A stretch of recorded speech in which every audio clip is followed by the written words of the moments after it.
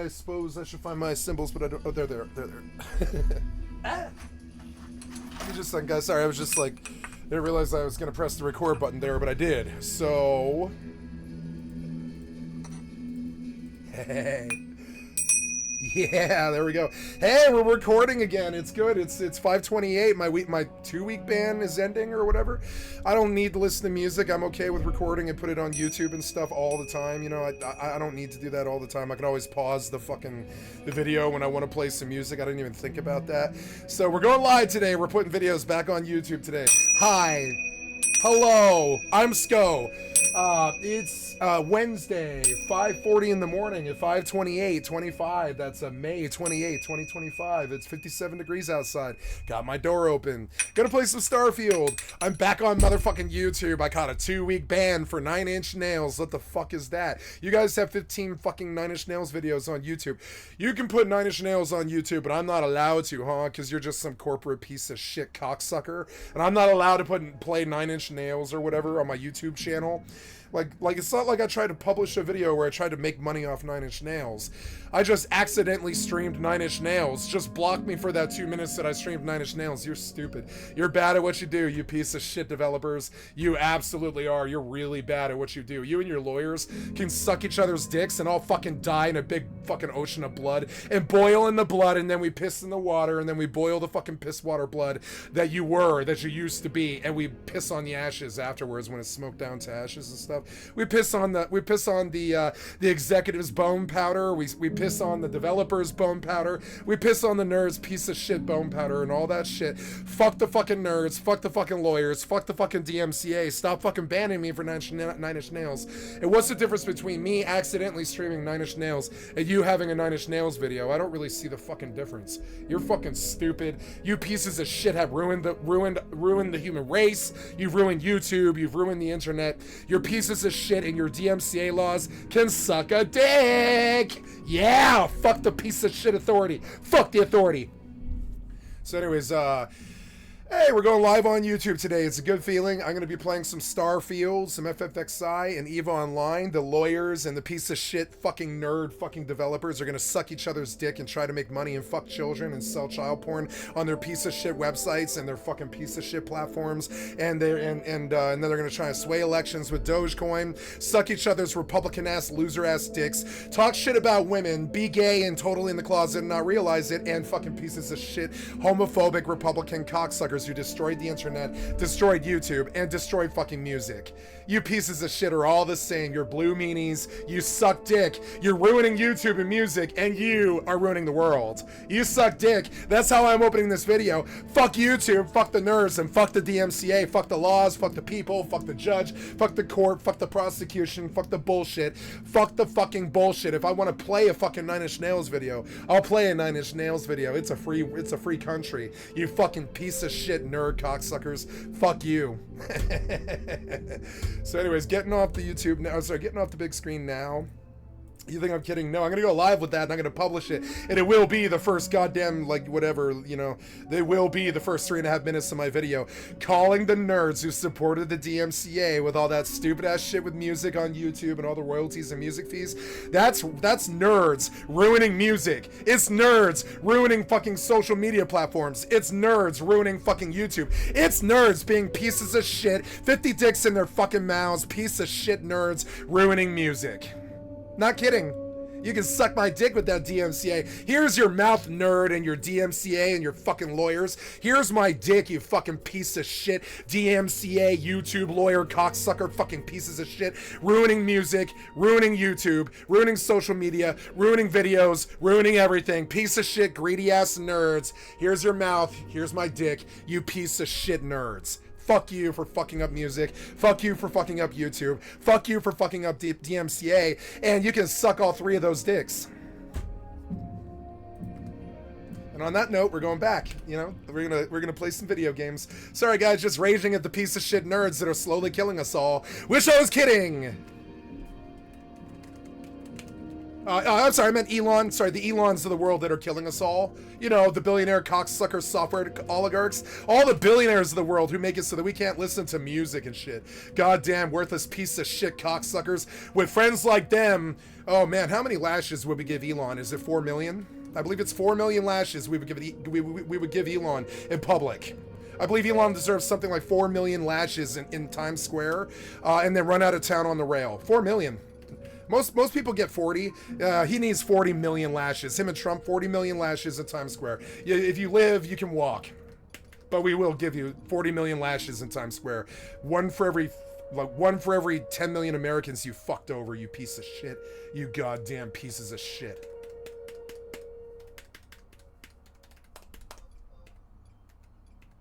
What'd you do?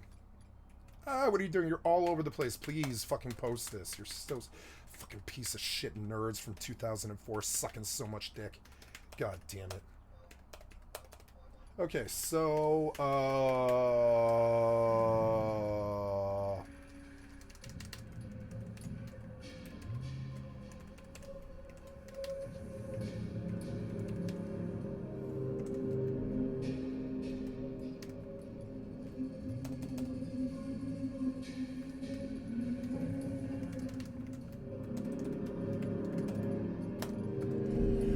new Harry Potter Kids scandal is crazy. I don't care. High fantasy Kenshi like RPG for folks that like to suffer. No thanks. I don't like to suffer. No. So I'm not gonna watch your video. The implication's kind of shitty. No, I'm not gonna be a sadist and watch your video when you imply that I like pain. No. It implies that your video might be painful. Wait, did I turn in? No. Oh no! Oh wait, no. Wait. Am I in the right place? No. Yeah. Nice. Hey, I've got 8.2 billion. I made 700 mil while I was sleeping. What did you do while you were sleeping? Jack off, do nothing, and talk shit about me.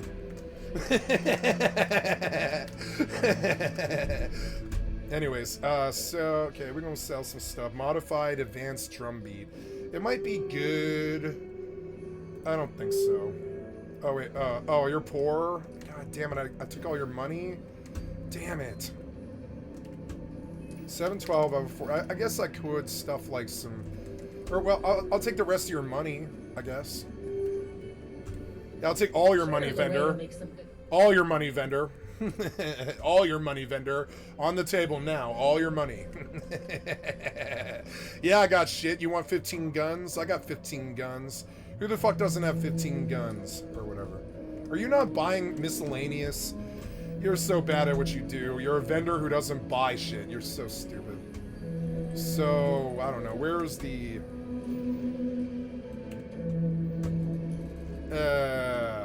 Yeah, I don't really want to listen to this music right now. I'm just gonna turn it off.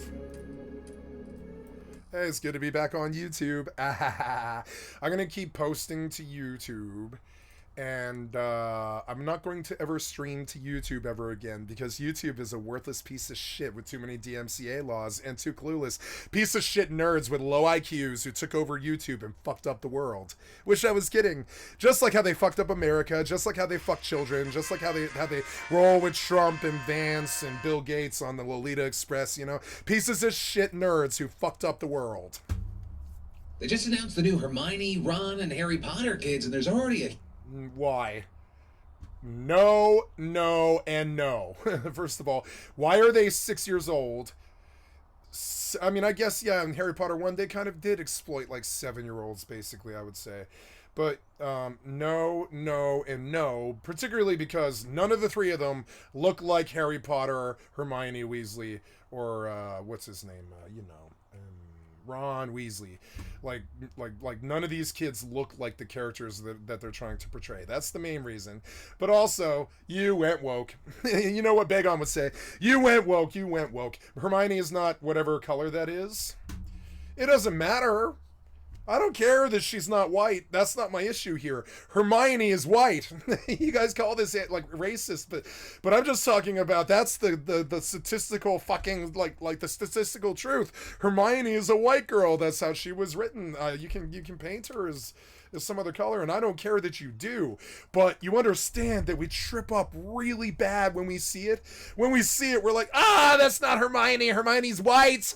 Oh, and it is, and then your brain goes, it is a woke agenda. It's a woke agenda. When you break continuity to make me think that Hermione is suddenly not white, yeah, no, I'm not going to buy your product. I'm not going to support the poor actress, even though she looks amazing. I'm not going to support these idiots who don't look like Harry Potter or Ron Weasley. I'm not going to support a remake of Harry Potter. That's not their generation's fucking shit. That's my generation's shit. Get a new fucking children's author that's better, and I guarantee there is a lot of better children's authors now than J.K. Rowling and all this shit, and I'm sure she feels this way too. Like, there is younger, better writers than J.K. Rowling now. Why the fuck are you writing? I know why. It's because you have to sell out everything we know and love with your heartless piece of shit DMCA-loving lawyer asses, and how you have to sell our own goddamn reputations and histories right the fuck back to us with people that don't even look like the fucking original version of the fucking thing you're trying to resell.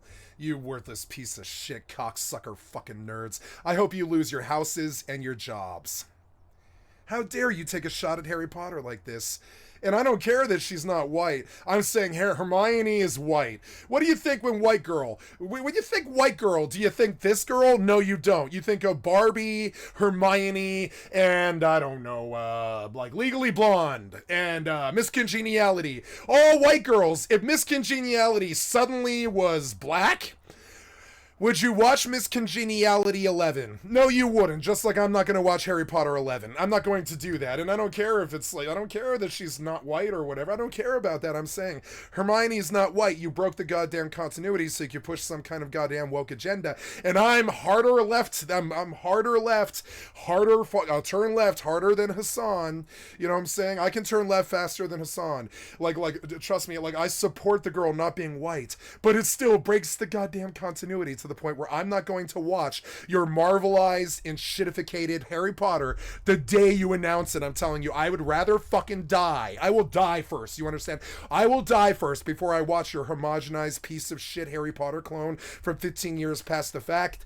Get a new fucking child author. Get a new child author's fucking universe. Get out of the goddamn Harry Potter universe. You fucking ruined it. Get a new talented fucking author, you fucking piece of shit hacks. Stop giving me shit from when I was 13 years old. I need something new. Stop changing the color of your skin. Your weird woke agenda doesn't mean anything. It won't change anything. They're piece of shit fucking shitty racists. There's nothing you can do. You can change the color of fucking Hermione's skin to try to appeal to some other race than white. It doesn't matter. Piece of shit white people are piece of shit white people. I'm terribly sorry. You're not going to change that. They're going to see Hermione's color of skin and they're going to cancel you because they're piece of shit white people. And I rebel against that fact, which because I think of them as being racist. So then I think, why are you pushing this weird woke button, you weird piece of shit, terrible fucking junk artist thieves? You can't produce Harry Potter. Don't try.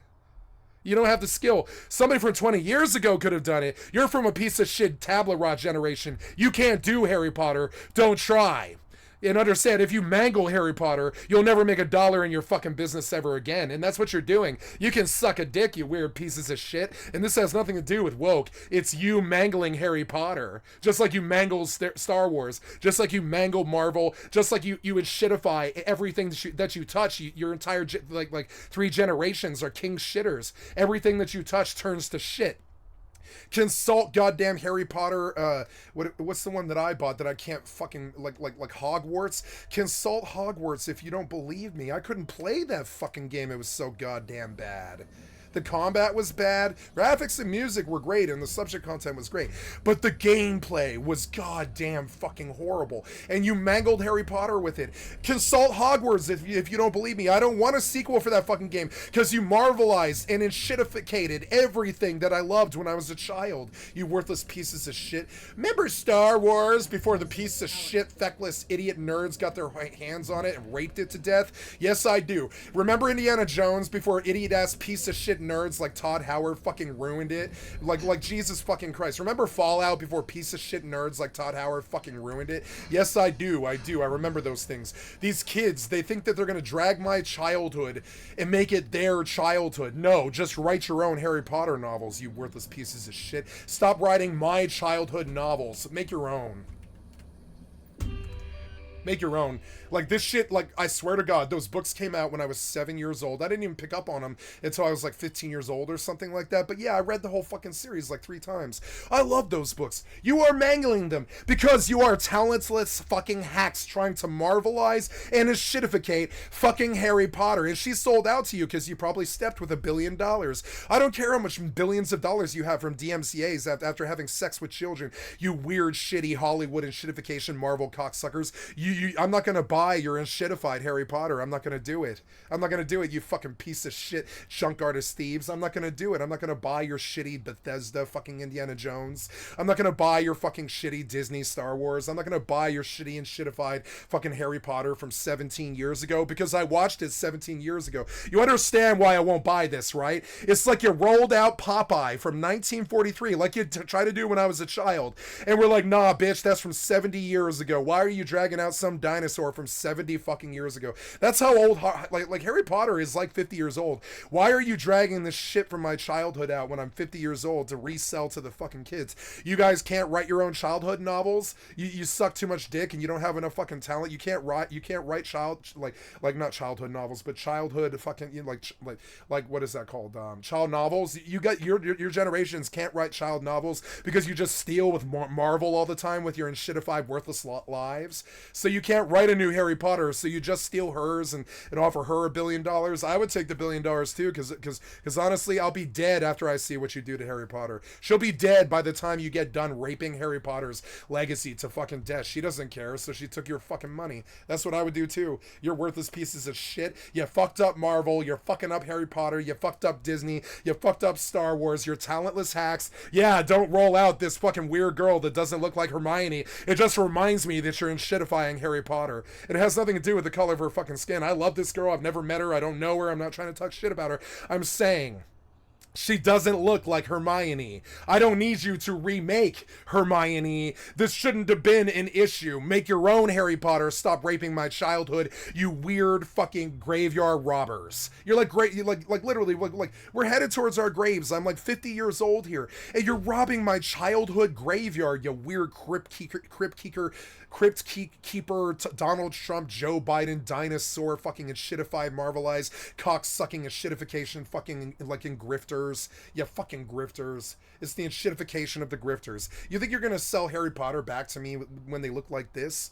No, I don't want your Harry Potter anymore. On top of it, I'm never gonna buy another Harry Potter product. I'm never gonna buy another Marvel product. I'm never gonna go see another Star Wars movie. I'm not gonna watch this movie with these pieces of shit that don't look like Harry Potter. They got nice smiles or whatever, but I don't need their generation to remake Harry Potter. I don't care how many times you did that in the 60s, 70s, 80s, 90s, and aughts. I don't need that anymore. I don't need you to shitify Harry Potter. It was perfect how it was, all the way through to the 7th movie. The day that the 7th movie debuted was the day that Harry Potter died. Since then, you've only shitified it in your weird desire to fuck our childhood. You weird, shitty white people. Weird, shitty, rich white people who want to fucking, like, shitify Harry Potter. You can suck my dick, you worthless piece of shit DMCA nerds. Go suck my dick. I'm not paying for this product. And yeah, I am a streamer. And yes, I am telling you, I'm not paying or watching this product. It's nope.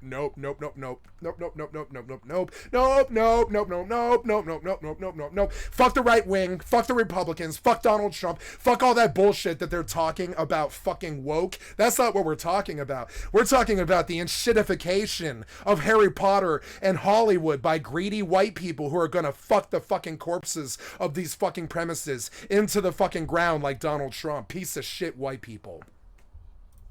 A huge controversy, concern, and race debates. Russia just launched its largest drone and missile attack yet, hours after Trump called Putin crazy and Germany greenlit. Yeah, sticking your finger up the butthole of Putin, Trump. What do you think we're gonna do to you if he actually does something to you? We're gonna boil you alive. You stuck your finger up goddamn Putin's butt. If he launches a nuke on DC or something like that, we will tear you to fucking pieces, and we're gonna take a piece of each of parts of your body, and we're gonna break it out to the 50 unions. If you cause a nuclear war with your mouth, Trump, I will chop you into pieces and separate you to the 50 states. And I'm dead serious. And I'm not making a death threat. I'm saying, like, it's like a metaphorical threat. If you fuck up Trump, if you fuck up Russia, if you fuck up Putin, I will draw and quarter you to the 50 states.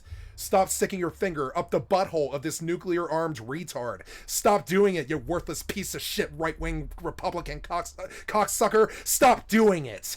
Stop sticking your finger up Putin's butthole, or I'll stick my finger up your butthole, Trump. Fuck you.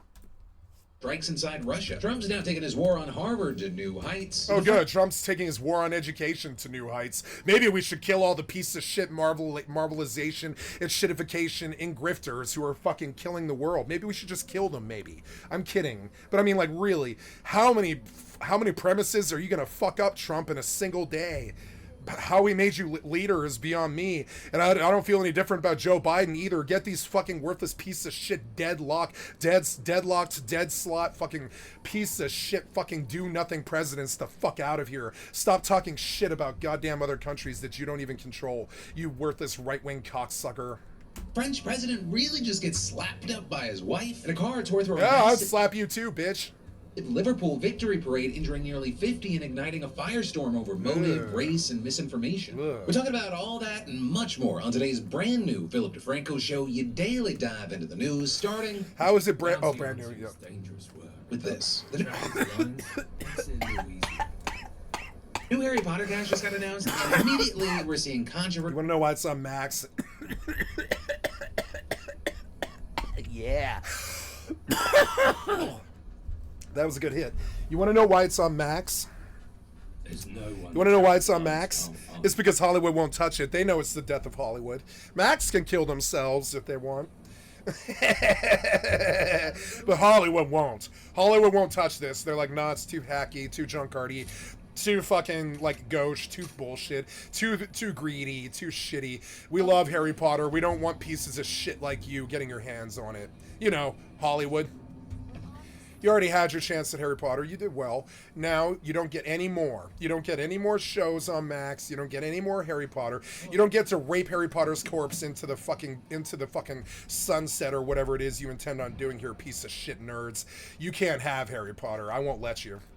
Controversy and concern. Because if you didn't know, HBO is doing a Harry Potter TV series. I don't care. I don't care. I don't care. Dominic McLaughlin will don't play care. Harry, Arabella Stanton will not play watching. Hermione, and Alistair Stout will be Ron. With all three being... they went intentionally trying to kill Harry Potter. Yeah, you? Yeah. Oh, they're not going to watch the show? They're trying to kill Harry Potter. No. You're trying to kill Harry Potter, piece of shit and shitificated fucking retard. You're killing Harry Potter, not me. I didn't go out of the way to make a Harry Potter television show on Cinemax.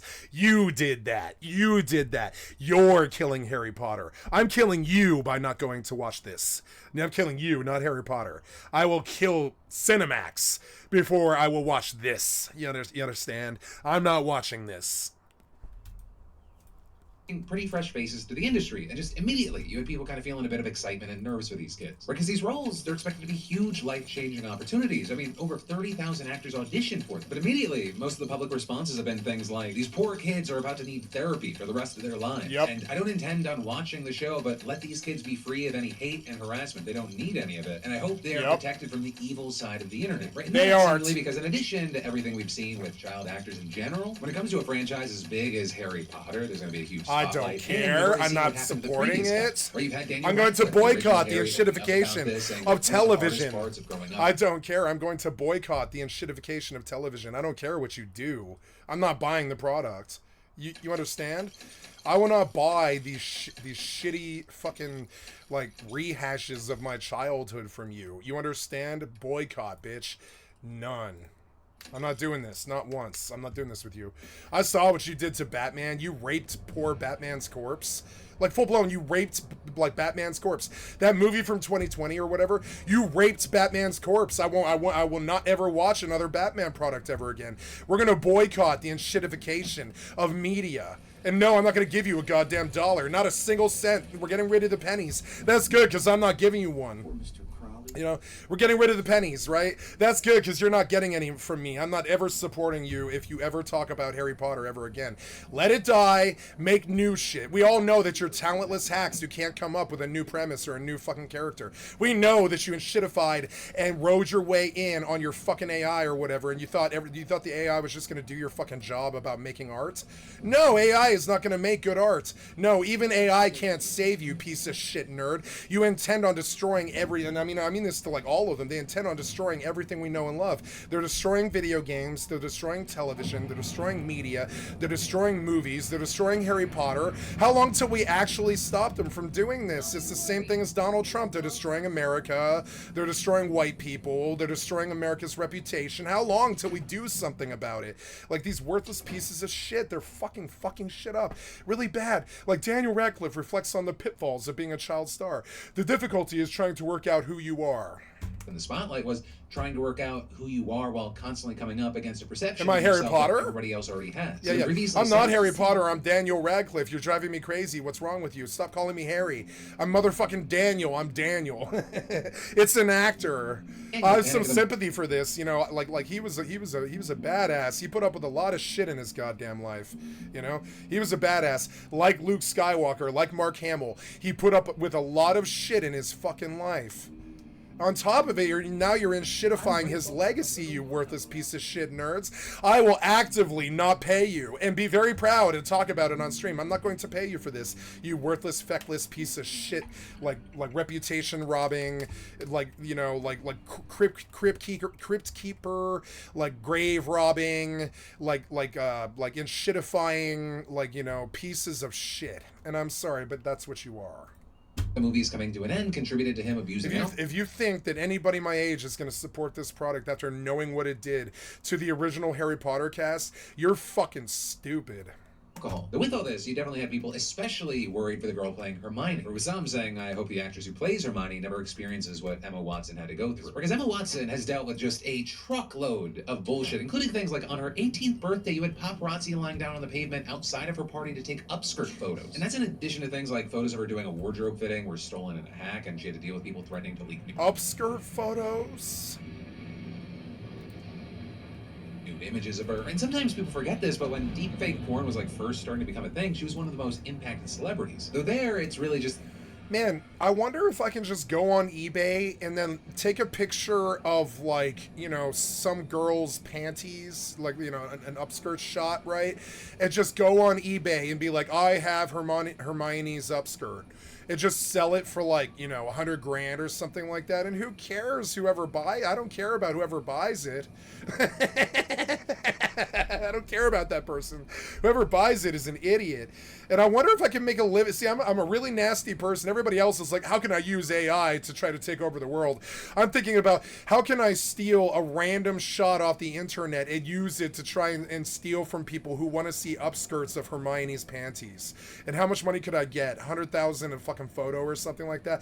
I would love to make a living off of fucking people like that over. And I think about it all the time. And I don't, because I'm not a piece of shit.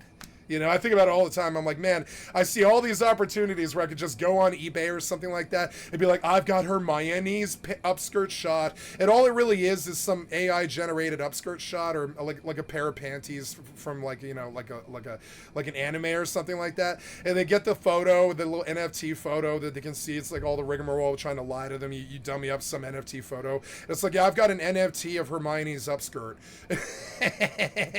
And then the piece of shit nerds who are actually interested in that, they show up and they shell out 100 grand, and I can see how a man can derive a lot of satisfaction doing something like that, fucking over people who want upskirts of Hermione when she was like 18 or whatever. That's fucking fucked up, you know. And I would like to take $100,000 dollars from those people. And why not? Who cares about them? This is why I constantly adhere to, like, a non-confrontational legal demeanor that doesn't get in the face of bad people and all this, because I see bad people and I see dollar signs. I would love to stick up drug dealers. I know so many of them that are making money. I would love to stick up drug dealers like what's that guy from The Wire? Farmer in the Dow. Omar, right? I want to rob drug dealers like Omar. I want to rob people who want to see upskirts of Hermione before she's 18. These shitty white nerds, they have a lot of money. I would like to rob these people. And I swear to God, they line up. That when you tell them some lie, they're like, oh my God, he's got an upskirt of her Hermione before she was an adult or whatever, right? You lie to them about something like this, right? You can just see that they're so shitty that they don't really deserve to exist or whatever. So you just go take $100,000 from them. Who cares? And you send them a picture of an anime crotch. Or whatever. Say, hey, it was an upskirt. What are you talking about? I gave you what I advertised. In the fine print, it says not Hermione, not ever Hermione. You're wrong for looking for that.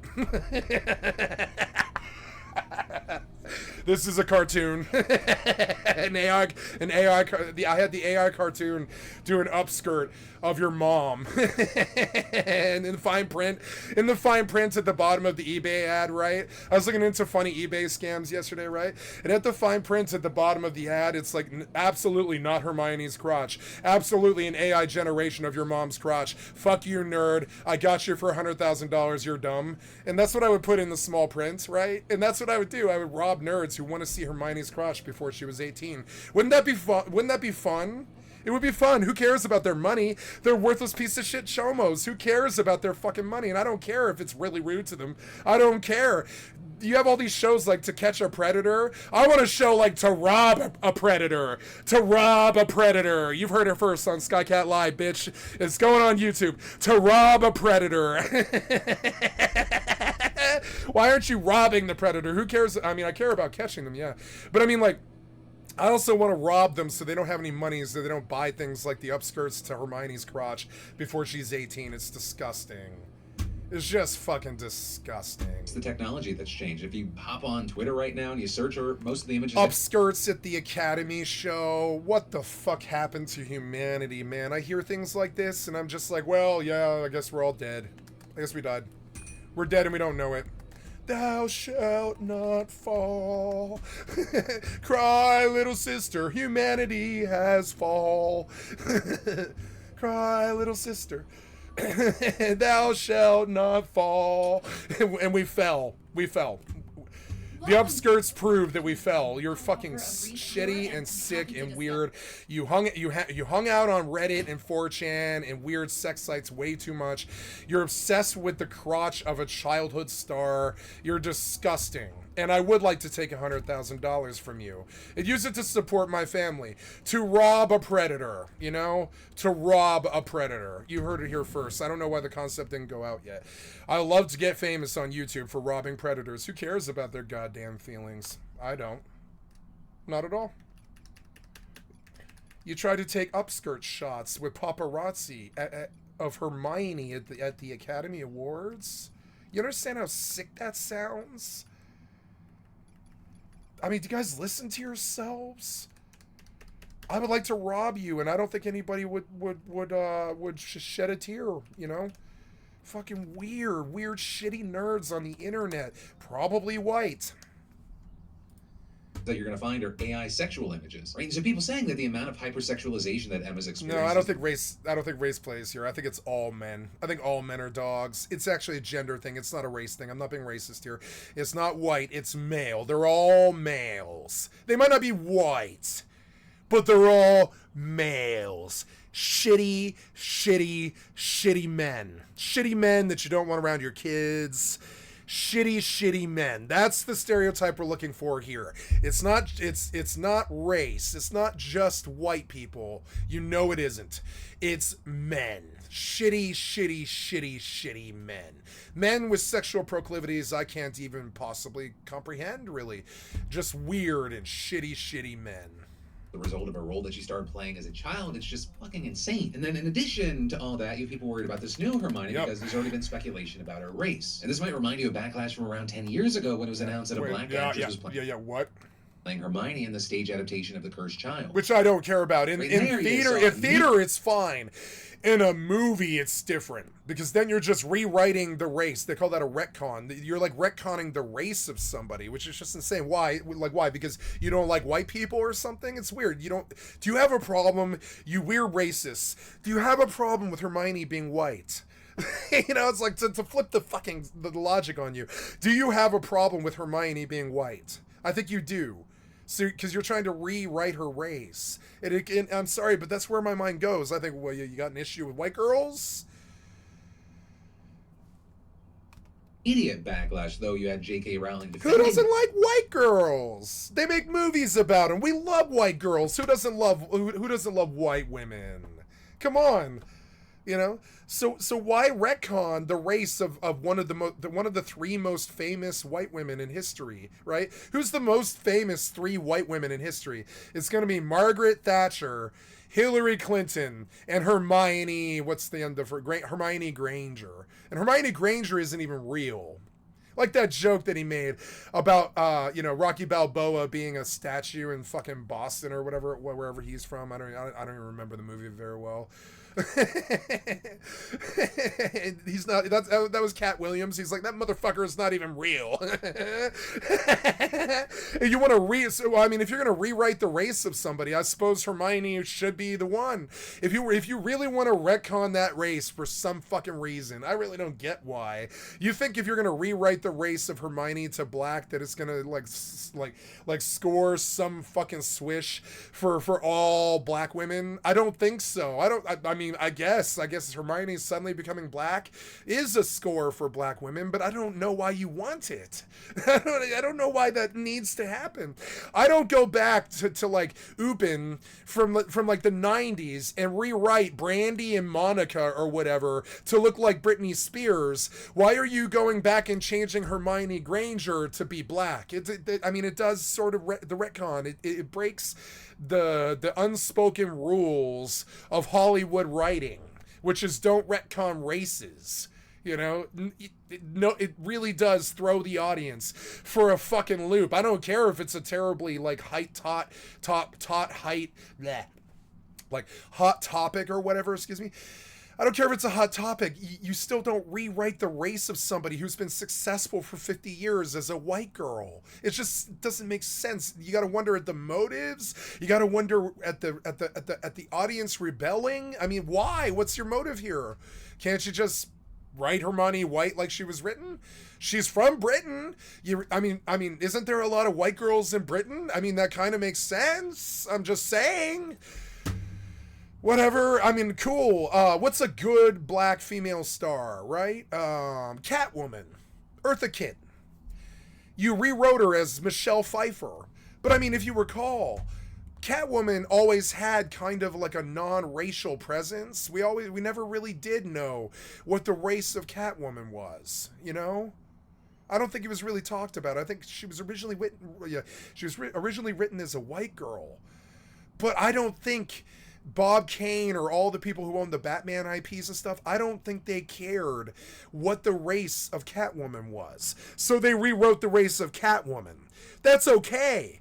I don't think Bob Kane cared. I think with cartoon characters who aren't real, you can kind of do that. Now, I see why you want to do that with Hermione Granger now, because she doesn't actually exist. She wasn't a real girl. But it's still weird when you look at 13 years of Harry Potter movies. 13 years. You understand? 13 years. That's almost 2 decades.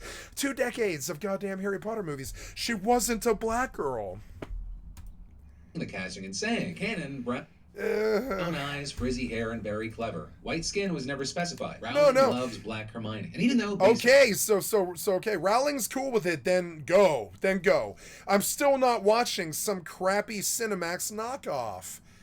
I kind of assumed you went against her wishes or whatever, but okay, if she's totally cool, then change the race, actually. That's fine. If the master is okay with it, then fucking, if the writer's okay with it, change the fucking race. I'm okay with that.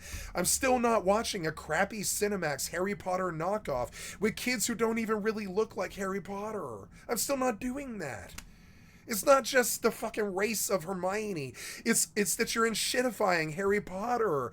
What did I talk about here? Did I talk about the white girl thing a lot? No, I talked about the in-shitification of Harry Potter. That's what you're actually doing. That's the original point. We have a side point with why you're trying to change the gender of the third most famous, or not change the gender. That's what it'll be eventually. You're trying to change the race. You're trying to change the race of the third most famous white girl in history.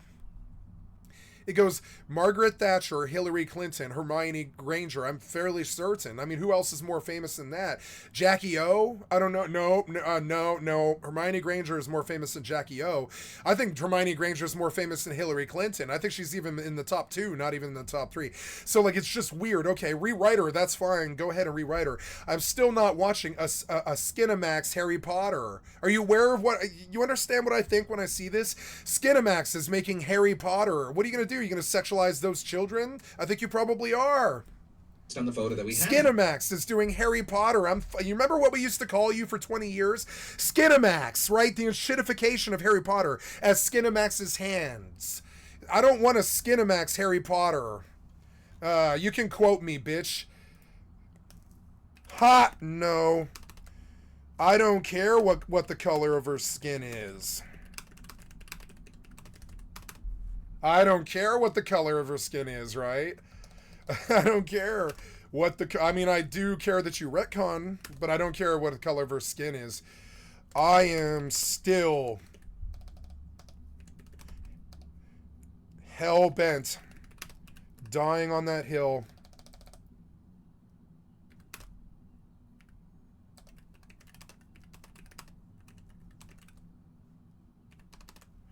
I refuse to watch or support an enshittified Skinamax Harry Potter.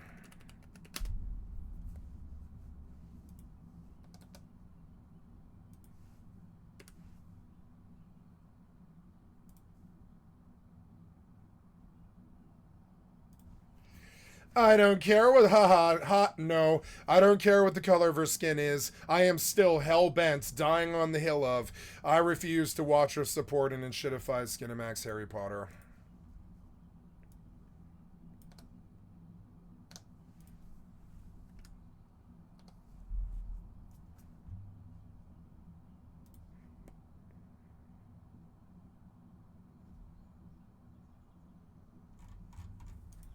It looks like Arabella Stanton fits that canon. It's not hard to find people either speculating or mad about what her race might be. Or people saying things like, why did they brown Hermione? Nobody wants this shit. This better not be some woke reboot. Wait, when was Hermione Latina? And again, all of this is speculation, right? We have some online saying you have a black Hermione, others saying she's not black, and it's not like they're so dumb that they just trip on the color of the skin before they even get to the title of the goddamn show. Why did you antagonize them like this? Remember, they're Americans. They're so dumb.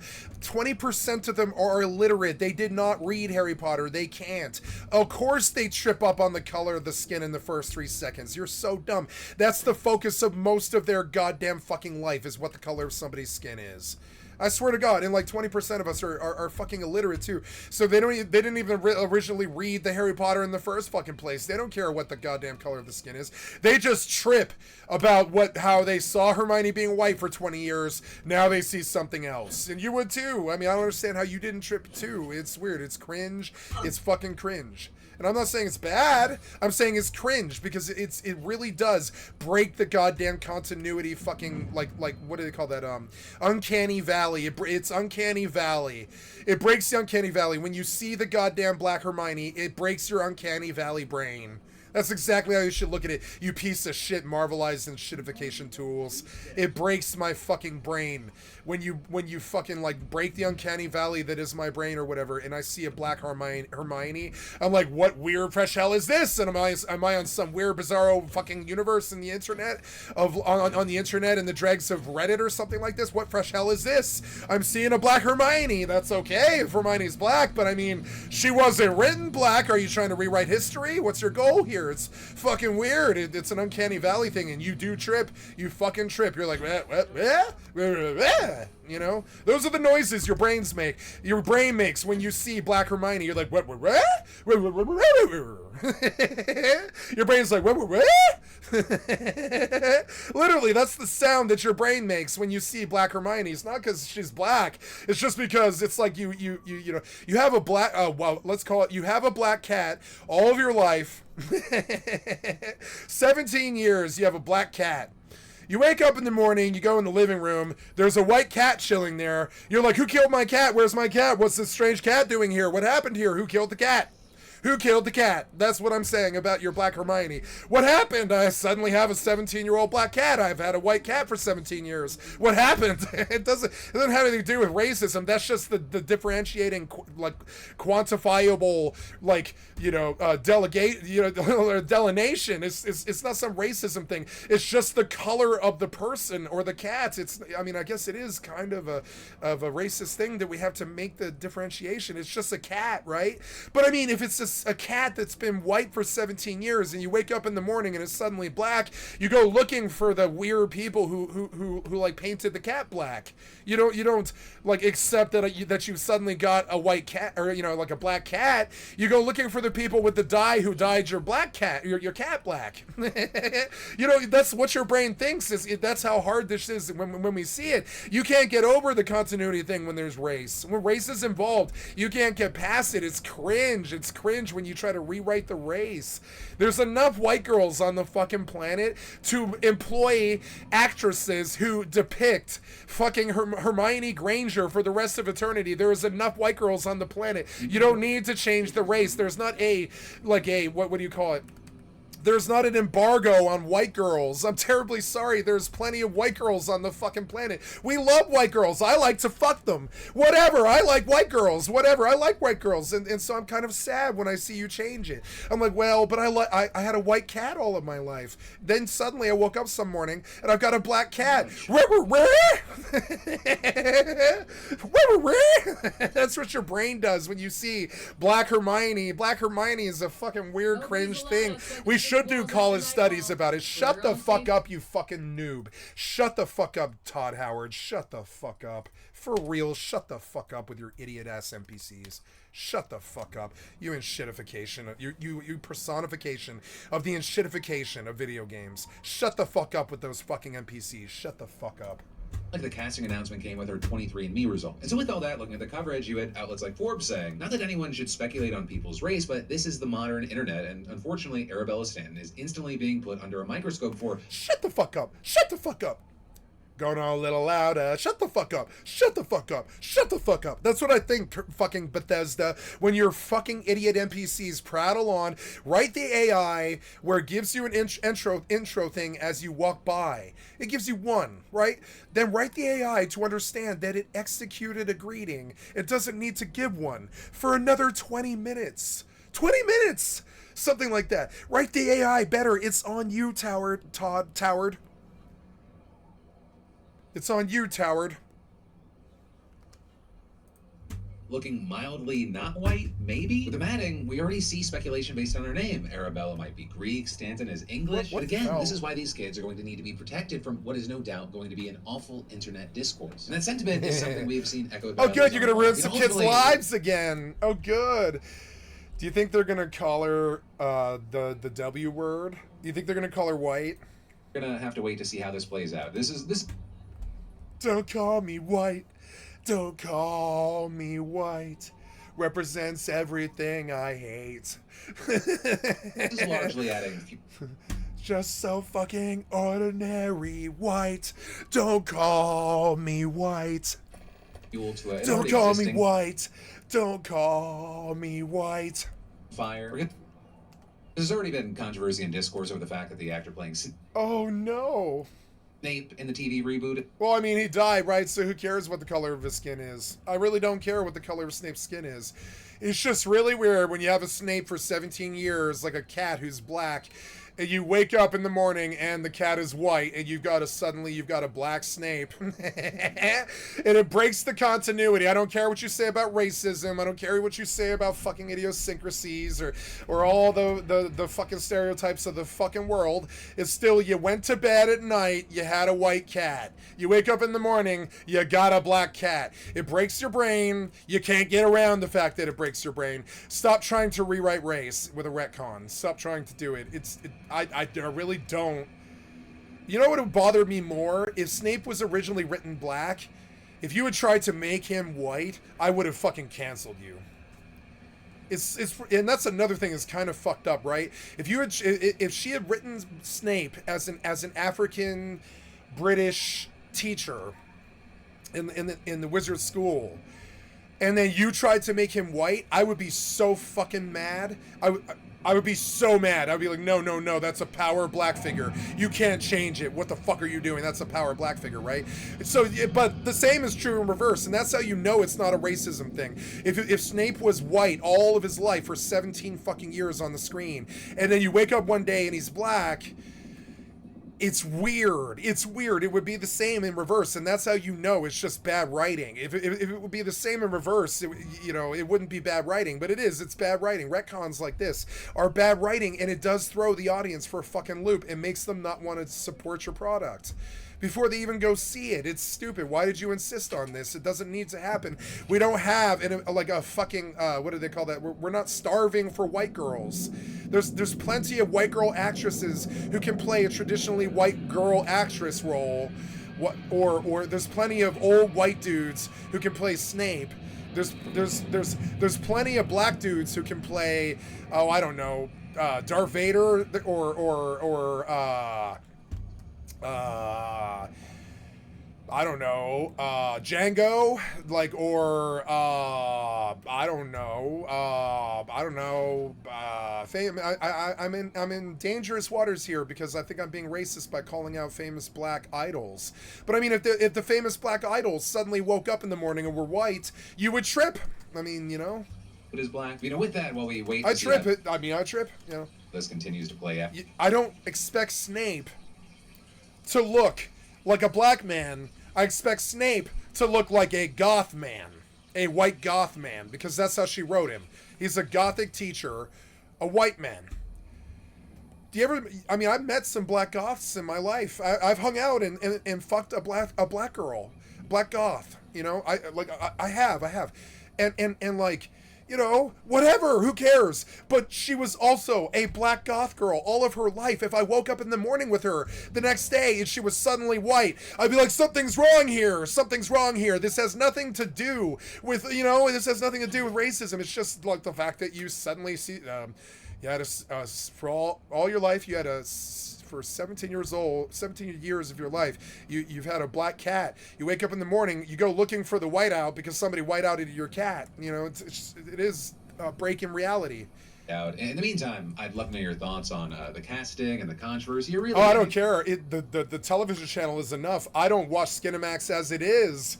I mean, I don't watch Skinamax as it is. You know what I'm saying? I'm not watching Harry Potter on Skinamax. That's a dead given. That's a given. Then, next up, did French President Emmanuel Macron just get smacked up by his wife on camera? Right, that is what many are asking because they had just landed in Vietnam and were about to get off the plane when video caught her pushing his face. Right, in the video, you don't see Brigitte fully, just her hands, and Macron then sort of pauses and then waves it off once he sees the camera, with the two then later walking off the plane with Macron walking out first and his wife following. Right, we've seen a huge reaction to this. Some people using it to make jokes and memes about Macron. Though then you had others arguing that it's serious, writing, people will get lots of jokes off about Macron getting slapped by his wife, but real talk, if you're in a relationship where someone puts hands on you, leave. It's not normal and there's no excuse for it. People who love and respect you don't hit you. And imagine for one moment if Macron pushed his wife in the face like this. Imagine. Domestic abuse against men is common and widely ignored. All violence is unacceptable. Right, and then you had some noting that Macron's wife is over 20 years older than him and they met when he was 15 and she was 18. But it's a sexist statement because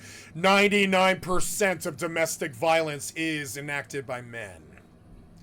It is a sexist, shitty, right-wing cocksucker, Little Eichmann statement to point out that female abuse happens because 99% of it is male.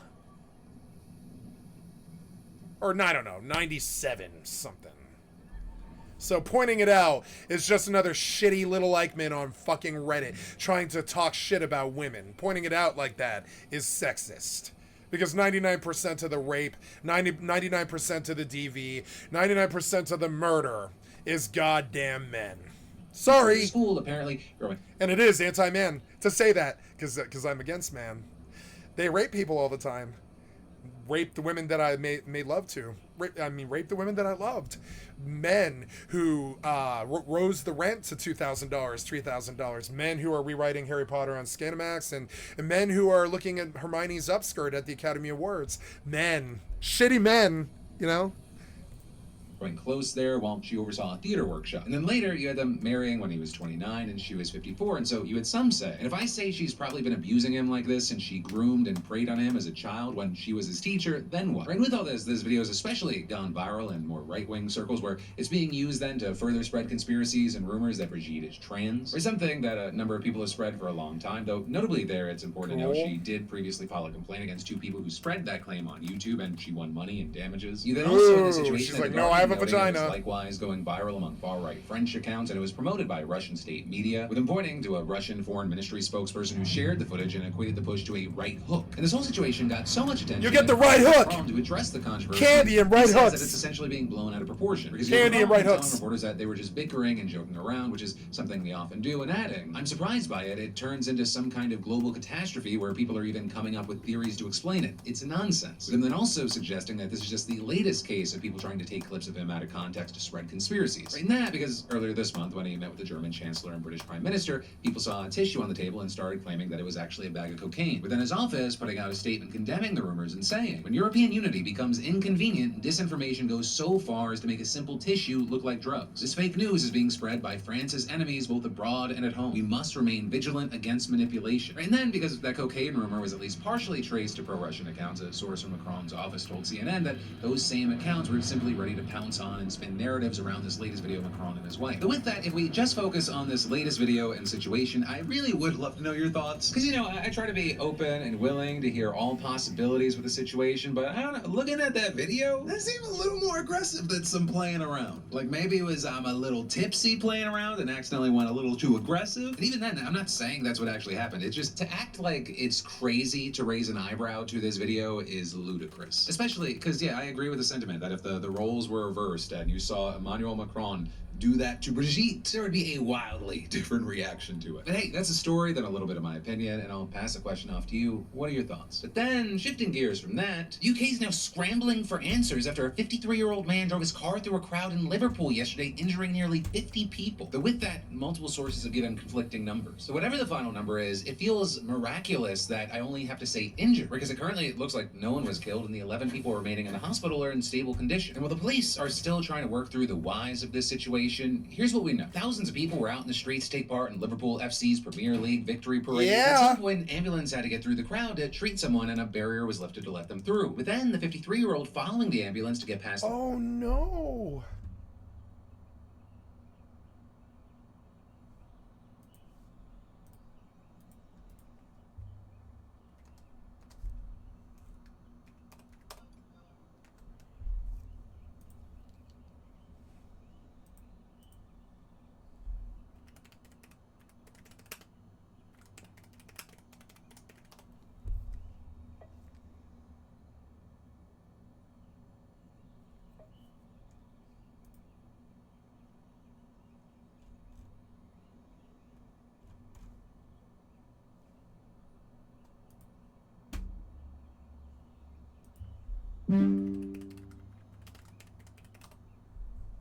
Yay, no threats.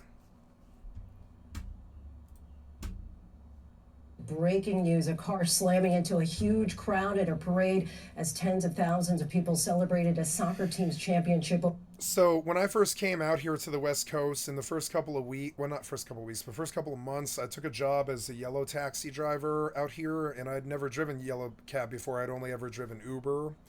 And I took a job as a taxi driver for, I don't know, 13 years. I was delivery driver for 5, and I was a Uber driver for 7 of those 5, and then I went full yellow cab for I think 10 years, something like that, from like 2013 to 2023, and I remember when I first came out to the West Coast, like one of the first days I was working, like second or third day, I did a bunch of business out of downtown because it was a Friday night, and there was a funeral for somebody in the town, and all the girls that got in my cab were crying, all of them. There was like hundreds of girls, not like hundreds of course, but it was like 50 girls that came in and out of my cab over like an 8-hour period because I was doing downtown rides.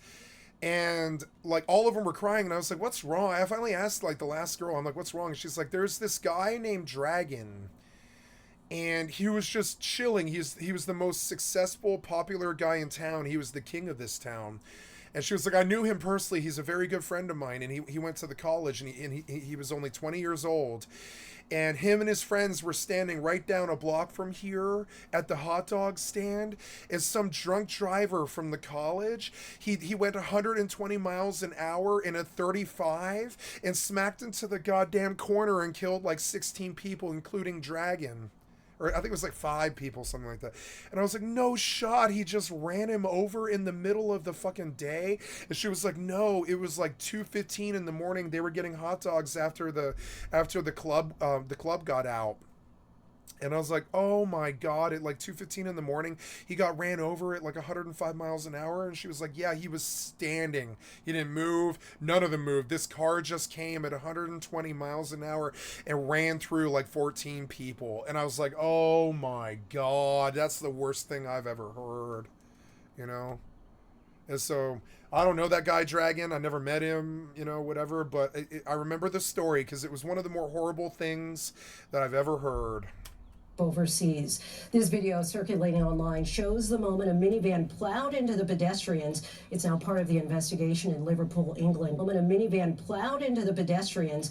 It's now part of the investigation. He just ran them over. He's a terrorist. In Liverpool, England. Angry bystanders immediately started attacking the vehicle, smashing a rear window. Ambulances rushing to the scene to treat the nearly... They tore him apart. 50 people injured. Witnesses say they could hear their... Did people die? Cries and screams. Late today, police provided an update on the investigation, and the suspected driver is now in custody. ABC's Ian Pannell leads us off. Tonight, a massive street celebration turns into chaos and panic as a car plows into soccer fans in Liverpool, England. Video circulating online, now part of the police investigation, showing the moment the vehicle swerves into the crowd, knocking multiple people to the ground. First responders treating victims at the scene, rushing them away on stretchers. At least 47 people injured, including 4 children. The streets packed with tens of thousands of Liverpool Football Club fans at the time, celebrating their team's historic league victory. No! But moments later, tragedy. Angry bystanders attacking the vehicle after it hit the crowd, smashing its rear window as police struggled to contain the situation. A 53-year-old man was detained at the scene, later arrested. Police forcing the suspect into an ambulance, fending off an angry mob. Late today, police saying they don't believe this was terrorism. We believe this to be an isolated incident, and we are not currently looking for anyone else in relation to it. Lindsay, British Prime Minister Keir Starmer closely monitoring this situation, describing the events in Liverpool as appalling. Meanwhile, the club itself offering its thoughts and prayers to all those affected.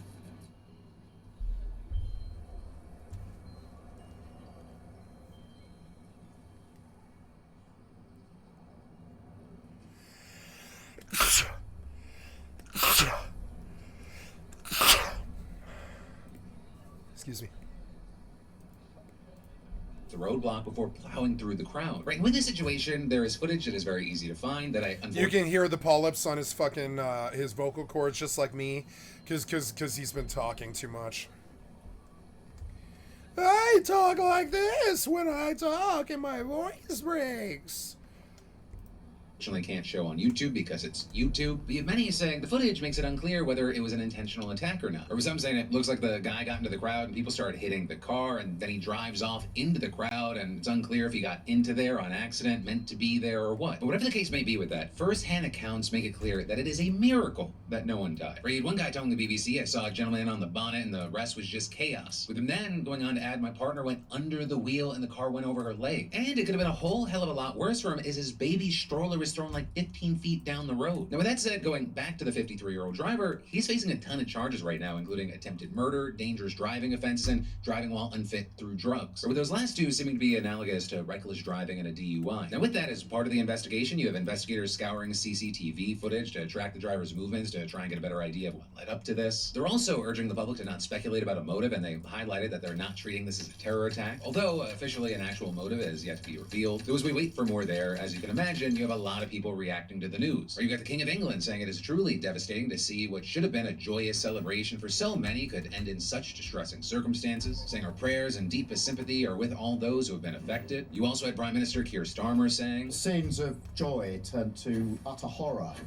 and devastation, and my thoughts and the thoughts of the whole country are with all of those that are affected. And in a tweet, he wrote, "The scenes in Liverpool are appalling. My thoughts are with all those injured or affected. He doesn't I thank care. the police and emergency services for their swift and ongoing response to this shocking incident." And you also had Liverpool FC coming out to address the attack. On behalf of all of us here at Liverpool Football Club, I would like to extend our heartfelt thoughts to all those who have been affected by this appalling incident on Water Street yesterday evening. This weekend was one of celebration, emotion, and joy spread across the city and our entire fan base.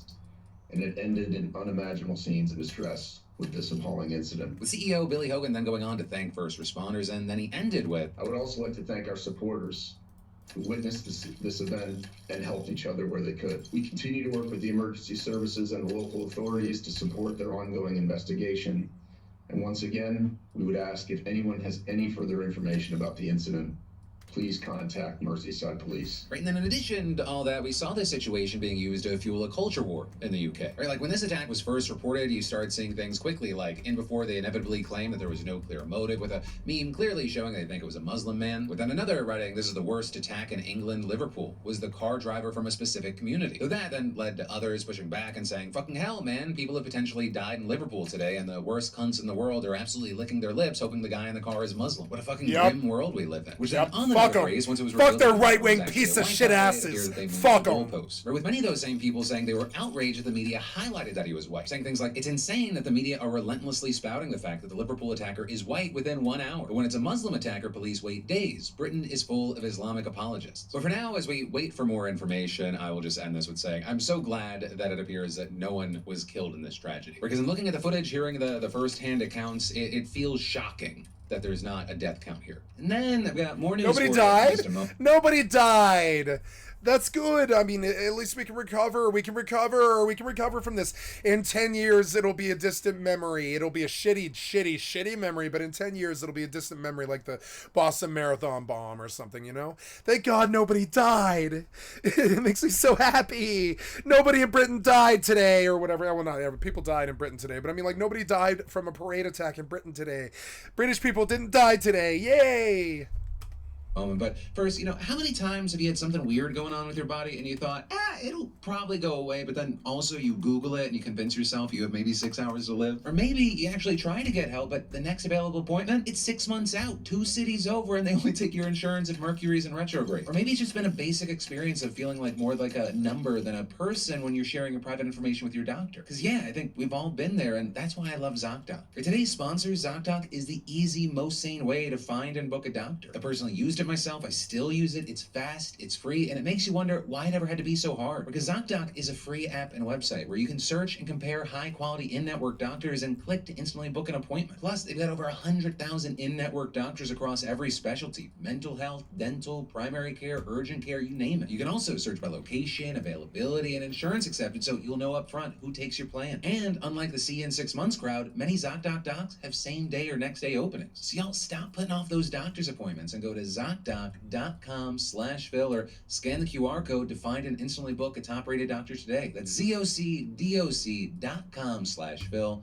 ZocDoc.com/Phil. But then, in getting back to the news, we've got to talk about the Trump administration taking steps to end all federal contracts with Harvard, because that's what was outlined in a letter from the General Services Administration. Within sources also telling the New York Times that the directive was delivered to federal agencies this morning. And specifically, the letter instructs all federal agencies to review all their contracts with Harvard in order to terminate them or reallocate them to other entities. And even that is in addition to them encouraging agencies to seek alternative vendors for future services where you had previously considered Harvard. And as for the reasoning here, you had the GSA claiming that Harvard, quote, continues to engage in race discrimination, including in its admissions process and in other areas of student life, and claiming that the university, quote, has shown no indication of reforming their admissions process following the 2023 Supreme Court decision that overturned affirmative action and prevented schools from using race as a factor in admissions. So very notably, there the letter provided no statistical evidence for that claim, and it only cited the fact that Harvard now offers what it described as a remedial math course, which the administration says is proof that the school is employing discriminatory factors instead of merit in admission decisions. decisions. Right, and that seemingly in reference to the fact that Harvard recently started offering a new introductory math course that aims to cover pandemic-related learning gaps. But then also, beyond that, you had the GSA alleging that troubling revelations have come to light regarding Harvard and its affiliates' potential discriminatory hiring practices and possible violations of Title VII of the Civil Rights Act of 1964, claiming that the university is suspected of engaging in a pattern or practice of disparate treatment in hiring, promotion, compensation, and other personnel-related actions. And then saying that the Harvard Law Review has engaged in what it called pervasive and explicit racial discrimination in the publication's article selection and editor appointment process. Though again, it's important to note here that those accusations appear to be in reference to two separate investigations that the Trump administration has launched against Harvard that are still ongoing. Right, and then in addition to that, finally you had the GSA claiming that it had become aware of, quote, recent events at Harvard University involving anti-Semitic action that suggests the institution has a disturbing lack of concern for the safety and well-being of Jewish students. With him specifically noting there that a pro-Palestine protester who was accused of assaulting a Jewish student had been given a $65,000 fellowship by the Harvard Law Review. And that, as a second demonstrator who faced similar charges, was chosen by the Harvard Divinity School to be the class marshal. Though then, also significantly here, it's been reported that a judge dismissed those charges against both of the students and instead ordered them to attend anger management courses and perform community service. And then with all that, as far as the practical impact that this could have on Harvard, you had Trump administration officials telling numerous outlets that the review will include around 30 contracts worth around $100 million. Though that, as contracts with Harvard-affiliated hospitals, will not be included. But as far as Harvard, this comes as part of Trump's broader crackdown on the university, which has become kind of the primary target in its war on universities. Because this isn't coming out of nowhere. We've talked about it before. The administration has frozen a total of around $3.2 billion in grants and contracts with Harvard, which in turn has filed a series of lawsuits against them. You also had last week the Department of Homeland Security revoking Harvard's ability to enroll international students who make up nearly a third of the school's student body. Though there, that move was quickly challenged by Harvard and temporarily blocked by a judge. But then, just yesterday, you had Trump making a Memorial Day post on Truth Social where he wrote, I am considering taking $3 billion of grant money away from a very anti-Semitic Harvard and giving it to trade schools all across our land. Though there, I'll say it's unclear if he's talking about pulling an additional $3 billion or redistributing the $3 billion he's already pulled. And depending on where else you go for your news, it's been described as both very confidently. So, we'll see. Now, with all that said, as far as how Harvard has responded to this latest thing, as of recording, they have not made a public comment. But I will say, in an interview aired this morning with NPR, you had Harvard President Alan Garber reiterating many of his past comments about the ongoing battle, especially as it pertains to allegations of anti-Semitism. Or with Garber, who notably is Jewish, once again acknowledging that the school has problems that it needs to address, but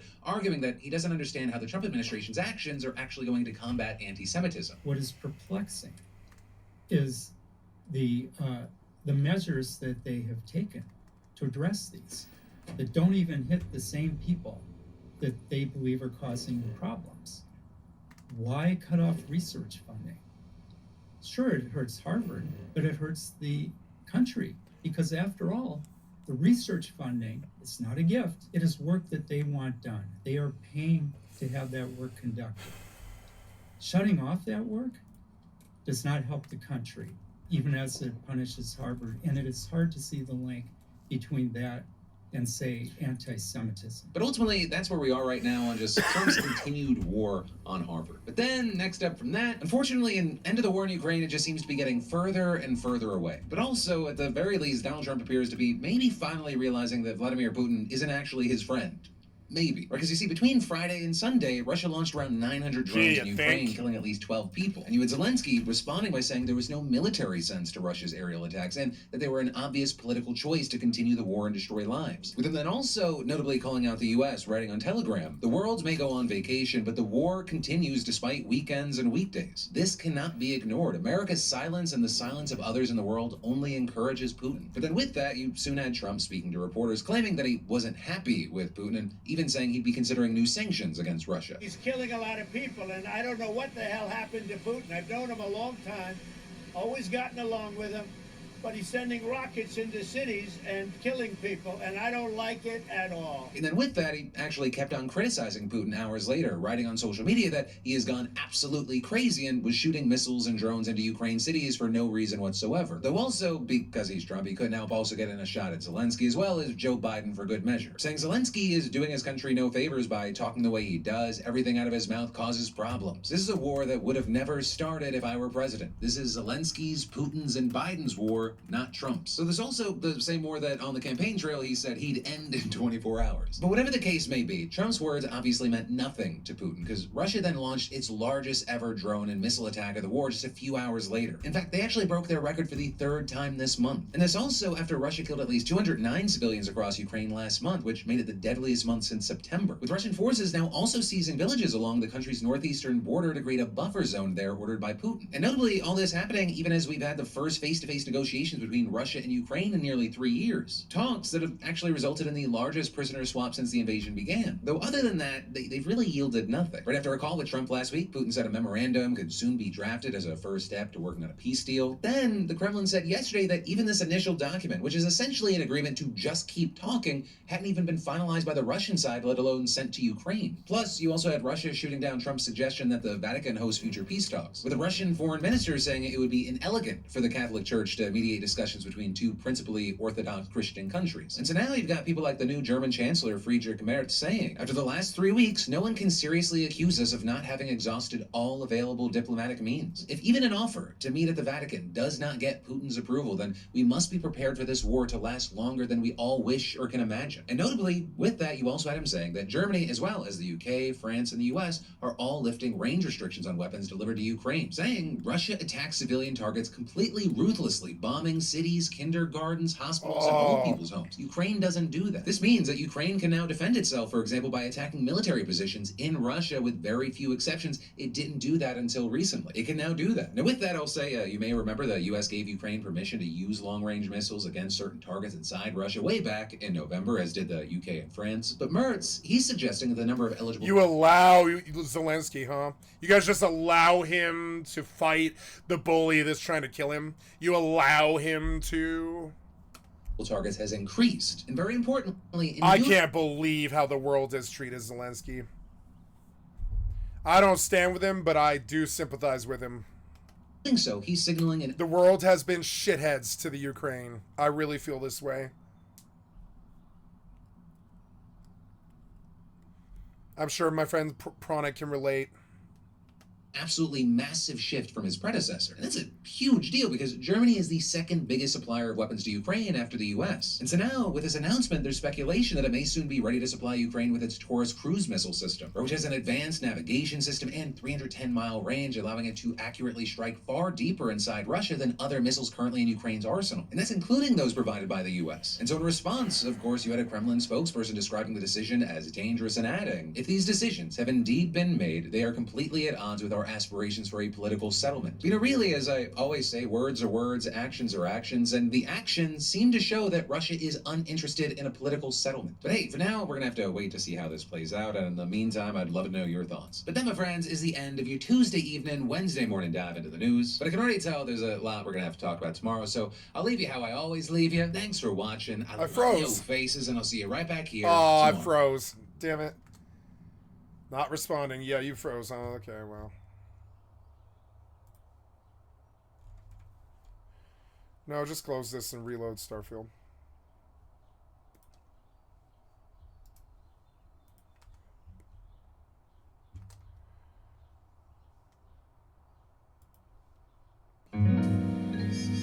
Thank you, Philip DeFranco, for the excellent content for Mystery Map. Like and sub to your channel.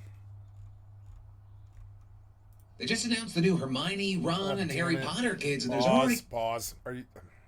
idiots. I gotta stop cussing at the developers. I've gotta stop doing it. They're just fucking idiots. Goddamn shitiots. They're so bad at what they do.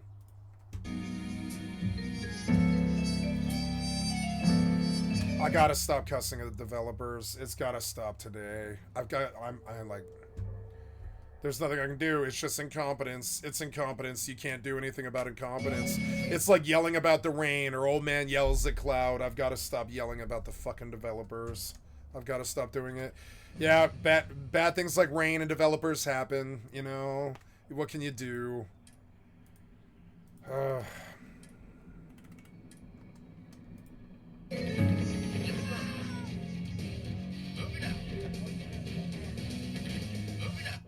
Command & Conquer, or CNC, the series that really helped popularize the real-time strategy genre, or the RTS genre. break off of the turn-based strategy genre now off. This doesn't sound like Nerd Slayer. This is not the Nerd Slayer guy. Offering real-time combat. It's also a series that I played the first entry in, though on the I don't like the way this guy talks. He's not the normal Nerd Slayer guy. I'm leaving the channel and unsubbing, I think.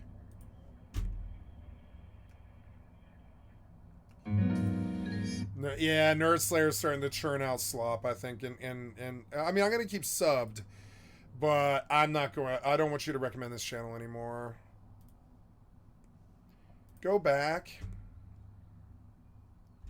Stop. They just announced Stop.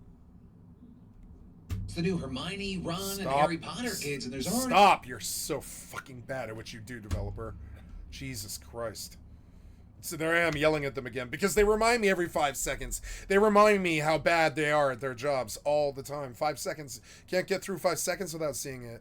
It's just insane. It's the most jackass goddamn fucking, like, what do you call it? Industry in existence. Fucking pieces of shit. They fucking pass their tortious negligence onto the consumer. It's the worst industry in history. Pieces of shit. They cause me problems every 5 seconds. So stupid.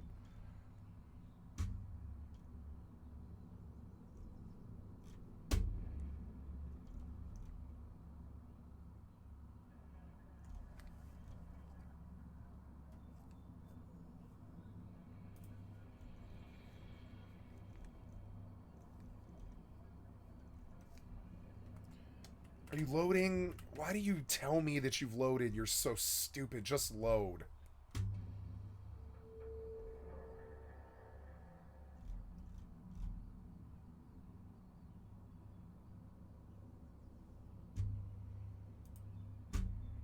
If you like my videos and want to help me make more of them and faster.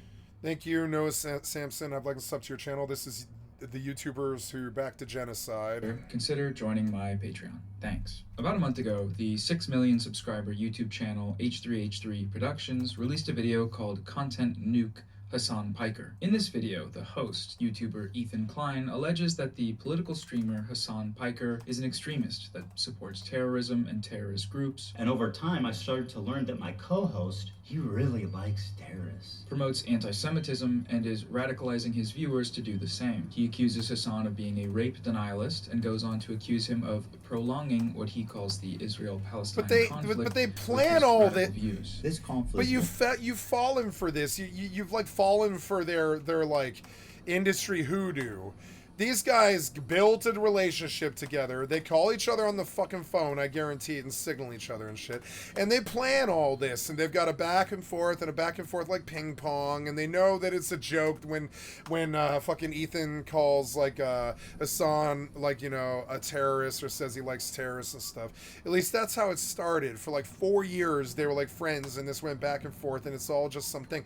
They get caught like admitting it all the time. These streamers get caught admitting that they build these dramas together with each other all the fucking time. And if you fall for that fucking, like, that plot that they wrote, you're an idiot. You believe that television plots are real, right? But there was this point when Hassan's like crowd started to harass Ethan and send shit to his house and stuff like this, where it became a real feud, and now they are like dragged down fighting. But in this era, all of this was written as some kind of script in a television show to fucking sell to idiot kids who think that this is real. And this guy still thinks this is real. And they tell us all the time. I've seen it on many videos. You know this. I'm watching this shit 14 hours a day. I'm on YouTube 14 hours a day. All the time they admit that they wrote some script with some person that they profess to hate. And then they back and forth like ping pong for a long time. That's what I think... Jack's Films and Sniper Wolf is. That's what I think Hassan and Ethan is. I don't know, like, that's what I think Tati and all her fights were. I think that's, you know, etc. Will never end until people realize that Palestinian liberation and Israeli security are not mutually exclusive. You need both, and it can be done, but not while people like Hassan lie, propagandize, and incite hate. It's people like him, ironically, that prolong the conflict indefinitely. In this video, Ethan also criticizes Twitch, the platform that Hassan streams on, accusing the company of having a systemic problem of anti-Semitism. He cites the company's open support of Hassan, its sponsorship of a live event that Ethan claims was anti-Semitic. I feel like this is indefensible, blatant, obvious anti-Semitism. Do you see, and he doesn't like this, but he also can't control what these people say in America. He's not stupid. He knows that they have freedom of speech. They can say this on stage at TwitchCon. He hated it, and it was anti-Semitic and all this stuff, right? But it is provocative behavior in the land of the free, with the home of the free, and freedom of speech. He can't stop it. So all of this indignity is just another script that he wrote to try to push some kind of like objective or something like this, but it is just scripts on a television show. If you think it's fucking real, you're dumb. None of it's real. They write this and they know what the response is going to be, and they talk to each other and all this shit. They've been talking to each other for years. They're like frenemies.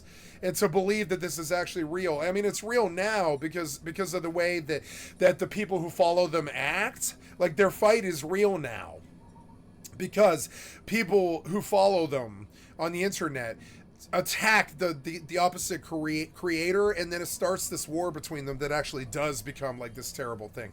And that's the problem, right? The public drums up the streamers to fight each other on top of it. It's so stupid. Was greenlit by Twitch to appear on their main and like, so if stage. you believe in this, but this is a script. This is not his actual indignance. It's one of the reasons why he doesn't sound like he's that angry or crying or angry or something like that, right? Because it is a script that he practiced like 15 times and delivered to the public like a fucking television writer.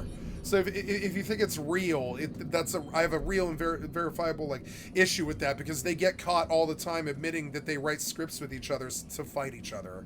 All the time they admit that like they're having this tiff, like because it drums up money, interest, and likes and follows and stuff. Fights are good. In the internet scene, on the YouTube scene, fights are really good. They make a lot of money and a lot of viewership and stuff, right? I hate to say it, but there's many careers that exist off of drama YouTube. And so fights are good. Fights are good on the YouTube and stuff. So the Hassan Ethan thing for like 5 years was, or I mean, not even 5 years, it's been like a year. For a year, it's been a fake drama story that they created. Now they hate each other because their publics attacked each other. And they do hate each other now. But I mean, remember, it was originally like a 2-year script that they wrote with arcs and problems, and it crescendoed into a fight about the Israel-Palestine war and all that stuff. And all that stuff is television writing. If you think it's real, you're an idiot. I know, because my ex-girlfriend told me when she was like, I don't know, like 20. She was like, no, none of this is real. It's all scripted. It's all stuff that they wrote. And I was like, oh, I thought it was just them living out loud. And she's like, no. It's almost never real. She's like, when it's real, it sells in the 20 million or something. She's like, when it's real, it has 20 million hits. If it isn't, if it's got like 1 to 5 or 10 million hits, it's never real. It's constructed. And I was like, oh, I didn't know that. Then I saw a whole bunch of videos later telling me that, like that they literally admit later that they've been writing scripts with each other and fighting with each other in public and stuff. And I'm like, oh, okay. And they admit about this all the time. It sometimes starts off like that, but it will go darker places. But it's, you know, it's usually that they're like writing scripts with each other. It's fucking dumb. And I don't buy the Ethan Hassan thing. I still don't. I think they still call each other and stuff like that. I still really do. I think they talk to each other so that some war doesn't start. I do think that they have like communication. I don't think they're like these I think they're still frenemies. I don't think they're real. I think they're real, but I don't think the drama's real. I think the drama sells, and they're not stupid. That's what you like. When you go and look at Hassan, one of the problems I have with Hassan, and I'm sure I could have this problem if I had his job too, but if you look at Hassan Abi, like reclips and stuff, if you look at the back of his house, he has spent like millions of dollars. You can see it. Like, if you're watching this, like that all means I just got banned. So all of these things, like that hat is like 10 grand, I think. These because it's probably been worn by the creator of the cartoon. Like these swords, they're like $1,000 a piece. These posters are $1,000 a piece. All this memorial is like $1,000 to $5,000 a piece. What you see behind him is like $200,000 worth of bullshit ass fucking girl repellent, right? And remember, there is a side of Hassan who wants this success, who writes scripts with Ethan so he can get stuff like this. You'll never see this in the back of my shit. My house, the totality of my... Okay, this wall that he's got behind him is worth more than my entire house. And so I find it very difficult to believe that any of this is real. I like Hassan. I do. I will not pretend that I don't. I like Hassan, but understand, it's a television actor. I think it's okay to like him. He's a television actor. None of this is real. All of this is constructed. He spent like $150,000 constructing his background and stuff. I don't really understand it. All of it's signed by the artists and stuff. You can see it, and like, and I don't care. I just, you know, I see that it's fake though. I do see that it's fake in the background. I do see that they construct this stuff. You know. I'm sorry that the parade attack happened, but thank God that nobody died. Thank God. Is alleged discrimination against Jews through a recent ban on new account signups from Israel. So I'm going to tip my hand a bit here and say at the outset that this video is quite possibly the worst video I've ever seen. It's plagued with factual errors, misrepresentations, contradictions, and overt pro-Israel Bush-era U.S. State Department propaganda. For a more thorough breakdown of all of this video's problems, I'd recommend the YouTube channel Bad Empanada. He's gone point by point with these. I don't. And debunked them, many of them months prior. Oh, I'm sorry. No. Bad Empanada is fine. Never mind. Bad Empanada is not bad. Release of Ethan's video. Hassan himself has also responded to most of these claims also months ago. I will leave these videos linked below in a playlist. Given the existence of these dozens of other responses, I'm not here to repeat their arguments. You can just go watch them. No, the real reason I'm talking about Ethan's video today is less about what he says in it and more about what he doesn't say. The things he chooses to leave out. Save for a passing mention of an outdated, vastly underestimated death toll of Palestinians in Gaza, Ethan omits the Palestinian side of the story entirely. He doesn't talk about Gaza. He doesn't give any specifics about what Israel is doing there. And this is an issue for a few reasons, but mainly, all of the points he raises are directly tied to the Gaza genocide. The main targets of this video are some of the only groups in the world that have violently resisted Israel's genocide, and the few figures in independent media that are willing to tell the Palestinian side of the story. By leaving out the broader context, Ethan is able to present a false perception to these millions of viewers about the motivations behind the people his video attacks. He's able to frame them as mindless, terrorist-supporting, America-hating anti-Semites, and not what they really are, which is anti-genocide people that are against genocide. Western media manufactures consent for large-scale terror operations across the globe in a number of ways. There are more overt forms, like atrocity propaganda. There are also more subtle ways, like deceptively framing information, using passive language, and creating false perceptions about conflicts through things like burying the lead and lies by omission. All of these tactics are present in Ethan's video and the wider online smear campaign that motivated it, but it's that last thing that I think does quite a bit of damage, lying by omission. The way Ethan's video is framed seems to imply that Israel's genocide in Gaza is not actually a genocide. He never explicitly uses the term himself, but it's presented as just another thing that's happening in the Middle East. It's sad, but ultimately the product Wow. So right now I can sub my second account for 10 plex for a week. And I can do dual boxing for a week for free. I should do it just because she can train. I don't know what I would do with the two characters. They could dual... I mean, they could dual haul, but it's too much work. Like, I don't know what I would do with two characters. I could have her come in a Noctis and skin all of the mobs in a level 4. But it's still too much work.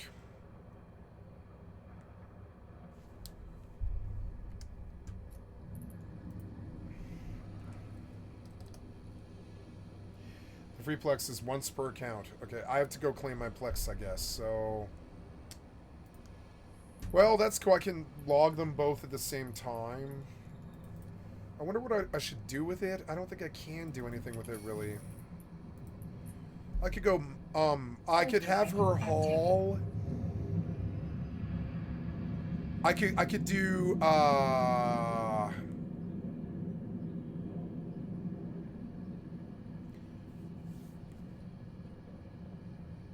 I could have her haul.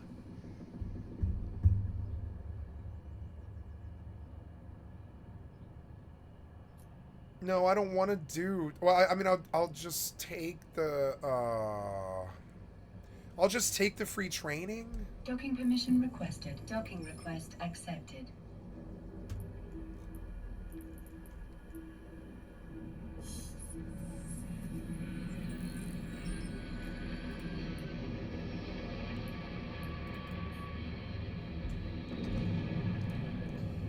Okay, I am here to buy lockpicks, which I don't believe in anymore. I think lockpicks are stupid.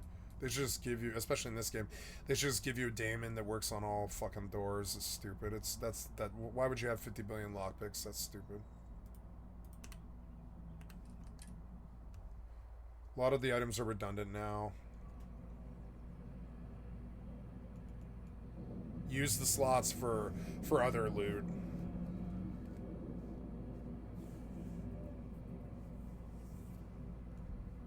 Like a set of 50,000 lockpicks, give me 50,000 go-go boots that jump me into the air really high, you know, so I can jetpack down. Stuff like that. Use the lockpick slots for something more interesting. Yeah, I came here to buy lockpicks. But you waste my time, so whatever. Alright, Misk. Yeah, Misk lockpicks. I keep selling my lockpicks and not realizing I'd have to be more careful about that.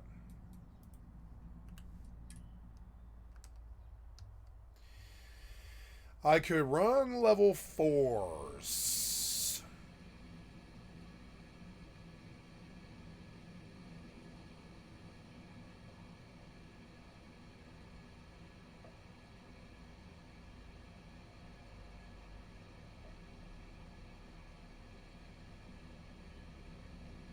And I could put her in a really cheap ship.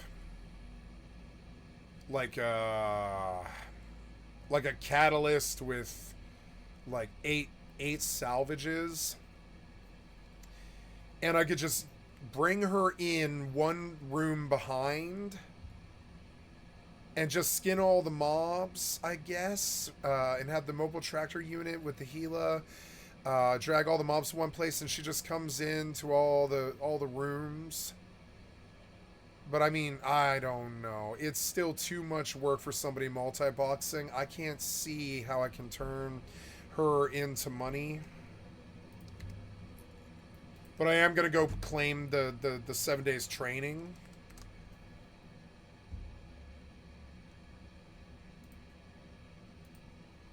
I'll just take the free week of training because it doesn't harm me. Yeah, because I don't know. I guess I can have her come in I can have her. I mean, she's training for Ferox, so I guess I can bring her on Ops. That's something I can do. I can dual box this week on Ops, like on Saturday. That is something I can do, I suppose. But no, I don't want to do anything with her. It's more work that I don't want to do. This is my job, and I don't want any more burden than I already have. Yeah, oh no, her weekly stuff is going to be really good because she gets like, oh no, it's day 1 of the Legion expansion. Okay, cool. So she's going to get a week of the Legion expansion stuff, which is good. It's like 55,000 skill points. So cool. Although I don't think I want to sub this now. I want to sub it at the end of the 19 days. So I'm going to set a calendar reminder in 18 days. I'm going to use the week of the well, no, I better use it now. Fuck it. I'll forget. I know I'm going to forget.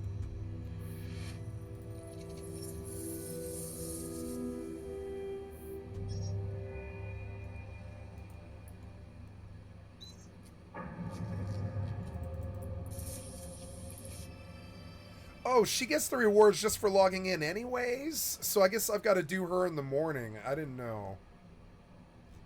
Okay. Well, I am in to claim the store. Take the skill points and the NES, right? Oh, I forgot she gets skill points too. I forgot. They all do, and or no, she doesn't get it unless she gets Omega. But I guess that is good. That is good. Oh, I'm in the Absolute Corp, am I?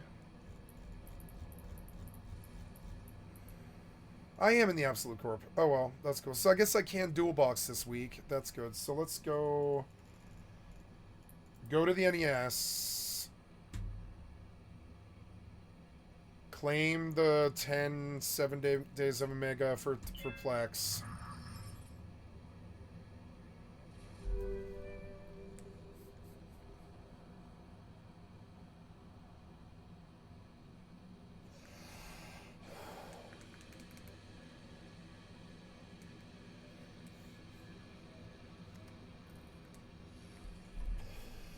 Then I come to the NES and I get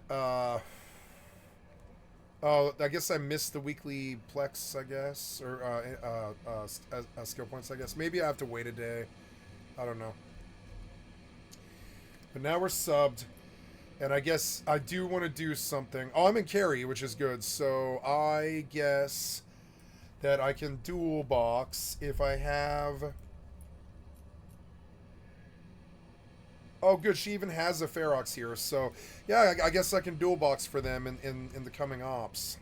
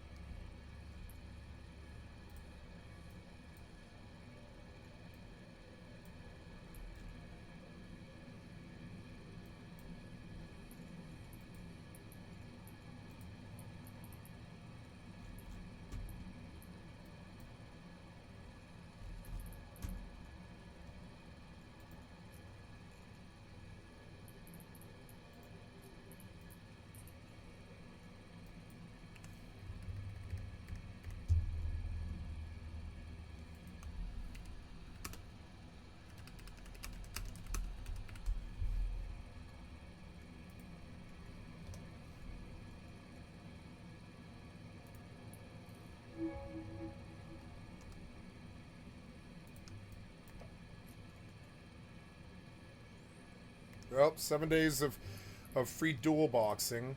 I suppose I could put her to work mining, but I mean, I don't know. Does she even own like a mining ship? And do I care? I don't think I care. I don't think I care about the money. I make so much money. Like, I mean, I don't need to do anything with her. I can be lazy. I don't need to do anything with her. What could she do that can benefit me? She can run level 4s and get double the reward with like a...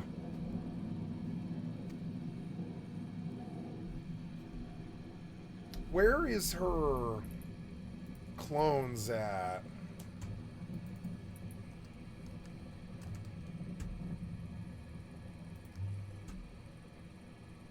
Jita. She has maximum of 1 jump clone installed.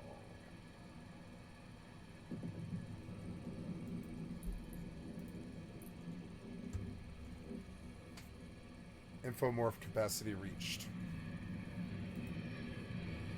I need infomorph psychology.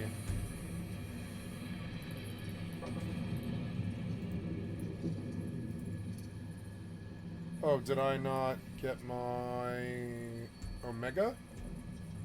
No, I did. I just probably have to relog is all.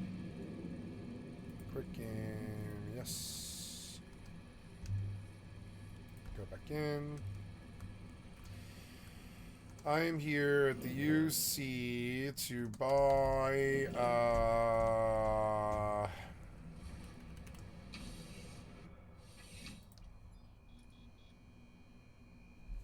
I think we should unite the British colonies and call it Americo.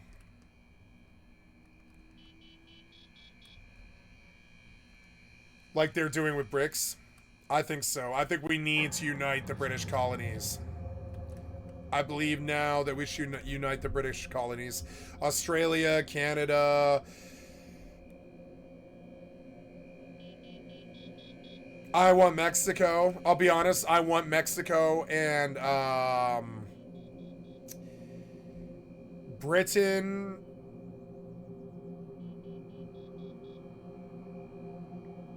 I want Britain, Australia, Canada, America, and Mexico to be the United Colonies. Or I don't know. Maybe Mexico wants to be their own thing. I don't know. I don't want to speak for them. But I would like to include them if they want it. Canada, America, Mexico. Australia, Kiwi Land,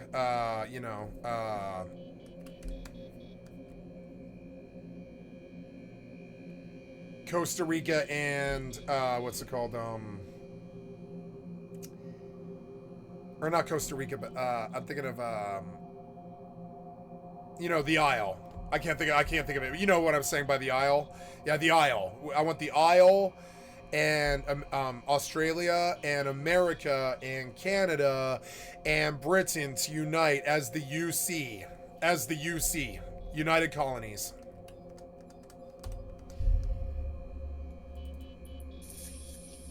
If we do not unite against BRICS, Europe, Asia, and Russia, we will fall.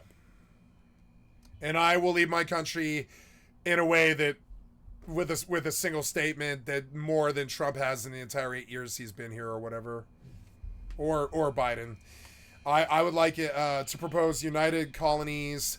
I want to unite the colonies and we protect each other in an Amero alliance, right? An Amero alliance. And I think it's no mistake that Brexit happened.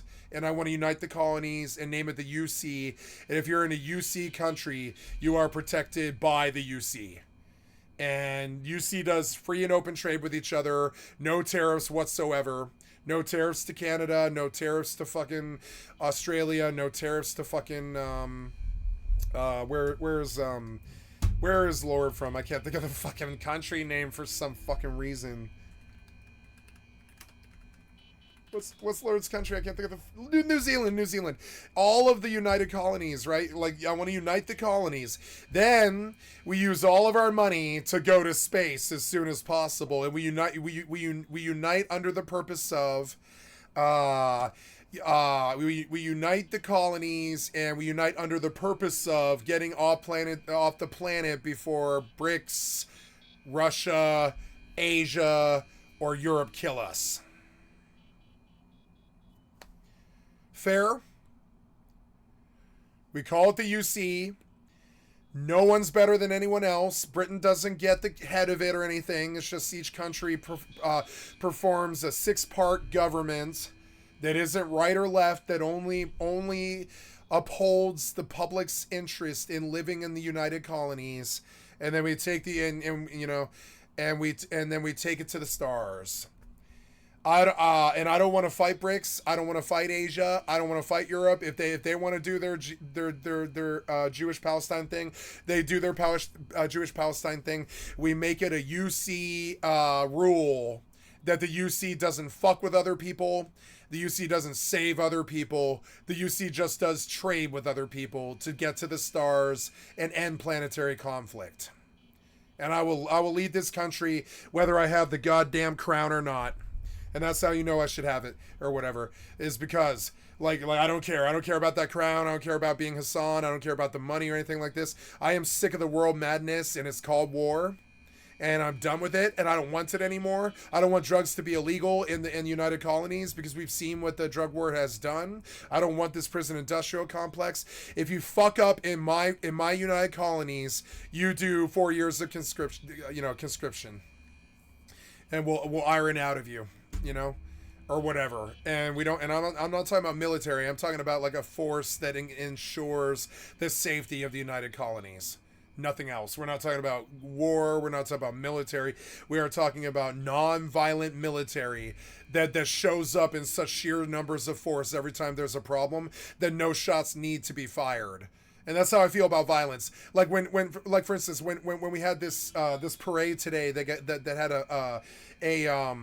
a minivan run over a bunch of people. I don't want martial law. I don't want people shooting each other. I don't want people running each other over with cars. And I want the UC to show up there. And I want it to be united, American, Australian thing, Canada and Mexico if they want it, because I believe they are kind of like in a way. Well, I mean they're not. They're a Spanish colony. They're a European colony. I imagine Mexico will probably want to be in the Euro. Right, so we have a Euro, friend right next door, and no, I don't think they'll probably want to join us. I imagine they'll probably join Europe and Spain. I would imagine, but maybe they do. I don't know. I would offer them, but yeah, and I want United Colonies to protect United Colonies things. So, for instance, I feel really bad that I can't send American troops when somebody at a parade gets gets ran over by a fucking minivan. And I want United Colonies people, and some of them I want them to be Americans, show up at that place with nothing but non-lethals, like tasers, bear mace, and sheer numbers, just sheer numbers. I believe in the power of the horde, which is sheer numbers, and you don't need violence. And they show up with battle armor and stuff like this, and they're all and tasers and gas, but they show up like 1,000 troops strong, and they just suppress the guy trying to run somebody over with a minivan.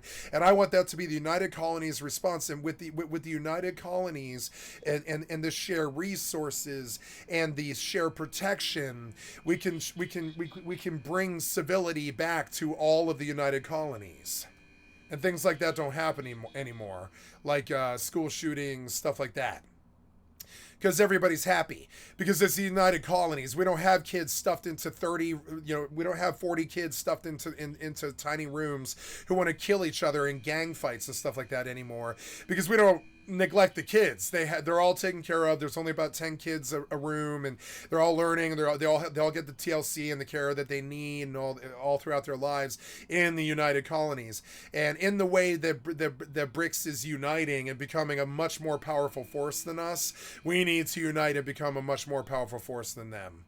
And when a parade, something bad happens at a parade in Britain, I want Australian and American and Canadian troops to show up with tasers and gas and sheer numbers of force and suppress that thing in under 50 seconds. I want their response to be 50 seconds. I want their response to be nonviolent. I want to be set to a nonviolent, UN abiding, UC standard that is the pride of the United Colonies and all this stuff. And I see a vision that Britain had that we can also have as Americans and Australians and all this other stuff. And I will make it a UC like a UC mandatory what do they call this doctrine, that peace is our fucking promise. When you deal with us, peace is what we can promise you. We can't promise you help when you're at war. We can't promise to help you in a world war. We can't promise to be your homie or anything like this. But what we can promise you is peace with us and good trade with us. And we act like civilized human beings, and we protect United Colony interests, and there's no such thing as poverty in the United Colonies because we are united. And there's no inner cities or anything like this. There's no ghettos. There's no kids getting fucking neglected, so they do school shootings like Columbine or Century 16 or anything like this. We don't have anything like that, because when you have a problem, it's addressed, because the United Colonies has the discipline of Semper Fi. And no, we don't send people with guns, bombs, and drones to do anything. That's the purview of goddamn idiots. We just show up with 2,000 dudes with tasers and bear mace, and we just suppress whatever the fuck it is you're trying to do. And we tear gas you, and we stop your violence, and we show up with riot shields that are built in titanium, and all the money that we spend on guns, bombs, and drones and shit. I want to abandon all of that and build a riot force that can shut down any military fucking presence in the world. And their whole purview is nonviolence. They spend all of their lives figuring out how to stop a riot, stop a war, stop violence, stop guns, stop gunships, stop drones. We EMP all the drones. We EMP all the tanks. We oil embargo them so they can't have the gasoline for the tanks and stuff like this. Whatever it is, we do whatever is possible to push a united colonies dream of peace. No matter what. We don't fuck around with Euros. We don't fuck around with Asians. We only fucking trade with them. That's it. We don't support their colonies. We don't send money to them. We don't worry about their problems. We don't go over there. We don't fight them in war. We don't ever fucking... Those are our brothers. We don't fucking fuck with them. It violates the tenets of the UC. Right? And there's no monarchy in Britain fucking shitting on the poor people. There's no piece of shit Congress in America shitting on the poor people. There's just the UC making sure that every person in the UC has a good $100,000 salary for a good paying job with a good education and a good living and a good support for 12 years of education. They don't even go to work till they're 30. I'm dead serious about this. I don't want anybody working before the age of 30. And I know that sounds fucking crazy, but I really don't want... We have enough money to do this. I don't want anybody working before the age of 30. I want them in college getting a master's. I don't want kids working. I want them drinking, fucking, and learning. I don't want kids fucking, but I mean like past the age of 18 till about 30, and I mean this. I wanted a UC mandatory thing that they get a master's. I don't care if you're fucking mentally retarded. You still have a goddamn master's in whatever it is that you're good at. I don't fucking care, and I don't want them working before the age of 30. And when you're 30, you go working for exactly 16 fucking years in a well-run system, in a well-run UC government where all problems are solved, and we don't fuck with morons, and we don't do stupid ass shit with race wars or anything like that, and we're united so we don't fall to stupid shit like Christian ideal problems or Christian wars or anything like that. We're hegemony. You understand? We're like a hegemony. It's the United Colonies. And we represent like everything that was colonized by the Brits essentially. And we give the credit to them for making it, but we're the ones who made it united and strong. You know, the Americans. And we unite everybody, and we call it the United Colonies and shit. And we love BRICS, right? We don't fuck with BRICS. We don't fuck with them. We don't fuck with their trade. We don't shoot guns at them or anything like this. If it's a BRICS country, we don't fucking fuck with them because they've always been good with us. Now, we've had problems with goddamn Europe, with Germany, and goddamn problems with Asia, with Japan and Korea and all this stuff, right? We've had problems with other people and stuff. But BRICS, we don't need to fuck with them. We can be friends with them. If Russia and China wants to fuck with us, they can fucking fuck with us. If Russia and China fucks with us, they fuck with Britain, they fuck with Aussies, they fuck with fucking New Zealand, they fuck with the Amero Alliance, right? The UC Alliance, the United Colonies. These colonies should have been united 100 years ago. We wouldn't have had world wars. It's fucking stupid. The colonies do need to be fucking united. I believe in it now more than I do in my own country. And that I know that sounds fucking like anti-patriotic, but I don't really believe in a concept of America anymore. I believe in a united mankind to get away from planetary wars, religious morons, people who kill each other over money and oil, and stupid-ass money bullshit, right? And rape and murder and all the stupid-ass shit that men get up to. And we live to a higher fucking standard, a United Colonies standard, the United Colonies of Amero, or whatever you want to call it. It is because it does span across from Britain all the way to Australia. So what's the centralized area? It's Amero. It's the Ameros. They call it the Amero Colonies, the UC Colonies, United Colonies. In the United Colonies, all the laws are the same. In the United Colonies, all of the fucking objectives are the same. All mandatory, which is foster every child, get them off this planet, get them out to the fucking stars. No race wars, no money wars, no poverty, no problems, no bullshit, no sex like crime, no bullshit. Just take care of the needs of every single citizen so that they're taken care of and fucking happy in the United Colonies so they can get us to the fucking stars. I'm done with with your race wars. I'm done with your bullshit. I'm done with your fucking idiocy. I'm done with your weird sex crimes and problems and all your Operation Ivy Bells and all this stuff. Yeah, we already have the United Colonies. It's called Operation Ivy Bells. We talk to each other all backwards and forwards anyways. We don't have any fucking secrets. So why not just unite the goddamn colonies and stop being fucking stupid and become a force that actually is something to reckon with, so nobody fucks with us, nobody sends nuclear bombs like we did. Like we did that. We sent nuclear bombs, you know, in a way.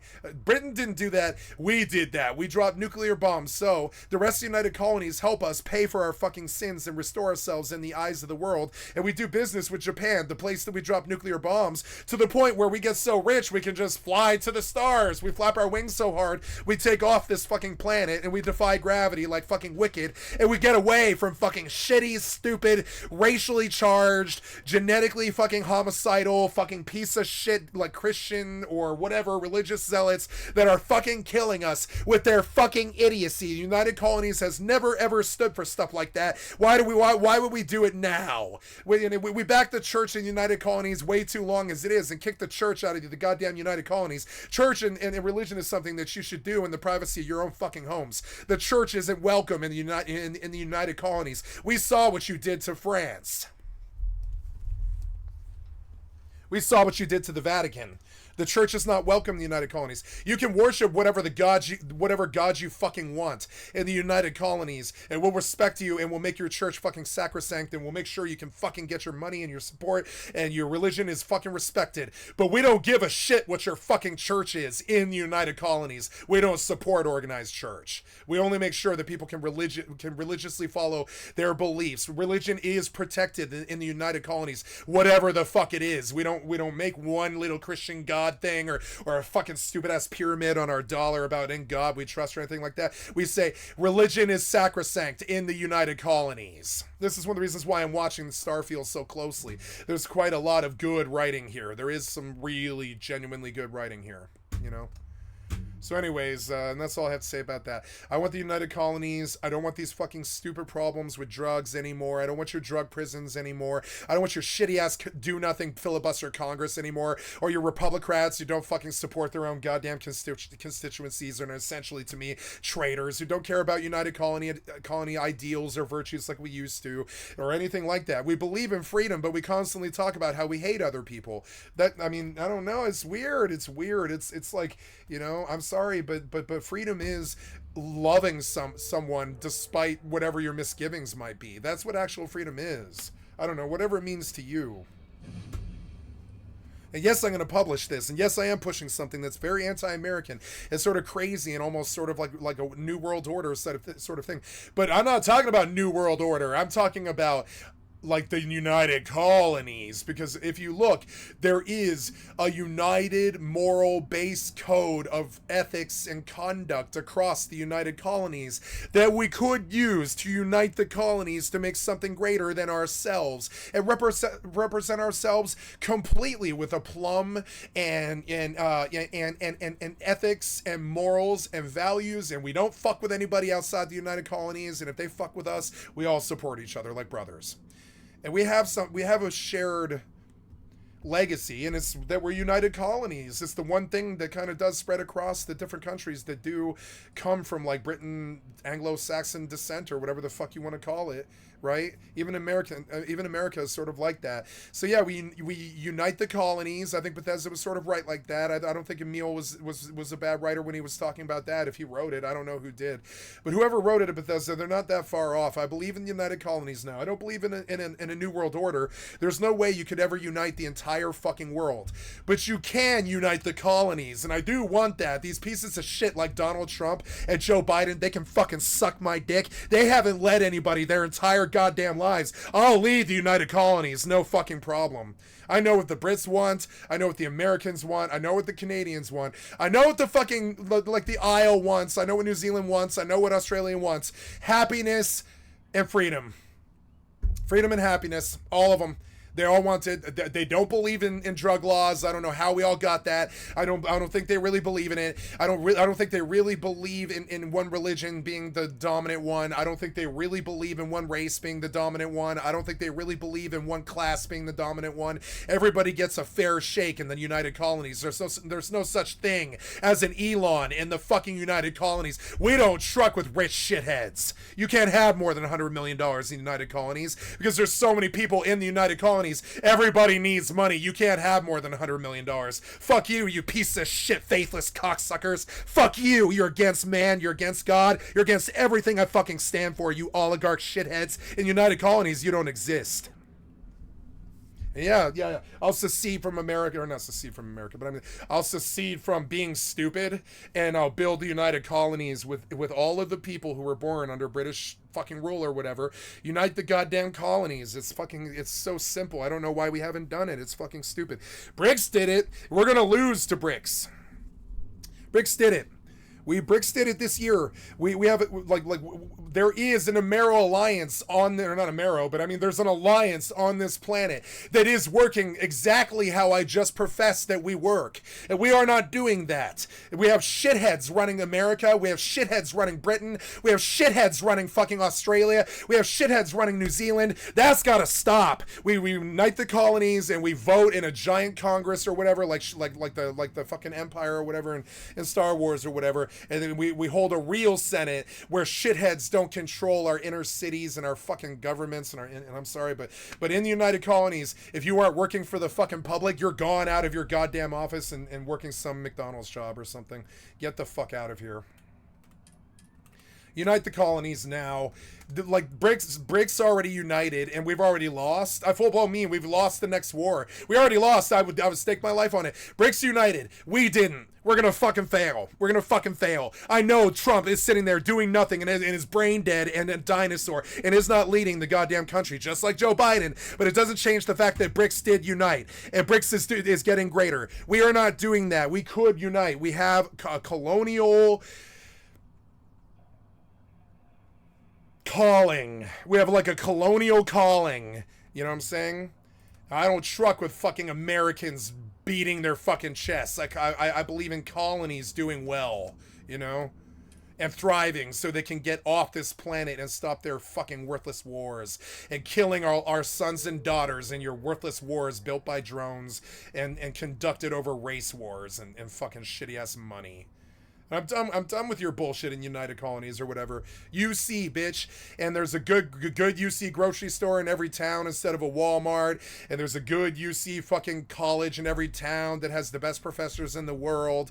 And there's, you know, and it's all free because the UC looks out for its own, bitch. We don't worry about some person being poor. We just make sure that they have a master's in whatever it is they're good at and they have an education, then go out there and then do their fucking job and take care of themselves. And there's no such thing as a ghetto in the fucking UC.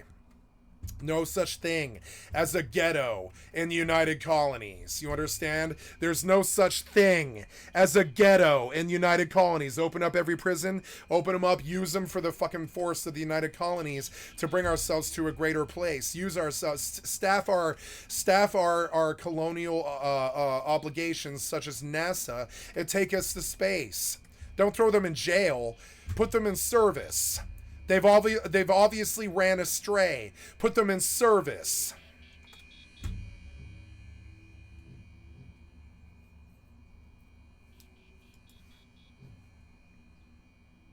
No skill in training for some reason.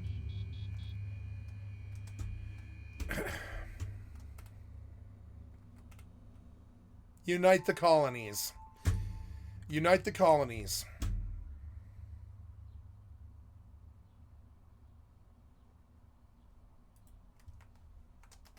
That there are deaths on both sides, and that all we need to have peace is rational dialogue between these two sides. No. You want peace? Unite. Unite. Under a UC flag. And you'll have peace. The rest of the world won't fuck with you ever because you comprise 9 countries or something like that, and you smack with the force of 9 countries, and that is a united force. You know, it's the UF, it's the UF of the UC, right? It's the united force of the UC, and nobody fucks with the UF because it's 9 countries fucking strong. So we don't have any more foreign fucking wars. Nobody fucks with us because we hit with the fucking punches of a 9 country fucking right hook. You know what I'm saying? That's what BRICS is doing. We don't have that power. Because we're goddamn morons and we can't even make peace among ourselves, much less anybody else. So yeah, unite the colonies. Get rid of the American presidentship. It's completely corrupt. Donald Trump is the proof. Fucking piece of shit. Get the fuck out get the fuck out of office. You haven't done shit for us, you fucking traitor. Same with the fucking British premier. So I don't even know what his name is. I don't care. I know how corrupt these pieces of shit are. In the United Colonies, we don't have corruption. That's the #1 rule. We don't have corruption in the United Colonies. If you are a citizen in the United Colonies, you are promised 3 square meals for the rest of your fucking life, a master's college education, and whatever you find your interest to be. You know, I don't want you working until the age of 30 and burning out. And when you do go to work, I want you focused, and I want you running this country, and I want you taking us to the fucking stars. And I don't want prisons. I want fucking reform. I want the UC to take these fucking, I mean, prisons for rape and murder, yeah, but I mean, like, not for theft or scamming or drugs or anything that's non-violent, right? I want those people forced into UC service, and UC service is making sure there's no more ghettos anymore, no more poverty anymore, no more starving people, no more stupid people, no more junkies, no more problems, nothing. They're just working for the benefit of the United Colonies, and they're instead of going to jail, they go into service. And yeah, it does last 10 years. You know, yes, it does last 10 years. Everybody does 10 years if they break a goddamn law in the UC, but they don't go to jail. They go to service. You understand? They go to fucking service. Fuck jail. Jail is the purview of retards like Donald Trump. But we need to talk about Gaza. Thus far, I've been using the term genocide in reference to Israel's actions in Gaza, but it seems like a lot of the people using it on social media here have a general lack of understanding of the gravity of what that term actually. Also, we have a general lack of the gravity of understanding how fucking powerful BRICS is. I know that Elon and Donald Trump and fucking all the leaders of the world are goddamn morons, you know, but it didn't change the fact that not everybody is stupid like them. Some of us are uniting, and when they unite, they're going to become more powerful than anything we can deal with. So we must act accordingly and unite the colonies and stop the poverty and stop the stupidity. And if somebody needs help, the whole power of all of the duchies, or whatever the fuck you want to call it, all the duchies of the UC, or I would call it duchies, right? All the duchies of the UC or hegemonies or whatever, that all the forces of the UC, their whole purview isn't to like fuck with other people or anything like that. Is to make sure that the public of the UC have the best possible lives that they could possibly ever have, which is getting a master's from the age of 18 until 30, working hard from the age of 30 until the age of 65, and giving 35 years of the best life, the best person that you could ever fucking be. And yes, you have a good spouse, and yes, you have a good kids, and who cares if you're gay? Who cares if you're fucking on drugs? Nobody cares. You're happy, you're well trained, you're rested, nobody's starving, nobody's unhappy. It's the United Colonies. We don't do stupidity in United Colonies. This is a tight ship. Semper Fi, motherfucker, or whatever. We run this shit like a tight ship, like the Marines do. Like the United Colonies, bitch. What United Colonies? United Colonies. We all have the same sense, which is that we want to thrive and that we like freedom and happiness. You know, I think even Margaret Thatcher could have said the same. You know, I think all the leadership of Australia and in New Zealand and all the people that should be in the United Colonies could agree and say the same. We believe in the freedom and the pursuit of happiness, and what that means is ensuring that every last person in these countries is taken care of to the utmost extent that all of our fucking riches and stuff can supply. And nobody in the United Colonies gets $400 billion like like Elon Musk. No, we cap you at 100 million, and the rest of that goes to everybody else in the United Colonies. So there's no poverty, no war, no unhappiness. Everybody's thriving. Everybody has their eyes on the stars. What's the one thing in the world that everybody in the United Colonies can see at the same time? The one goal that everybody in the world can see besides the sun? The stars. The stars. We keep our eyes on the stars.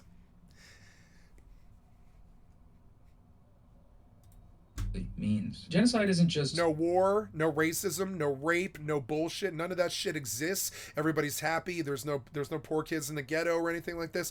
If you're in the United Colonies, you're taken care of. These pieces of shit American pig dog leadership cock-sucking traitors are worthless, and they drove us into the ground the last 100 years. Fuck it, let's do something better. Fuck them. Fuck them. Fuck them and their stupid traitor piece of shit American asses. Fuck them. I want the United Colonies. I want to bring all of this together. I want to unite them. These worthless pieces of shit, faithless traitors that have been running our government into the fucking ground. We can't have this anymore. UC doesn't stand for shit like that. You understand? We run this shit like a tight ship. We don't have corrupt politicians. Corruption is rooted out and made fun of and eradicated and destroyed the minute that we find it. People like Donald Trump shouldn't be possible in the UC. You know what I'm saying? Bad thing tight that's ship. happening where people are dying. No, we that's appease the right wingers' desire for law and order by running a tight ship like the good democracy that we always have. And we don't fuck with poverty or corruption or sadness or war or shootings or poverty or anything like that, or class wars or race wars or stupidity or lack of education. We just don't truck with that stupid ass shit in the United Colonies. I'm not talking about America. I'm talking about United Colonies, bitch, because all of those colonies don't truck with those things unless the corruption of the fucking leadership gets so fucking bad that they start stealing from poor people, which is what they've been doing. So we just eradicate them. We make the United Colonies and we get rid of these pieces of shit that have destroyed our country and all of these fucking colonies. We just cut them off, cut their head off, and form the UC. We run a Senate that we run like an internet thing where everybody in the world can weigh in on what the Senate's talking about. Everybody in the UC anyways. Anybody in the UC from the age of 1 to 99 or whatever can weigh in on what the fucking UC Senate is talking about, and the Senate must fucking follow what the public wants. It's a mandatory. It's not what it is. It's a holocaust. If the public likes drugs, then stop your drug prisons, you worthless piece of shit, faithless pig dog traitors. Stop your fucking worthless traitorisms. If the public likes drugs, make it legal. You're fucking stupid and you're traitors as far as I'm concerned. You have actively worked against the public. Get rid of the pig dogs who run all of these governments. They're fucking shitty. They're corrupt. They're like piece of shit leeches, like fucking ticks who have been sucking at our fucking bellies for 100 years. Get rid of all of these governments. They're fucking worthless. United Colonies, bitch. Have a big old Senate like Star Wars. You know? 9 countries, 9 leaders, a Senate, you know? The U.S.-Israeli Holocaust. That's what it should be called. Israel is using everything in its power to eradicate Palestinians from the planet. The fact that Israel's actions in Gaza amount to genocide isn't controversial. Not among the experts, at least. This is the near universal consensus among top human rights groups and humanitarian organizations operating on the ground in Gaza that Israel is committing genocide, countless war crimes, and crimes against humanity. There is the Amnesty International report, a 300-page report that accused Israel of genocide in Gaza. There was the Human Rights Watch report accusing Israel of crimes against humanity. I do this alone because everybody's stupid but me. Intentional deprivation of access to clean drinking water. The United Nations, Euromed Monitor, Doctors Without Borders, the International Committee of the Red Cross, Israeli human rights groups like B'Tselem, various Holocaust scholars, they're all saying the same thing. Last year, the International Court of Justice ruled that the case for Israel's genocide in Gaza is plausible. It was a preliminary hearing, and the final rulings on cases of genocide typically take multiple years, but the ICJ issued several provisional measures to prevent the possibility of a genocide taking place, provisional measures which Israel has failed to follow completely. And then there was, of course, the International Criminal Court, who issued arrest warrants for Israeli Prime Minister... I'm sorry, guys. I forgot my cell phone is in my bedroom. I'll be right back.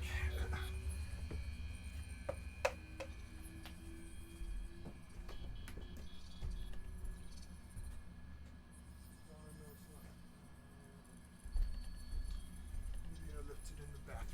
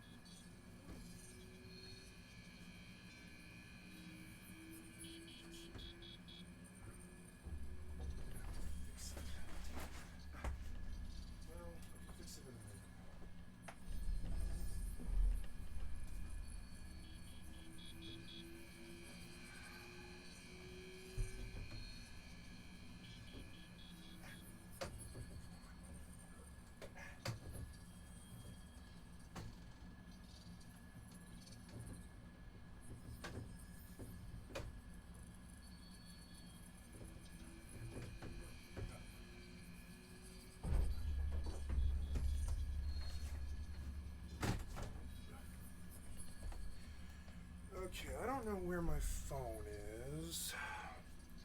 I don't see it. I don't think it fell. I'll have to locate my device. Ugh.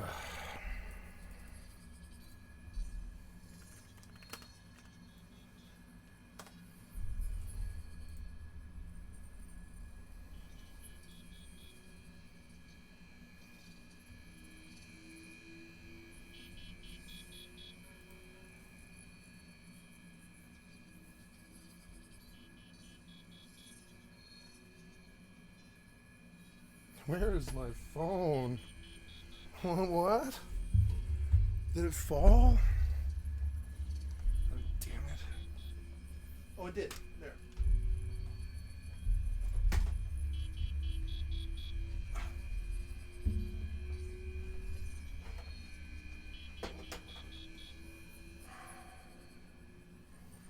Okay. I'll plug my phone in.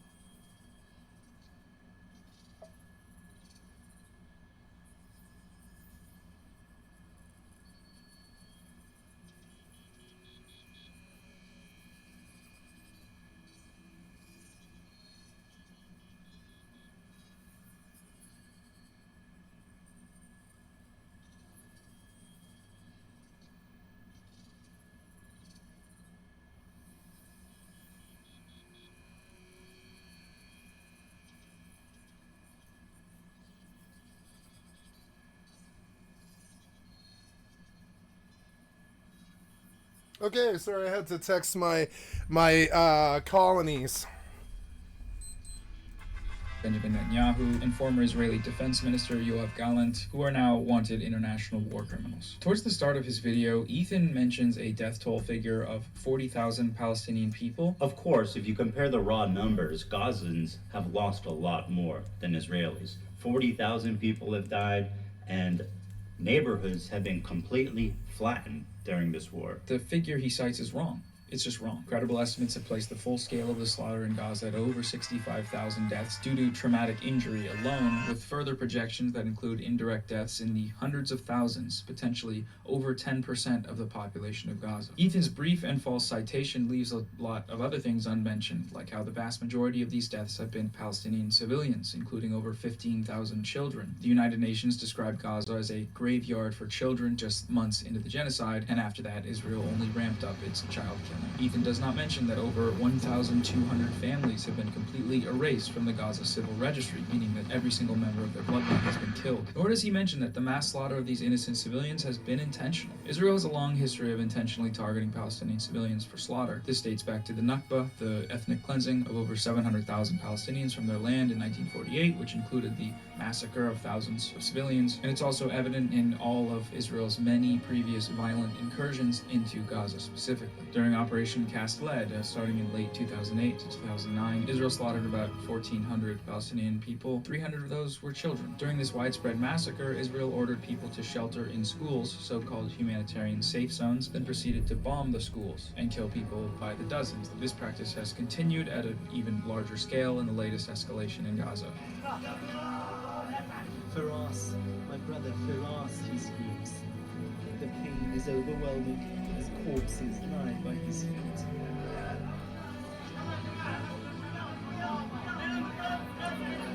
These are the moments just after an Israeli strike on a school, sheltering thousands of displaced Palestinians.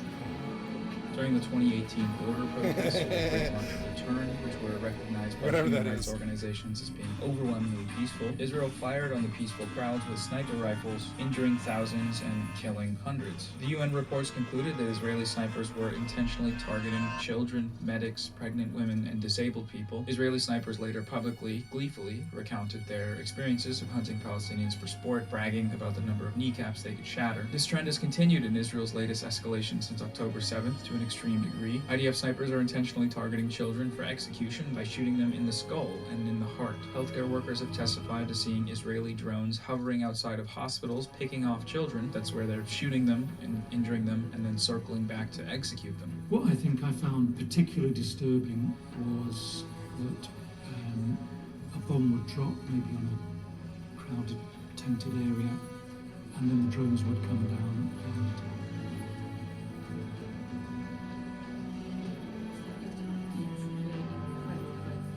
and the drones would come down and pick off civilians, children. And we had description after description. This is not an occasional thing. This was day after day after day. Operating on children. And would say I was lying on the ground after a bomb dropped. And this quadcopter came down and hovered over me and shot me. And though that's clearly a deliberate act, and it was a persistent act, persistent targeting of civilians day after day. We had 1 or 2 mass casualty incidents every day, and that meant 10 to 20 dead, 20 to 40 seriously injured.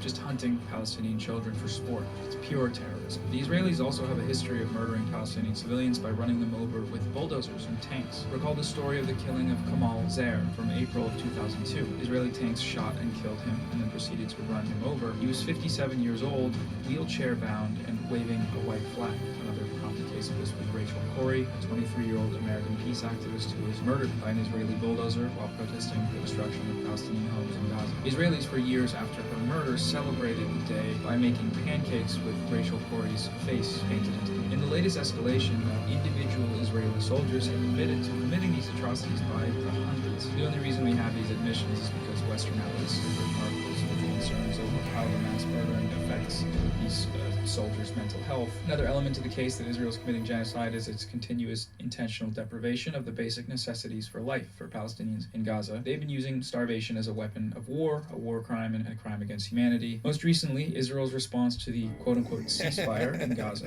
is to continue this mass starvation while explicitly stating it as a matter of policy. They have blocked humanitarian aid throughout the genocide in violation of international law, the ceasefire orders, and the ICJ's provisional measures against genocide. The pretext they've fabricated for this policy of intentional starvation is that Hamas is looting these aid trucks. They have provided no evidence for this claim. What we do have evidence for is that Israel has protected and supported criminal gangs with ties to ISIS in areas that Israel has full control over, and these groups have been looting aid trucks. Israel is intentionally depriving Palestinians in Gaza of access to clean water. Oxfam reported that Israel has destroyed over 1,000 miles of water and sanitation networks, leaving less than 7% of pre-war water levels in Rafah and North Gaza. Israel has also partially or entirely destroyed over 80% of water and sanitation infrastructure in Gaza, including all 6 of its mainline wastewater treatment plants. Brutal, violent attacks on the healthcare system are another aspect of the genocide. They've damaged or destroyed every single hospital in Gaza and murdered countless medical workers, doctors, nurses, rescue workers, and healthcare staff. They've kidnapped doctors and held them without charge, where they've been tortured. Dr. Adnan al-Bursh, Gaza's leading orthopedic surgeon, was kidnapped by Israeli soldiers, brought to an Israeli prison, and then reportedly raped to death. The latest UN reports have concluded that over 90% of the buildings in Gaza have been severely damaged or completely destroyed. If you watch any of the footage coming out of Gaza, this is made quite clear. Israel's destruction includes every single school, hospital, mosque, cultural center, church, residential areas. Everything has been bombed. It's estimated that it will take a minimum of 15 years to remove the debris and unexploded ordnances from the Gaza Strip. That's just removing it, by the way, not rebuilding. In September, the UN released an estimate that because of Israel's illegal and inhumane blockade around Gaza, which regularly limits the transfer of things like concrete into the Strip, fully rebuilding Gaza will take 350 years. Gaza is about 25 miles long and 5 miles wide. It is one of the most densely populated areas on Earth. It is in this area that Israel has dropped equivalent to that of multiple nuclear weapons. Israel has done this with full knowledge that over half the population of Gaza is children. So no, this isn't just a case where 40,000 people died. A lot more than that happened. One of the most tragic elements of the Gaza genocide is that, as crucial as it may be for the factual record and eventually holding the perpetrators accountable, merely recounting these statistics does not afford Palestinians the dignity of humanity. They are simply reduced to numbers, to tens of thousands of names on a registry, as if they aren't human beings with dreams, hopes, hobbies, interests, and love for the people around them. If you've had this feeling as well, I want to recommend a book. It's called If I Must Die. It's written by renowned Palestinian poet, author, and teacher Dr. Rafat Al-Arir. It's full of stories and poetry and history about life, or rather survival, in Gaza during occupation and genocide. It is beautifully written and humanizing beyond anything you'll ever get from most coverage of Gaza, especially in the West. I have a friend from Gaza. His name's Ahmed Sarsour, and he's a very talented poet. We got in contact on social media, and when I read his work, it moved me in a very similar way to the way Dr. Rafat's words have. Ahmed has a sister, Rania. She's a mother and a gynecologist from Gaza and is seeking help after being displaced in February of last year. She and her children were forced to flee their home, and her life was further devastated when her home and her family members' homes were destroyed. She gave birth to her baby, Rose, in a hospital without proper care and no anesthetic, and now faces a dire situation with limited resources. I've linked your fundraiser in the description. Support if you can. The funds raised will go towards essentials like diapers, baby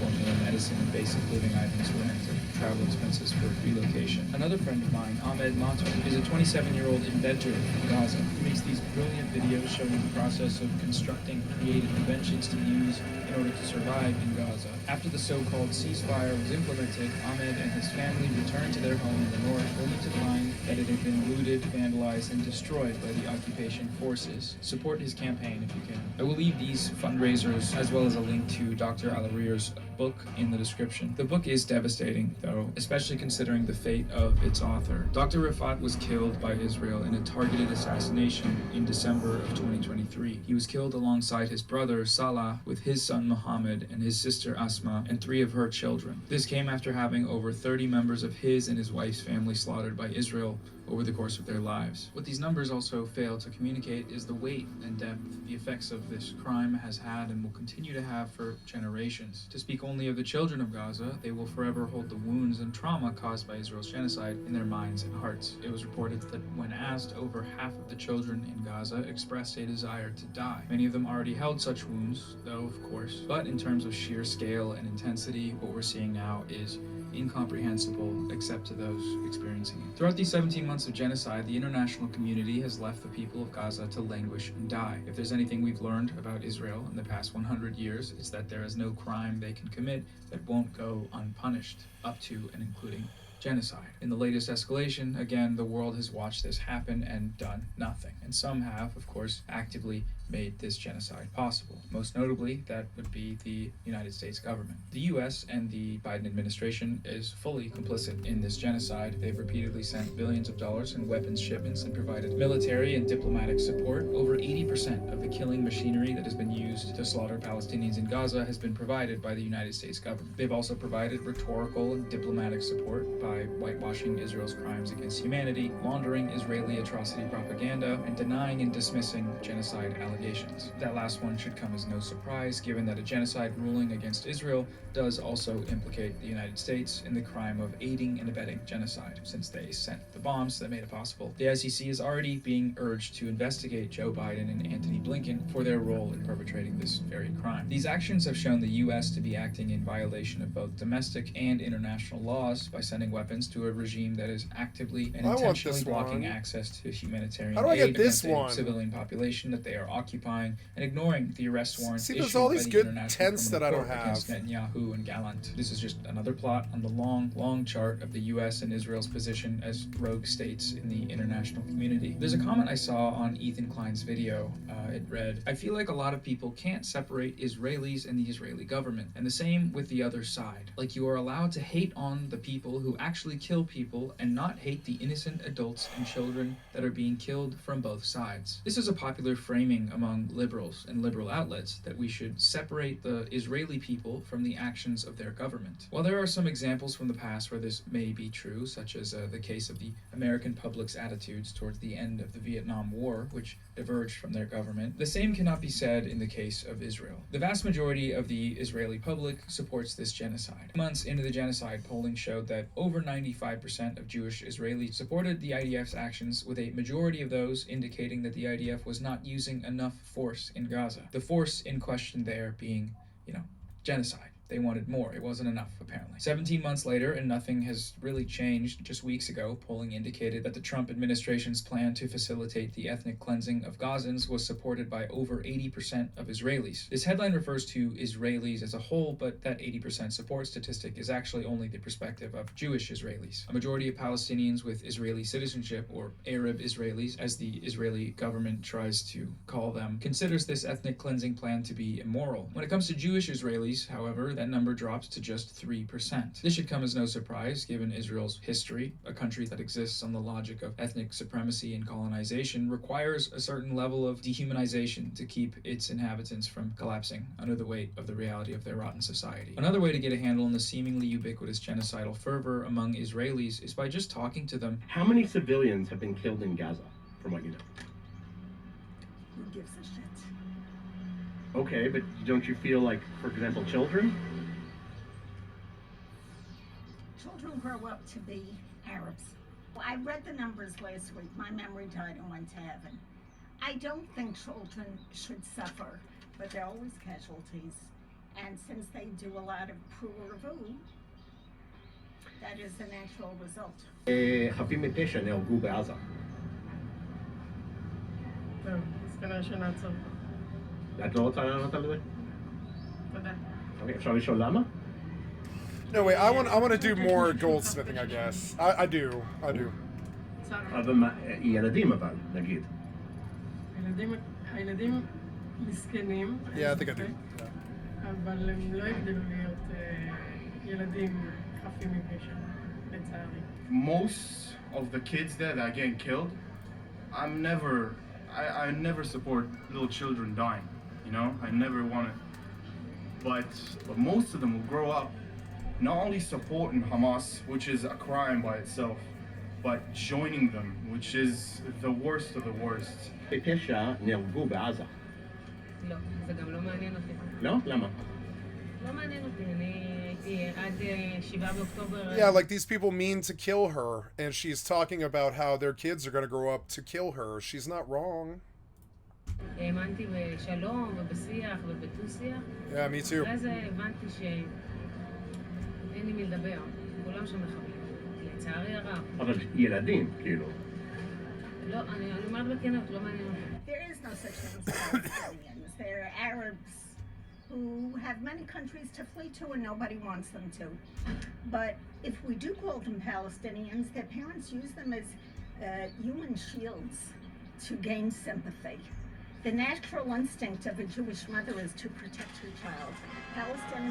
Palestinian women do not have that. These people know that they're on camera and that these remarks will be posted on the internet or shared on the mainstream news. This is normal to them. This is normal in their society, which is a testament to the fact that their society is not normal. It's typically bad form to cite street interviews as being some meaningful indicator of widespread attitudes. But again, with Israel, it's just different. Not just because these attitudes align perfectly with the wider Israeli polling data, but also because it's almost impossible to find anyone in Israel saying anything else. The amount of truly anti-Zionist Israelis living in Israel numbers in the hundreds. This figure is according to anti-Zionist Israelis themselves. They are alone. Everyone around us are completely genocidal maniacs. Everyone around you. And I don't mean it metaphorically. It's not metaphorically. It's literally everybody. It will be your family. It will be your teachers. It will be your colleagues. Everyone around you. So you're alone. Even if we will gather all of those anti-Zionists together from Jerusalem or Tel Aviv or Haifa or whatever, it will not be more than, 500? There's no tangible internal opposition within the country. The Israeli left is a myth. This is reflected once more in the openly genocidal sentiment we see on social media from IDF terrorists who have been willingly, gleefully, posting their own war crimes on the internet for everyone to see for a year and a half. They go into the homes of Palestinians, and they're often clearly staying there, and they just smash them up, and they film themselves smashing them up.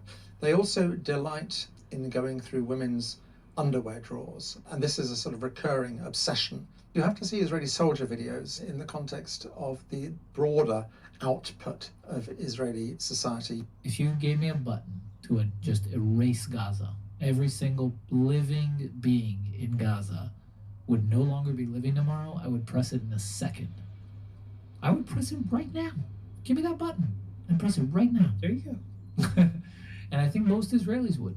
There's an Israeli song called This Was My Home. What they would do is dress up as caricatures of obviously what they perceive Palestinians to be, being sung mockingly to people who no longer have homes. We're not looking at some sort of obscure subculture within Israeli society. This is mainstream Israeli society. People have been keeping tabs on this. There are a number of archives documenting the names and crimes of these Israeli terrorists. One of the most thorough of these databases was created by a historian, Lee Mordecai. It's called Bearing Witness to the Israel-Gaza War. It is presently over 120 pages long with extremely detailed footnotes. There's that one tweet that's like, hitting translate from Hebrew on Twitter is like discovering a lost page from Mein Kampf. This holds up pretty well. Here, let's try it on this tweet. The survivors of the 2025 Holocaust are proof that every trace of the murderous mutations in Gaza must be erased, from delivery rooms to the last elderly person in Gaza. 100% dead in Gaza. That there is Barashi Kinneret, the host of a mainstream Israeli news channel. One more example that I found particularly striking was the Right to Rape protests. A group of Israeli prison guards were placed under investigation after security camera footage leaked showing them gang raping a Palestinian prisoner. The Israeli public reacted in uproar, not because of what they were alleged to have done, but because they were potentially going to be punished for it. Protests were held outside of the prison, attended by top Israeli officials. Mainstream Israeli news channels brought on one of the alleged rapist soldiers for interviews, supporting him and his right to kill and rape Palestinian hostages. Again, this wasn't some extremist fluke. It was reflected in broader polling of the Israeli public. According to a poll taken around that time, 65% of Israeli Jews oppose criminal prosecution for soldiers suspected of raping Palestinian detainees. And 47% of Jewish Israelis answered that Israel does not need to abide by international law and maintain moral values in the war. Simply put, it's a genocidal society, top to bottom. Perhaps the most complicit party to enabling this genocide, aside from the material support of Western governments, is the Western media. As previously mentioned, this support largely takes two forms. The more overt kinds, like spreading misinformation and explicit Israeli state and IDF propaganda, and the other more subtle, yet significantly more frequent and effective, is that of manufacturing consent. Reporting on Palestinians has some clear differences in coverage, language, and framing when compared with other groups. In the first 100 days after Russia's invasion of Ukraine, 262 children were killed. In the first 100 days of Israel's assault on Gaza, more than 10,000 children were killed. The true number is likely much higher, but mentions of child deaths and related terms were 33.4% higher for Ukraine than for Gaza. During this time frame, CNN mentioned child victims of the war 2,446 times for Ukraine versus 2,110 times for Gaza, and MSNBC mentioned child victims of the Ukraine war 1,775 times versus 1,522 times for Gaza. This means that for each child death from Ukraine, children receive the equivalent of 16.1 mentions on air, whereas children in Gaza receive the equivalent of 0.36 mentions. MSNBC did not run a single segment in the first 100 days that focused specifically and exclusively on the plight of children in Gaza. MSNBC ran over a dozen segments focusing specifically on the plight of Ukrainian children during the first 100 days of that conflict. Emotive language was barely ever used to describe the killing of Palestinians. This comes despite the vastly higher death toll over the same period. On CNN and MSNBC, the words war crime and genocide were mentioned 17 times more in the context of Ukraine than in the context of Gaza. Ukrainian victims were labeled as subject to war crimes or genocide 1,790 times compared to just 104 mentions for Palestinians. And we still see this now, obviously. During the hostage exchanges as a result of the latest so-called ceasefire, for example, you may notice that Palestinians detained without charges in Israeli jails, of which there are thousands, they are referred to as prisoners,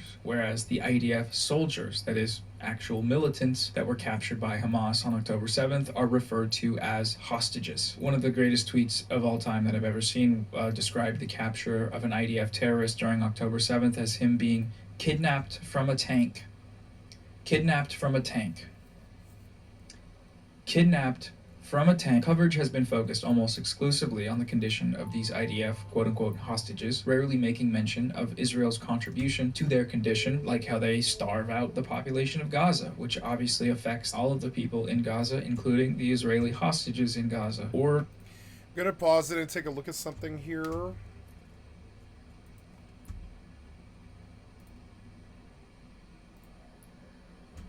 Wait, go back. I want to redeem that,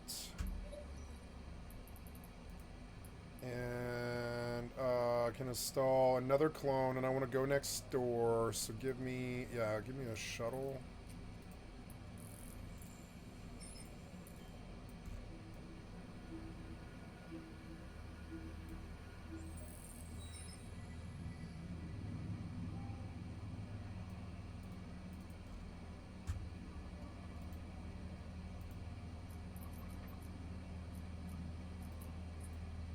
Warp drive active.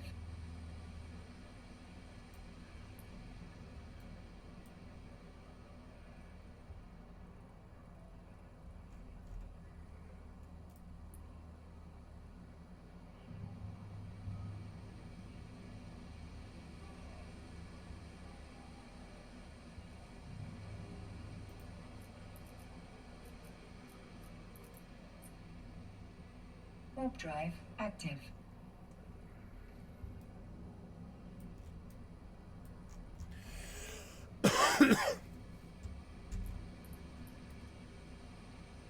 Docking request accepted.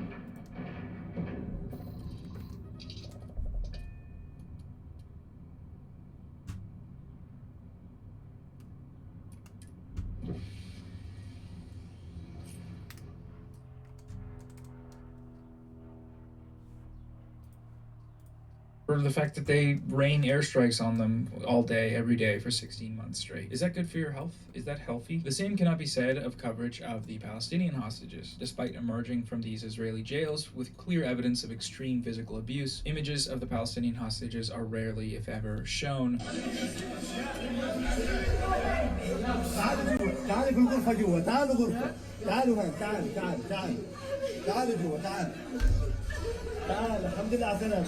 The assumption is just granted. It's relied on that they're terrorists, criminals, and whatever else. So whatever happens to them, that's just what happens in jail. The Western media lies in other subtle ways, like burying the lead in stories and deceptively framing headlines. This is especially apparent in coverage of things like ceasefire negotiations. These outlets have consistently framed the lack of agreement to terms as being Hamas's fault, that they won't agree to Israel's terms, but they interestingly decide to use only one definition of the ceasefire agreement, which is Israel's definition, that being one which is only temporary, with no guarantees that the genocide will end after these temporary pauses. They're not really ceasefires, but in order to frame Hamas as disagreeing with them, that's what they have to call them. The ceasefire that ended up being agreed upon in January was the exact same ceasefire that Hamas had agreed to over 6 months prior. Israel continually sabotaged these negotiations, but if you read any of these mainstream outlets, you wouldn't know that, not until the very end of these articles, at least. The latest reporting on these negotiations continued this trend of misleading coverage, such as this story from early February. The majority of the article, headline included, frames Hamas as the instigator to a potential ceasefire failure. However, both independent observers and Israeli officials themselves acknowledged that it was actually Israel who had already broken the terms of the ceasefire agreement immediately after it was implemented. To anyone with a brain and eyes, this would be apparent given the evidence we have of these violations, but because these outlets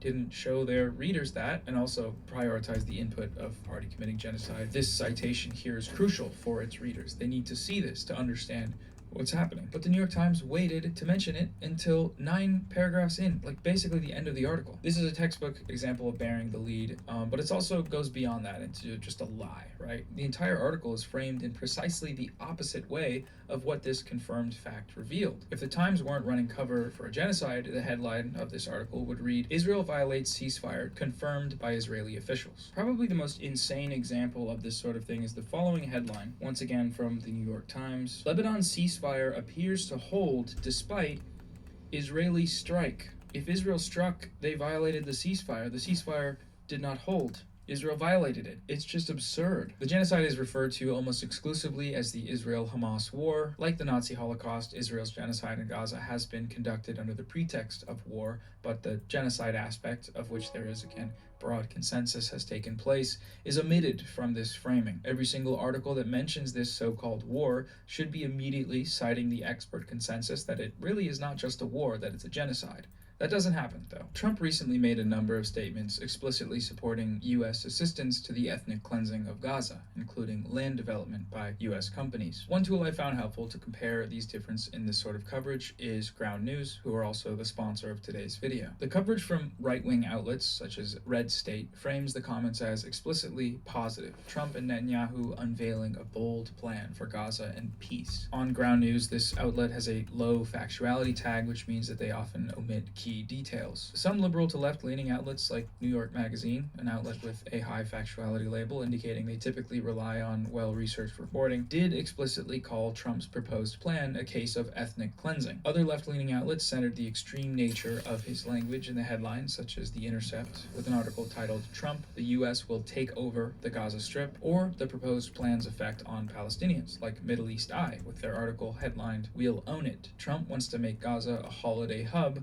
without Palestinians." Ground News is an app and website that lets you compare media coverage across political biases while calculating each source's reliability so you can see how framing shapes public perception from sources around the world. Without understanding the different biases behind the news you read, you might not realize how skewed the narrative is. Unlike other platforms, Ground News is independent and nonpartisan, so they have no stake in promoting any agenda, just the facts and how those facts are presented. It's not always about how a story is spun, but equally important, as we've seen, is the information that other platforms choose to leave out. Liberal outrage over this story has been almost entirely focused on Trump's comments, but ignores the bigger picture, the fact that it was the Biden administration who made this ethnic cleansing plan possible by facilitating the total annihilation of Gaza, and that it was the Biden administration that proposed this ethnic cleansing plan in the first place. And yet, there's only one source that leads with this crucial piece of context. Ground News made it easy to find this story and have it compared with all the rest. Ground News specifically created their blind spot feed to highlight the stories only picked up by certain politically slanted outlets so you can see the world as it is, not through the partisan narratives these outlets want you to. These are just a few of the ways that Ground News helps me research stories, stay informed, and understand the way information is being presented. It's just as important as the information itself. I highly recommend checking it out. For a limited time, you can get the same all-access Vantage plan I use for 40% off. It's just $5 a month for a platform that actually encourages you to think for yourself. Go to ground.news/Noah or scan this QR code to sign up today. Thanks again to Ground News for supporting the channel. Now let's get back to the video. When Israelis and top Israeli officials participated in the right to rape protests we talked about earlier, protesting the Israeli right to rape and murder Palestinian hostages, these events were summarized by the New York Times as unrest. They were framed around the protest's effect on the party that was doing the protest, that is, again, the right to rape protest, and not on the fact that Israeli guards raped a Palestinian hostage. It was captured on video, and that the case was clear-cut enough that they actually called for an investigation for once, unlike 99% of previous cases of the IDF abusing, raping, torturing, and murdering Palestinians. In this article, the guards' actions against the Palestinian hostage are described vaguely and passively as just abuse, and it is not revealed until the very end of the article that the abuse took the form of the guards raping the man with an object. The follow-up story on the prosecution of these soldiers uses this same disgusting framing. Rape with an object is whitewashed in the headline and most of the article as simply just being abuse. This is yet another case of the framing of false neutrality, as this quote-unquote divide between the Israeli right and the Israeli left in this article doesn't actually exist. In reality, all that divide means is that the Israeli right are pro-rape and murder of Palestinian detainees, and the Israeli left thinks it makes their country look bad. There's no real debate going on here. A personal favorite of mine for its sheer absurdity was an article from the New York Times called "It Can Be Lonely to Have Middle-of-the-Road Opinions on the Middle East," which focused on college students that were seeking space for nuanced perspectives on the Israel-Hamas war. The perspective presented in this article is one-sided. They talk about extremism in student movements, but the only example they give for this point is that of the extremist Palestinian activists. The New York Times calls it a war with no reference to the numerous credible allegations of genocide. It's harder to justify having a conversation about nuanced opinions of genocide, so they just call it a war. There's no nuance in genocide. There's nothing progressive about genocide. This tendency to falsely frame a genocide with neutrality will often slip into outright endorsement. Recall Israel's pager terrorist attack in Lebanon when they detonated over 1,000 pagers rigged with explosive.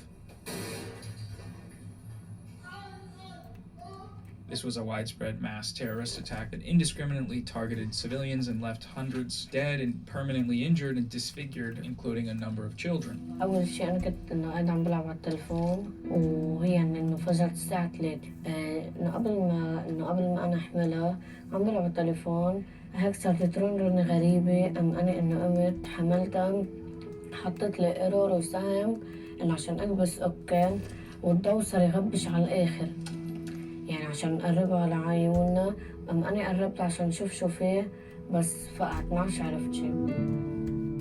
Among those murdered was Fatima Abdullah, a 9-year-old girl. At her funeral, as well as other funerals with large crowds of people, Israel detonated more of these explosives. Oh my God. Despite this being a child-killing and maiming indiscriminate terrorist attack in violation of international law, in Western liberal media it was presented as a cool James Bond-style operation.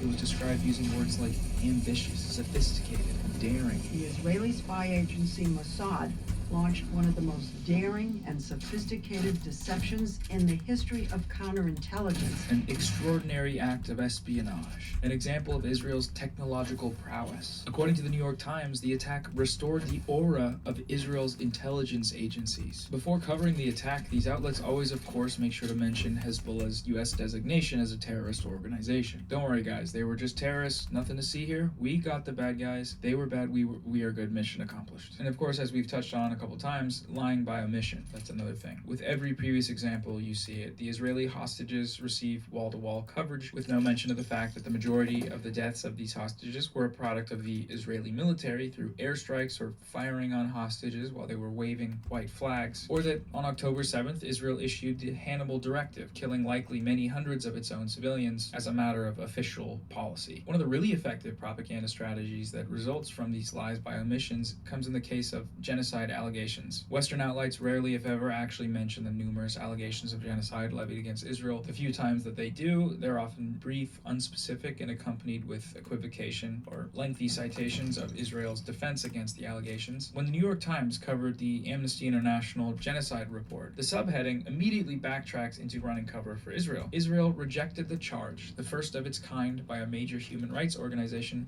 saying it was based on lies. The Times went on to spend more of the article sharing the IDF's defense against the allegations than any of the findings from the actual report. Amnesty International gave us 300 pages of facts about genocide. Israel says that they're just lies. I guess we'll never know what happened here. That's not journalism, that's propaganda. When Human Rights Watch released their report accusing Israel of committing crimes against humanity and genocide through its deliberate deprivation of access to clean drinking water, readers of the New York Times wouldn't have heard about that because the New York Times just didn't report it. That's one of the top human rights organizations in the world, accusing the #1 ally of the most powerful country in the world of the crime of all crimes. And they just forgot? No, they didn't forget. The editorial staff at the New York Times knows that they've helped this. They know that they are complicit in this. So any chance they get to just sort of forget to mention something as consequential as a genocide allegation from the leading human rights group in the world, they'll do it. Of course they will. This tracks with the BBC's repeated genocide denial, evident in repeated instances of reporters condemning or correcting guests for using the word genocide to describe Israel's actions in Gaza. Israel would deny that a genocide is taking place, saying that it is defending its right to exist. Its very existence, indeed, they would say, is under threat. So there are obviously two sides to this. This whole issue of right of self-defense has allowed Israel to inflict the mass murder and mass destruction, what the ICJ now describe as plausible genocide. Can I just say, you know what I'm going to have to say. I'm going to say Israel denies that. They say that they were in pursuit of Hamas terrorists who hid behind their own people. This is a genocide happening in front of our eyes. That word is, as you know, incredibly emotive, and the Israelis, as you know, will be saying that they are targeting Hamas only, that they don't target civilians. Not the These truth, are unfortunately. planned, military incursions. It's not the truth. Yeah, civilians are dying. Civilians are dying, and the way that the bombs are getting dropped, I don't believe are in a targeted way. Nothing from what I'm hearing on the ground suggests that the bombs have been dropped in a targeted way. Our social media manager, all 5 houses around him got blown up. They estimate 100 people were killed in them. Yesterday, his house was the last one remaining in the neighborhood. They leveled an entire neighborhood. Thank you very much. Thank you, And I do need to make that qualification, of course, that that it is always denied by the Israelis that genocide is taking place. They say these are strategic planned strikes in Gaza and that they are targeting the militant group Hamas. But I'm here to let the world know that that's not the case. Kareem, you've been able to have your say. This Thank you, is what the Israelis will always say in response to that. This effort to whitewash and run cover for the genocide has been intentional, of course, and we have the proof. It's been confirmed with direct evidence and testimony, with internal newsroom memos from not only the BBC, but the New York Times as well. And the last thing to talk about is just atrocity propaganda. One of the primary justifications for the genocide in Gaza is that members of Hamas are not just militants, but that they are monsters, pure evil, motivated by nothing more than the sadistic hatred of Jews. This narrative has been fueled by stories of horrors that supposedly took place on October 7th. Hamas burned babies in ovens. They burnt babies alive. They put children and burned them to death. They cut the breasts off of women. 400 women shot in the genitals, their breasts cut off as terrorists played with their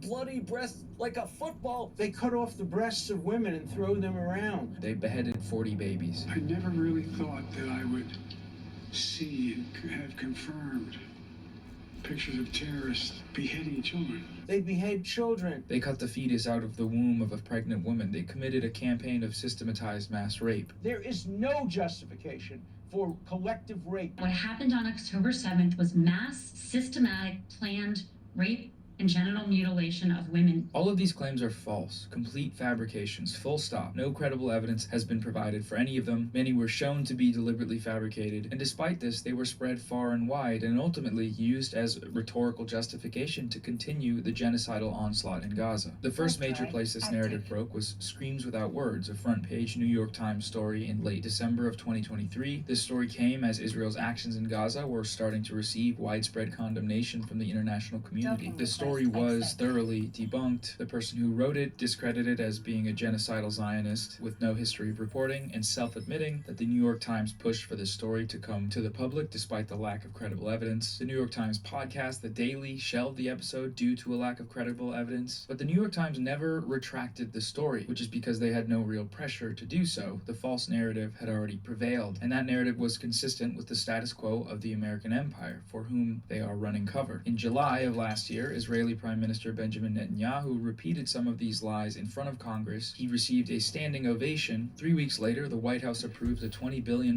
military aid package to Israel. They explicitly cited Netanyahu's visit as one of their motivations for doing so. Atrocity propaganda has consequences. So with that context out of the way about the Gaza genocide and its support from the West and within Israel, the broader media system that allowed it to happen, let's now return to Ethan's video. In the content nuke, you can find just about every type of what we just looked at in terms of manufacturing consent. Ethan spreads atrocity propaganda. He shares the Hamas mass rape hoax, the same hoax that was used by the Western media, the US government, and the Israeli government to justify a genocide. He cites the same sources that these parties cite when they go on stage to legitimize more military killing machinery shipments to Israel. And October 7th, last year, Hamas committed horrific acts of sexual violence.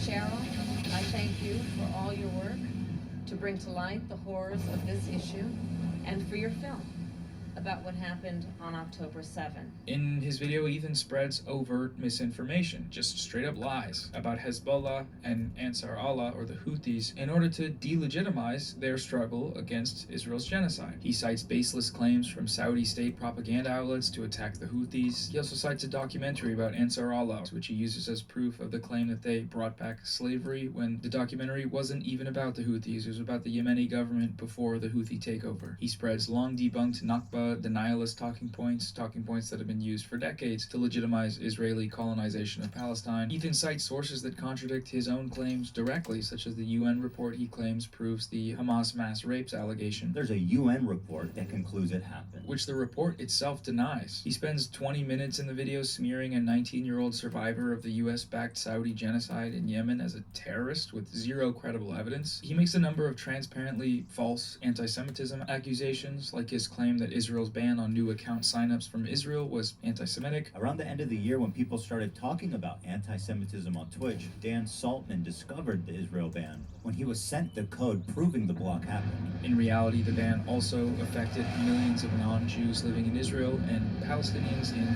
Palestine, as shown in the evidence he himself cites. The IP ban went into effect in both. Like all these Western liberal outlets, Ethan just takes the State Department line of thinking when it comes to terrorism, which his video is ostensibly a crusade against. By his own definition of terrorism, both the US and Israel are the largest terrorist organizations in the world, given their history of killing millions of innocent civilians across the globe. His focus is not on them, though, rather the groups that they consider to be terrorists, aka, the bad guys. He actually uses those exact words. He says they're the bad guys. They are a designated terrorist group by the US, by the EU. These guys are clearly the bad guys. The entire video is kind of a lie by omission, simply because of everything we just went over. How none of it is a factor, how none of the people viewing the video that are unfamiliar with what's happening would ever come away with his video knowing the full picture, knowing some of the very valid reasons why someone like Hassan might be critical of Israeli atrocity propaganda, or might support groups like the Houthis for their heroic actions in the Red Sea against a genocidal regime. The biggest issue, I think, is that Ethan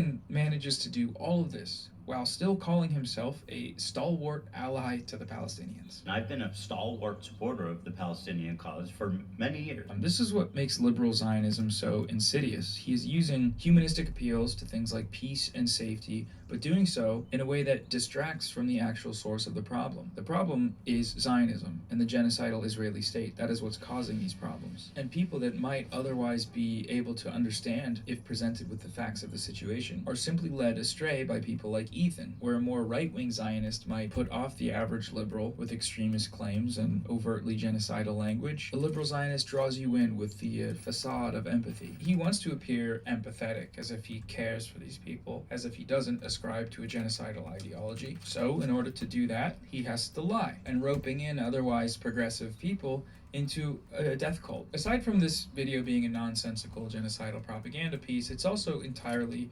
unoriginal. The video is a culmination of a months-long campaign against Hassan and all these other creators and Twitch, the company, to smear them as terrorists and anti-Semites and get people, in trouble. The campaign began as a response to the suspension of the live streamer Asmongold. Asmongold made some comments that explicitly justified Israel's genocide of Palestinians in Gaza. I'm not going to cry a fucking river when people who have genocide that's baked into their laws are getting genocided. They come from an inferior culture. I don't feel bad for them. What? I don't feel sorry for them.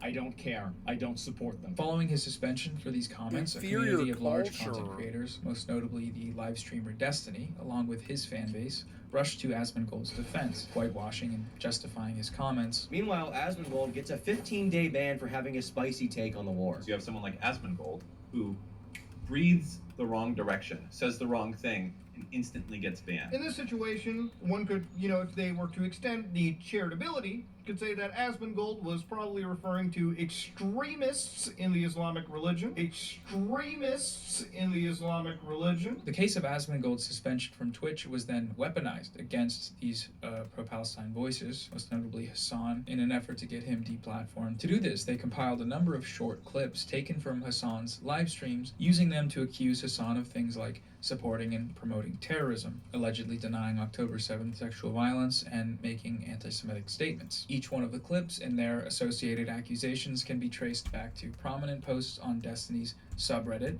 Some of the clips were sourced from videos that criticized Hassan from well over a year ago. These clips were initially hosted on a website created by a member of the campaign called HamasPiker.com. Soon after, another website was created, DanClancySucks.com, a reference to the CEO of Twitch, Dan Clancy. Another goal of this campaign was to get him fired from the company. This site also hosts all of these clips with their associated allegations: anti-Semitism, terrorist promotion, and rape denial. Eventually, several major YouTubers in the usually apolitical commentary sphere made videos that signal boosted these allegations to millions of viewers. Most of these videos used the same clips, many of them directly citing this smear campaign's website. There's a website known as DanClancySucks.com. Or there's also a website that's been created called DanClancySucks.com that goes over it all. Another website, Advertise on Twitch, shows a collection of ads playing before the dishonestly framed clips we've looked at, and the contact information of the companies is provided. It auto-loads a preset email with just one click, allowing participants in the campaign to mass spam these companies with the related smears. There were several motivations behind this campaign. There were direct material incentives. On YouTube for the past few years, there's a big industry that's exploded in popularity, and it's based on a simple concept: Hassan bad, Hassan Piker is bad, and he's dumb, and bad and a terrorist, probably. We can call this the Hassanabi Dunk Video Industrial Complex. It's common for YouTubers during low view months to join in on the fun and make these types of videos, taking short clips from Hassan's thousands of hours of live streaming to misrepresent what he's saying, usually parroting the exact same talking points they're getting from the same YouTubers in the same community. They're watching each other's videos and making each other's videos. It's kind of like a perpetual cycle of dumb guy slop. It's interesting to see YouTubers that typically cover TikTok drama and gaming content randomly giving their opinions on genocide and geopolitics, but that's the result of such an ecosystem. It's not about the politics, it's about making money by attacking a guy they don't like. Because the guy in question happens to be a political content creator, they have to try to do politics. It's really funny to watch, honestly. It's also wild because the political content creator in question is an anti-genocide content creator, and the arguments they're attacking him for are anti-genocide arguments. So these creators, they're positioning themselves in opposition to him and his arguments, de facto positioning themselves on the pro-genocide side.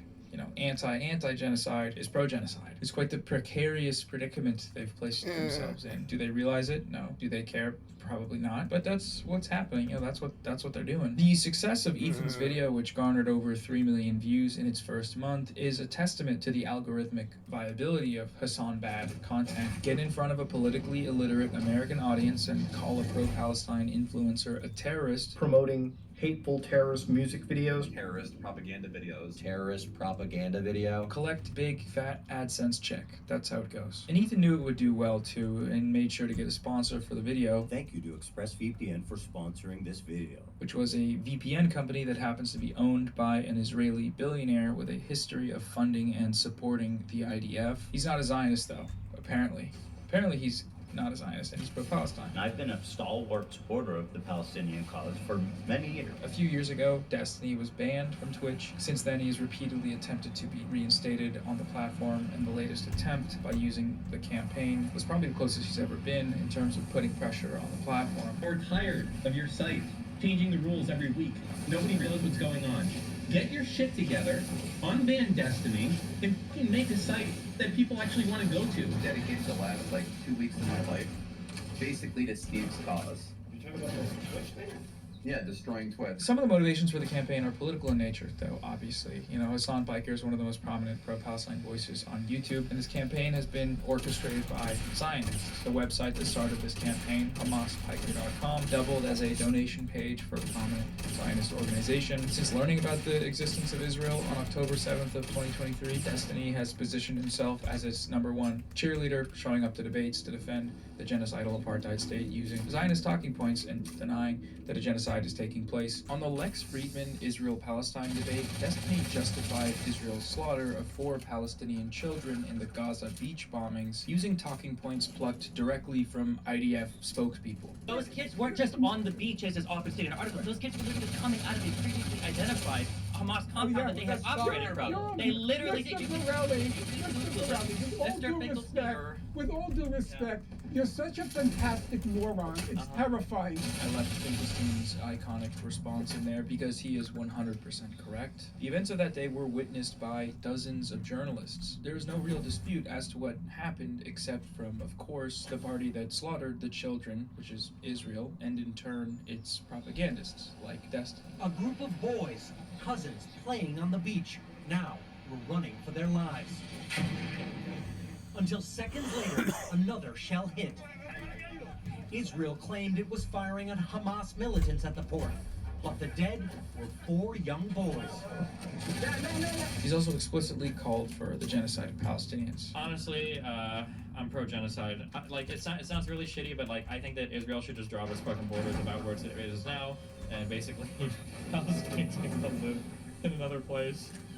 That's really shitty, but that's about where I'm at. It's this guy and his community who are the source for every one of the arguments that Ethan makes in his video. Do stalwart advocates for Palestinians normally collaborate with advocates for Palestinian genocide? No, they do not, in my opinion. Destiny's podcast co-host Dan Saltman, the other main driver behind this campaign and the one spearheading the creation of these smear websites, is also a Zionist. Saltman promoted pro-Israel organizations like the ADL and stopped anti-Semitism, and Zionist politicians like Richie Torres, who shared and boosted the campaign. He consistently weaponizes Zionist talking points, like asserting that any reference to Zionism is actually just coded anti-Semitic language, the implication there being, of course, that criticizing Israel and Zionism is inherently anti-Semitic. That's a very common Zionist tactic. It's like the Zionist tactic, in the West at least. Perhaps the most significant motivation, though, and indicative of the sort of unserious nature of this campaign, is just spite. These people all seem to have deep personal vendettas against Hassan and these other creators that should give one pause when considering the seriousness of the campaign that they're running. God, he's so cringe. He's such a cringe loser.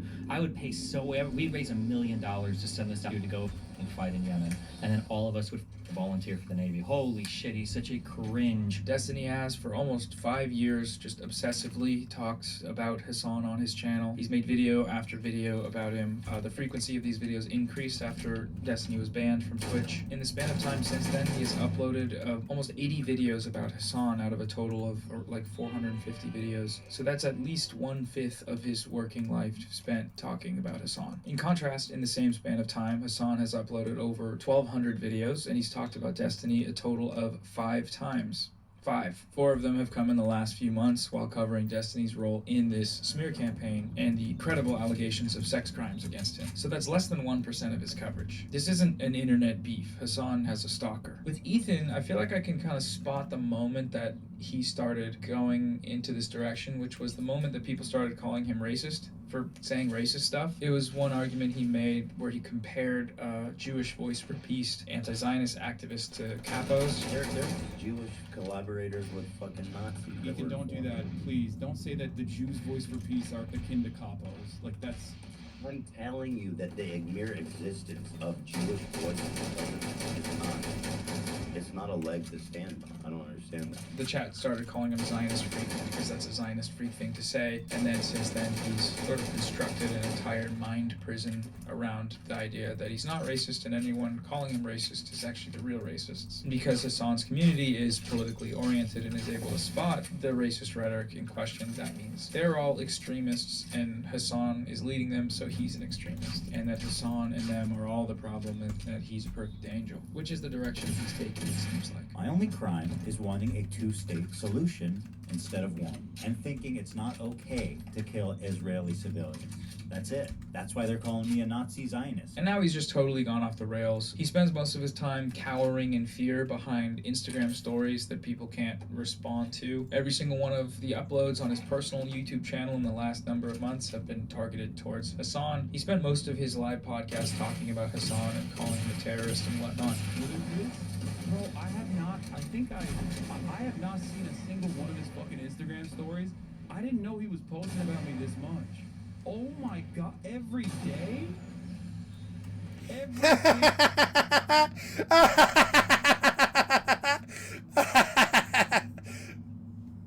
Calling him a terrorist and whatnot. What is this? Bro, I have not seen a single one of his fucking Instagram stories. I didn't know he was posting about me this much. Oh my god, every day? Every single day?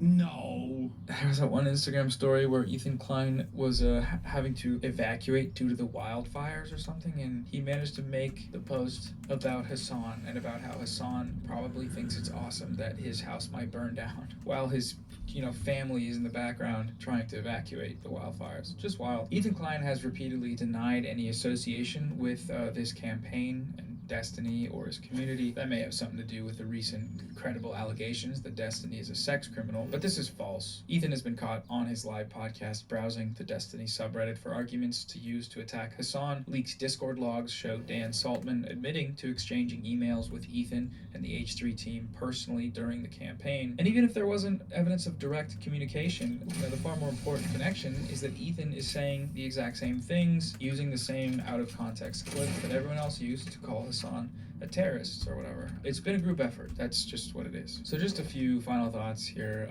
Zionism is Nazism. It's an ethnic supremacist, expansionist, colonial ideology. You can't have Zionism without genocide and ethnic cleansing. That's the end goal of the project. It's what it is. Palestinians are there, and for the Zionist project to be complete, they have to go. Starve them out, bomb them, destroy everything they need to live. Those are the methods. Those are what they're employing as we speak. And like Nazism, Zionism cannot be defeated through reform or debate. It must be destroyed from the outside through efforts made by the Palestinian people, the Palestinian resistance, and coalitions of allies. As history has shown, the downfall of these kinds of racist ideologies is possible, but Zionists cannot be a part of this process. They're Zionists. They uphold Zionism by spreading Zionist propaganda and spending all their time and effort attacking anti-Zionists, even as those anti-Zionists are actively fighting against a genocide that Zionism is the ideological pretext for. In the case of liberal Zionists like Ethan Klein, using his weird personal Zionist crash out as a jumping off point to educate people about the ideology that he adheres to is a great use of time, I think. And Bad Empanada has done a fantastic job with that. His videos have reached pretty wide audiences and exposed them to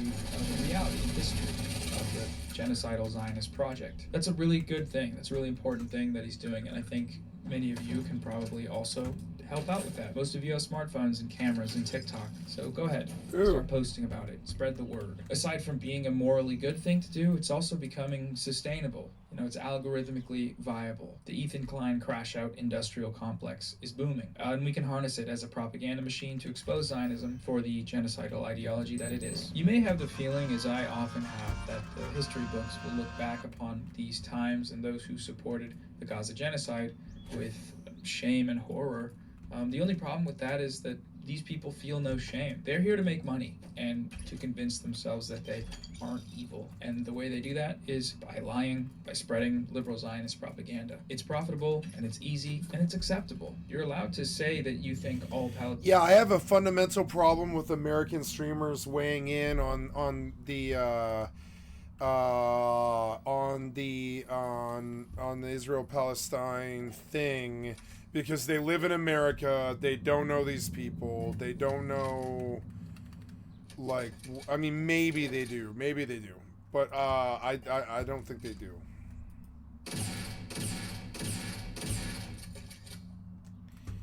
I sold my cutter again because Bethesda is fucking stupid.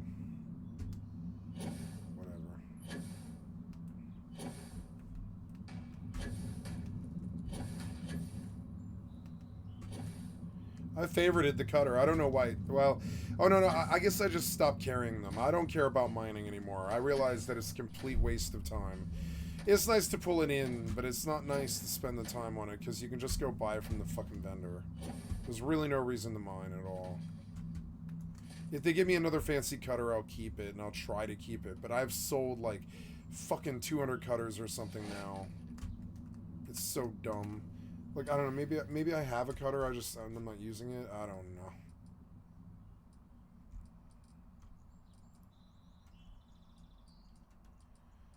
No, there's no cutter here. I don't know.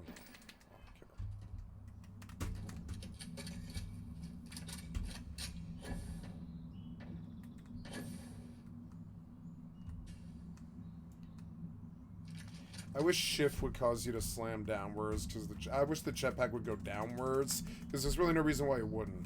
You could put holes in the back, and like, yeah, and have it go like in the way that it's going like that. You could also shoot downwards. You could be like, okay, now I want a tiny little push downwards because I'm like rising too much, you know, and then it needs like that kind of control.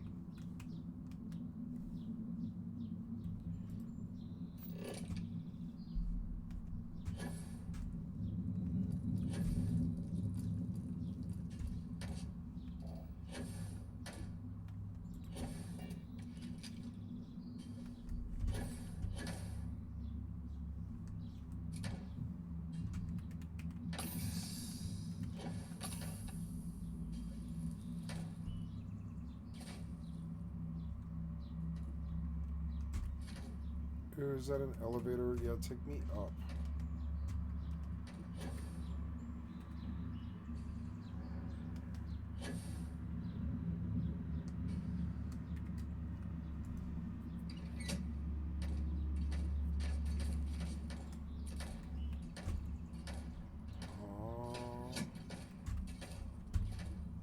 Is that?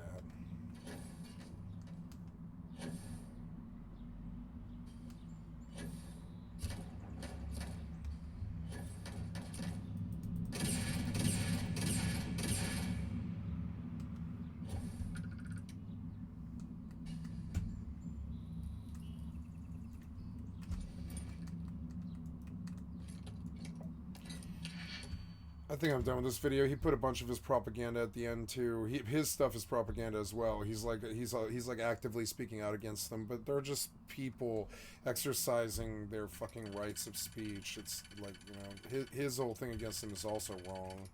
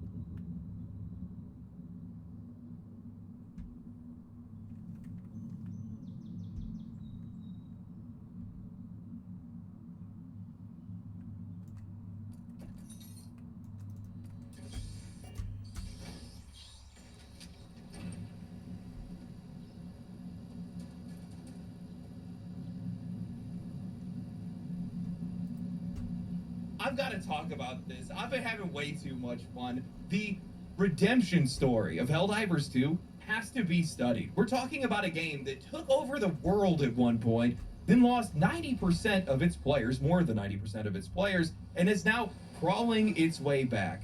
No, clawing its way back. I'll be honest, I didn't think it was possible. Don't get me wrong, I absolutely love the game, but when you see a studio that has fumbled as much as Arrowhead has with Helldivers 2, that audience is gone. Especially from a game that doesn't require a whole lot of player investment. People don't have that kind of time that is necessary to feel like they need to come back to a game or continue to play the game. There's a lot of other games that have come out over the last few months. There are plenty of other games to play right now. You don't have to go back to this game. And to be able to do so, you got to do something incredible. And to their credit, that's exactly what they did. Tons of free content, changes players have been asking for, insane progression in the game's story. Damn near a full makeover from what the game was a year ago. And while I have no problem tearing games down, you guys know that more than anything, I think it's equally as important to make sure that we celebrate when games are doing the right thing. And Helldivers and Arrowhead, they're doing the right thing right now. So today, we're talking about Helldivers 2. I never thought I would... I don't like Helldivers 2.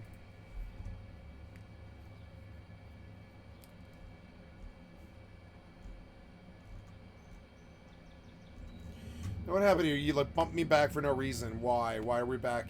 I mean, I guess I've got to talk about this. Back, I've been having way too much fun. I don't... Go back.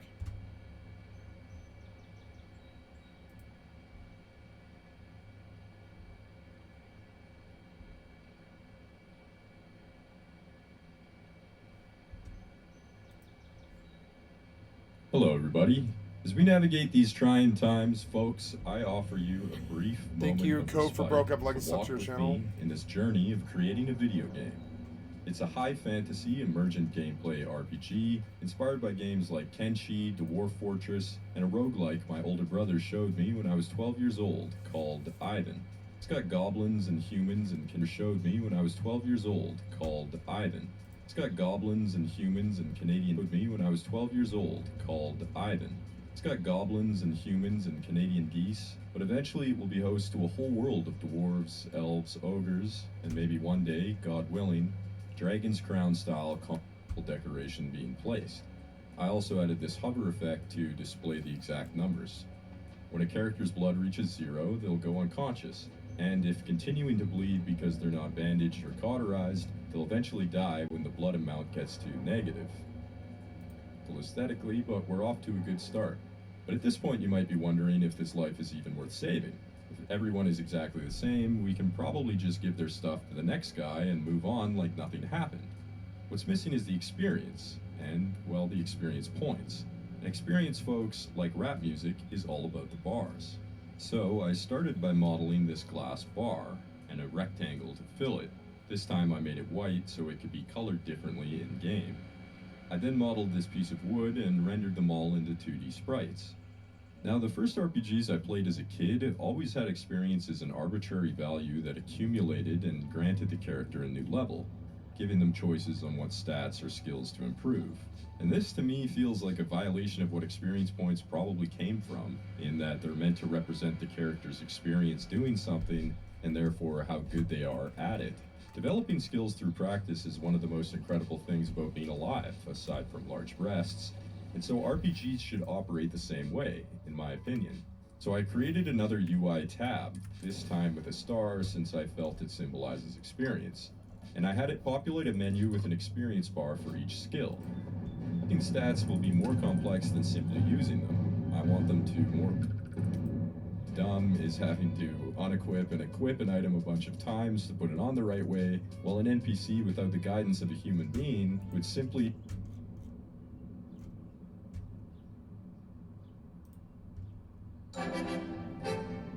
Thank you. Some more news. I would like to sub to your channel. Gen Z slang. Some cool Gen Z slang. Listicle from Parade Magazine. That's gonna help. Hey, fam. It's me, your bussin' Chad. gooning at you in 4K. I do not think that's the correct use of gooning. Okay, so no cap, that's not gonna work. Listen, here's some news. It appears that the far right is knuckle deep in online media these days. According to this Media Matters graph, right-leaning shows have a far larger audience than left-leaning shows. I mean, we're not even on that graph. Come on, Dave Pac-Man? He doesn't even have a beard. His name sounds like the worst Atari spin-off game. I'm not mad. I've never been mad. So anyway, I was talking with Harris and Biden and all my other pet gerbils, and we were brainstorming ways to make a buck in this new online climate. I asked Brock, that's my other gerbil, and he pointed out that if you really want to make money these days, you apparently just have to say the N-word in public. He also started talking about white genocide for some reason. Anyway, a lady called a child a slur and is now crowdfunding over $700,000 and counting. Cool world we're living in. Kind of makes you want to check out forever. Remember the movie Cool World? Anyway, I do. Cool World fam. is cool. Anyway, fam, today we're going to talk about all of this. The racist-ass internet, the right-wing dominance of online media, and the apparent appeal of Trumpism for Gen Z men. It's all deeply connected and interwoven into insidious forces from above, just like my gerbil maze. Riz. MAGA, the next generation. Kids love 90s Star Trek references. Also, I don't actually have gerbils. I lied to make myself seem cooler, and succeeded. So, obviously, traditional media has been dead for a while now, and social media is the rat palace nesting inside its chest cavity. The social meds is now how 1 in 5 Americans get their news. This means that influencers are basically the new journalists, without all the pesky standards.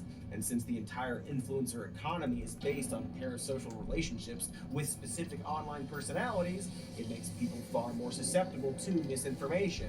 People tend to explicitly trust the names they closely follow, as well as any lie if it's repeated enough times, even if that lie directly goes against common knowledge. In other words, influencers are uniquely effective vessels for propaganda. That isn't to say they're all propagandists, mind you, but rather they are to propaganda what Burning Man is to staph infections. If you're getting all your news on, say, TikTok, you are far more likely to be blasted with misinformation. And boy, as of 2024, 39% of young people are doing just that. On an unrelated note, Donald Trump, the 78-year-old Republican president of the United States, is popular with the youths, or rather, in the last election, Trump improved young men and women, the latter still very much being the majority of voters. This obviously depends on which poll you're reading, but the reason the media is so focused on young men is because that margin is a lot tighter. They are somewhat up for grabs, but still leaning Trump. And what was particularly shocking, at least for the mainstream media, because they're was that idiots. Trump seemingly won over the social media generation while also spending significantly less than Harris on TV and digital ads. But of course, if you spend any time online, you probably know what happened. Just ask Dana White during Trump's victory party. I want to thank some people real quick. I want to thank the Nelk Boys, Aiden Ross, Theo Vaughn, Bustle with the Boys, and last but not least, the mighty and powerful Joe Rogan. Look at that big baby man thanking that other big baby man. To be clear, we're not going to re-examine the last election or claim that this was solely why Trump won. But it's worth noting that Trump had spent a lot of effort ingratiating himself with online influencers. And that effort did pay off. An investigation by Bloomberg found that prominent podcast influencers like Aiden Ross, Andrew Schultz, and Sean Ryan, while presenting themselves as non-political entertainers, have been constantly repeating Trump's exact talking points over the last few years, or boosting Trump himself. One of my main theories for this is that they're credulous and ignorant, but, for example, there's the Nelk Boys, a group of 20-somethings from Canada who run a YouTube prank show. Here they are, pranking both sides right before the election. So we have these Harris signs. We're in Trump territory here in Florida, South Florida, and we're going to be putting these on people's lawns. We're going to do a little social experiment today. We're going to see what happens pretty much if we just set up a Trump house in like the Bay Area. Sure, I guess. Okay, it's like Jackass or Tom Green or whatever us olds watched. Except, here's the thing. Watch how they prank the Trump supporters. Hi. Hello there. Hi. I work for the Harris and Waltz campaign. I'm just doing a little patrol of the neighborhood. I want to. Take it off. No, I'm gonna leave it there because. No, you're not gonna leave it there. Oh, why? Because I can't stand them. Do you not support tampons in men's bathrooms? Wait! Don't touch my sign! Get it out of my property. That's my sign. I don't give a shit. Get it out. Nobody told you to put it on my fucking property. You don't even address me by my pronouns. They're a bunch of communists. You didn't address me by my pronouns. So basically, they just play out the stereotype of a cock liberal, violate these people's property, and then let them rage on them. Which, again, sure, fine. Now watch what they do to the Harris supporters. If someone tries to take the sign, we have this water bucket contraption because they gotta pay the price for entering private property. You shouldn't be touching people's shit. Yeah, you shouldn't go on someone's lawn and take it off. Water's harmless too.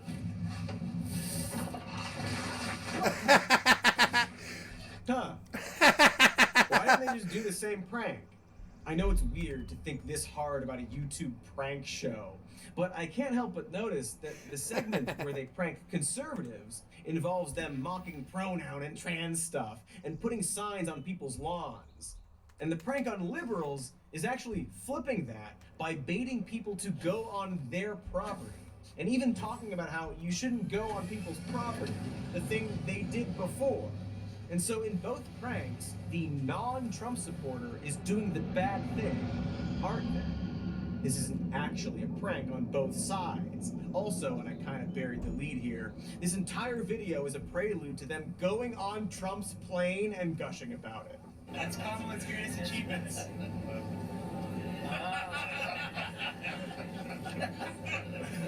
That's very good. I love it.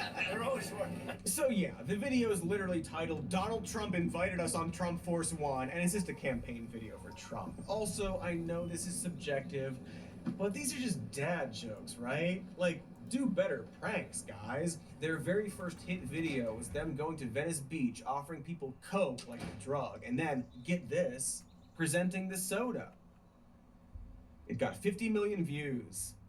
I don't know, boys. That's a joke from the 60s. Literally, a joke from the 60s. These guys are fucking millionaires, by the way. God, my head hurts. I keep getting these nosebleeds, and I swear my hand vanished the other day. I was looking at it, I was like, where'd my hand go? Anyway, from those humble soda prank beginnings... If you're dumb in the idiocracy, you're gonna make money.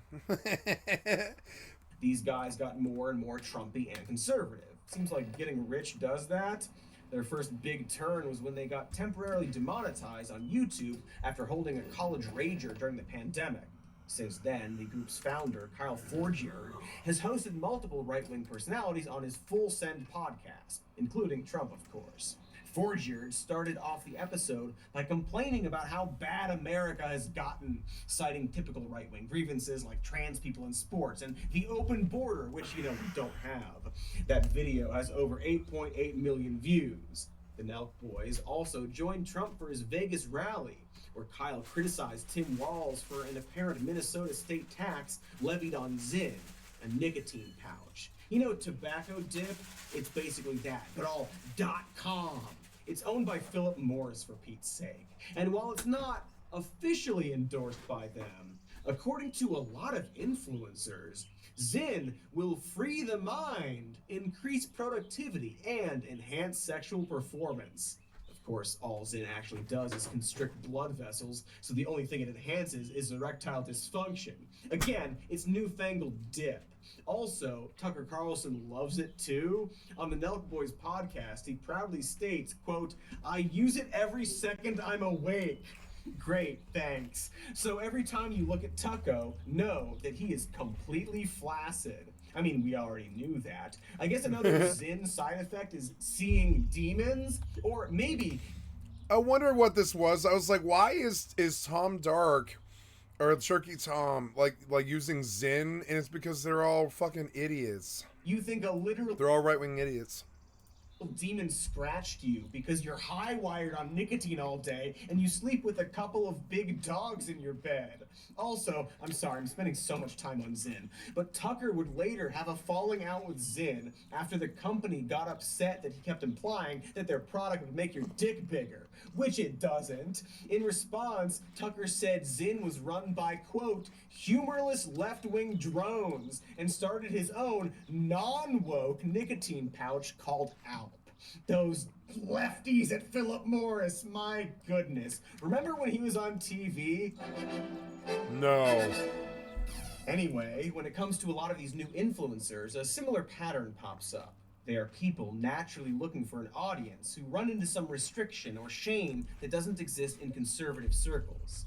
The pandemic was a huge moment for this. It, of course, helped radicalize Joe Rogan, but there's also Xavier DeRousseau, a 27-year-old MAGA influencer and member of the RNC's Youth Advisory Council. DeRousseau claims he was a woke supporter of BLM until he did his own research and red-pilled himself so hard he started criticizing COVID-19 mandates and affirmative action. DeRousseau is black, by the way, so he's filling in a role that conservatives are constantly and desperately looking for. And like anyone with a genuine or not Why I Left the Left story, he's become a prominent PragerU influencer and contributor to Fox News, Fox Business, and Newsmax. His entire shtick, as he himself has said, is to present like a young liberal while pushing conservative values. The result is a man who looks like he's been Freaky Friday'd with Ann Coulter. For those of you who don't really pay attention to politics, Oh, let me make this no. very simple for you. When it comes to a presidential election, you essentially have two choices. You can vote for Donald Trump. You know he's kind of an asshole, probably going to offend you and your entire community. Or we can become North Korea. The choice is yours. Oh yeah, thank God we didn't become North Korea. Those guys would never have a military parade to celebrate the president's birthday. Anyway, he most recently sparked controversy for posting a picture with a Make Gaza Jewish Again shirt last year. While DeRousseau admitted the shirt could be polarizing, he said it felt necessary because, quote, sometimes you have to do something very bold and borderline polarizing in order to start the conversation. All right. He was just starting the conversation. Like how whenever it's my partner's turn to do the dishes, I take a dump in the sink. It sparks conversation, you see. Never mind that Xavier didn't take on this hard-right Zionist persona until after he worked at PragerU, whose CEO is a former Israel Defense Force intelligence officer. Hey, check out Xavier's merch store where he sells a Zionism is Demure shirt for $65. Oh my God. It's very embarrassing. It's very undemure. Another very obvious grifter or genuine person trying to fill the MAGA slot is Bryce Hall, one of them manosphere guys, and of course an amateur fighter. Here he is hanging out with a grown man who wants people to call him Sneeko, debating tip percentages, saying the N-word, dude stuff. Yeah, it was included and I gave another 7. You know where like it clues it and then you can press +7? I gave him like a 27% tip. I did. You're good. Appreciate it. Thanks. Of course. You just call me What the fuck? 27% tip. Not bad. In that same stream, Sneeko thanks a commenter for giving him $15 after saying white power. But alright. Good tipper. Not great. It's fine. It's a fine tip. So these guys are like Nazis. Or at least they seem to openly and happily court Nazis. And like that other guy, Bryce got in trouble during the pandemic. Specifically, he was charged by the LA city attorney for holding a massive birthday party during lockdown and was banned from the Playlist Live influencer convention for peeing off the balcony. After the assassination attempt on Trump, Hall, shocker, endorsed him with a tweet of that fist-raising picture and the caption, "This is my president." A few months later, Hall gave Trump a half-assed endorsement at a rally in Las Vegas. Afterward, internet sleuths found an old photo from Hall's Instagram where he compared Trump to a trash can, which Hall deleted. Because again, these guys are all looking to fill a specific slot, have soured mainstream audiences, and found the conservatives are far more forgiving of bad behavior, especially if they're being told what they want to hear. It of course doesn't hurt that his TikTok video bashing Kamala Harris is one of his most viewed. This is a symbiotic relationship for both these influencers and Trump. because one of the interesting things about Trump's shift to TikTok and podcast influencers is how well-timed and smart it actually was. After all, remember the people who boosted Trump back in 2016? Sites like InfoWars and Breitbart, The Drudge Report, and conservative radio hosts. All of those sources are now struggling, probably in part because a lot of them got sued into oblivion. It's almost like Trump uses people up like a box of tissues, huh? The point being that Trump, or let's be honest, someone working for Trump, has done a very good job at keeping up with a rapidly changing grifter landscape of lying idiots. He's also harnessed a very specific type of person or group of people. Or to be more specific and yet somehow more cryptic, he's harnessed it's hilarious. It's actually funny, you know. Like I would say, I started watching this guy like a year ago, and he did not talk like this. But I swear to God, do you hear it? They're starting to sound like me. They're starting to sound like me. Something's changed in the culture a little bit. A bunch of groups of people. Bundles of bunches of groups of people. People that we are going to talk about later. Perhaps after the break. For ads. Bunches of ads. Bundles of bunches of ads for products. Bunches of products.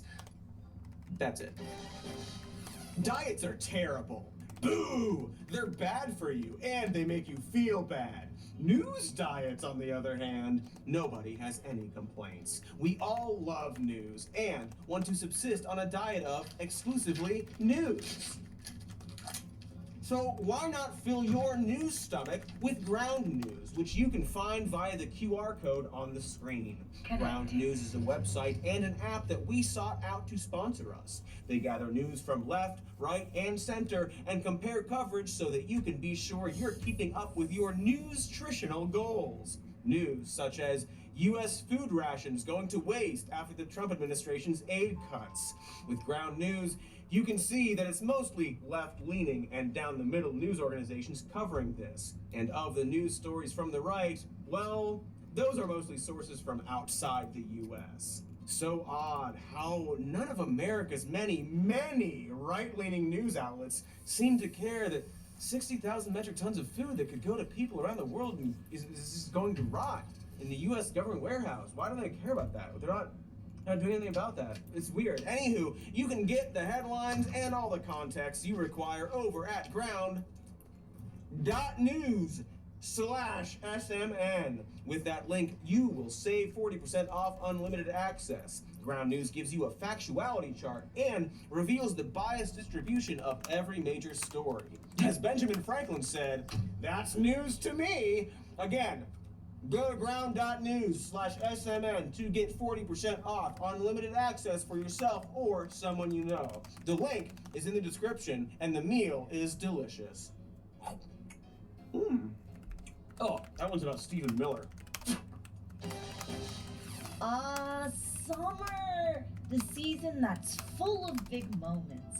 Weddings, vacations, ranking the snack offerings at baseball stadiums. But if you are dealing with thinning hair or shedding, comparing chili cheese, waffle fries, and churro dogs can be pretty stressful. Enter Nutrafol. Nutrafol's whole body approach and clinically tested formula will have you ready to get back out to the ballpark and down a couple of Fenway Franks. Nutrafol is the #1 dermatologist recommended hair growth supplement brand trusted by over 1.5 million people. See thicker, stronger, faster growing hair with less shedding in just 3 to 6 months with Nutrafol. They've got formulas that work for men, women, and multiple dietary lifestyles. So I promise there is a Nutrafol product that is right for you, whether you're vegan or on a nutrition plan that's, I don't know, exclusively smoked Gouda cheesesteaks from Philadelphia's beautiful Citizens Bank Park. So start your hair growth journey with Nutrafol. For a limited time, Nutrafol is offering our audience $10 off your first month subscription and free shipping when you go to Nutrafol.com and enter the promo code SMN. Find out why Nutrafol is the best-selling hair growth supplement brand at Nutrafol.com, spelled Nutrafol.com, promo code SMN. That's Nutrafol.com. Promo code SMN. Ow, ow! Ow! That's the sound I make when I see a chili dog. Okay, shucks. We're back. We were talking about Donald Trump for a change. Trumpo, it seems, has done a very good job of pivoting from the old guard of right-wing propagandists to this new generation of influencer freaks. It's like the New Mutants, in that no one wants this, but it exists. Do you remember that film? You don't have to remember the film. It's worth noting that this absolutely isn't an organic or grassroots movement, but rather a very clever and calculated political move by the exact freaks you're picturing. Those freaks being Turning Point USA and Charlie Kirk, which has trained and facilitated over 400 conservative influencers since the 2016 election. T-Puss, as they like to be called, has hosted influencer summits all over the country to teach young conservative influencers how to post smarter and harder. They've given advice like be influencer first, conservative second, so that they appear to normal, or less like political politics. Like Asmongold. That's what Asmongold does. You may notice that is exactly the kind of tactic But they're still shitheads. Oh, and hey, They're still coincidentally, here's shitheads. one of those It doesn't matter. hanging out with They're Charlie fucking. Kirk They're at the fucking whitest right wingers. They basically support war. They're like. I mean, I swear to God. Then I don't care like what they say about that. What the hell was that sound? Oh, I landed or whatever. Okay, like I landed and the ship like rattled because the metal has to resettle when you've like landed and stuff. Yeah, it's like a plane. Yeah. I love this game, actually. I love this game. Like it's not even that good of a game, but I fucking love this game. And it is a good game. It's a beautiful game. The graphics are good. Like at least right now, like I guarantee in like 2 years this is gonna look so shitty to me. I'm gonna be like, look at all the Starfield graphics, you know. But right now the game looks so good to me. And like the combat's good, even though it's kind of generic and shitty. And like the guns are good, like Borderlands, and like I'll just gush this for this game. I will. I'm just gushing. I squirted in my panties for this game. I love this game. That sun looks good. Or sorry, yeah, the sun looks good to me. I like this game. This game's so fun. I made like 10 billion ists this month, and I don't do anything really. I don't play the game. I'm alt tabbed. I don't play this game. And I love this game too. I'm so happy with this game. This game makes me so much money and like just. You know, I like this game too, and I'm just so happy with the games. Oh, it can only get better. Shit, I'm gonna log into Once Human. I like that game too. Yeah, games that are actually good that I like. You know, even if they're old, I don't care.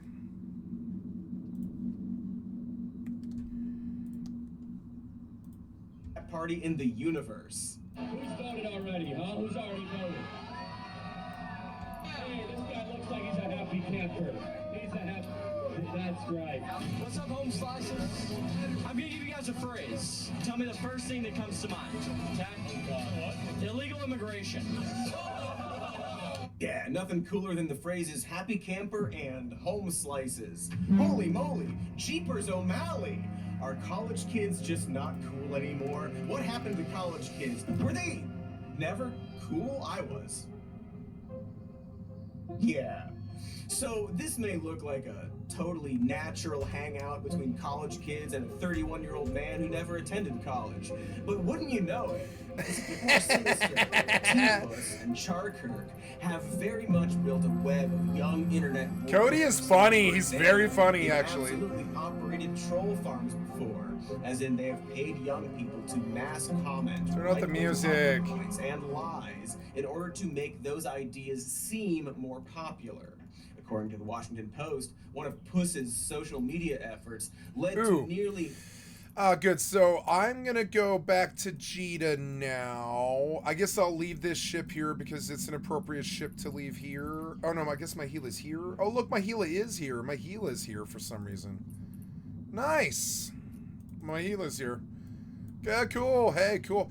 So I want to do level 4s for Fed. Galente. And I have a mobile depot, but not a mobile tractor unit. God fucking damn it. Can I get a mobile tractor unit somewhere nearby? Mobile tractor units. Mobile tractor units. I mean, it's better than Jita. It's better than going to Jita. We'll go to Dodixie. Yeah, we'll go to Dodixie, I guess. I don't think I want to go in, I mean, I have this hauler. Fuck it, I'll just go in the hauler. I'm not taking this Gila out of this place if I don't need to. You know, I could put in implants. But, I mean, what if I get ganked? I mean, it's better than the Abyss. Those implants are good for the Abyss, but they're not really good for level 4s. What if you get bombed? I mean, I sit there. Do I even want to do level 4s? It seems like more stress than I want. I'm getting the rep this way. It takes forever. I'm talking like years. But I could keep doing it this way. It's so easy. It's like 3 clicks. There's no stress. You can't die. The LP's real. It's real money. I don't know. And I don't know. Like, maybe I should just try level 4s. I guess I'll try level 4s. I don't really see why I should care. And I can always dock up and keep finishing later or whatever. I want to do level 4s. That's what'll get my rep up faster. So we'll go take the REIT to go pick up a mobile tractor unit as close as I can possibly get one. See, they're higher over here. It's fucking annoying. Nah, just go to Dixie. It's fine. And I'll haul a mobile tractor unit back here.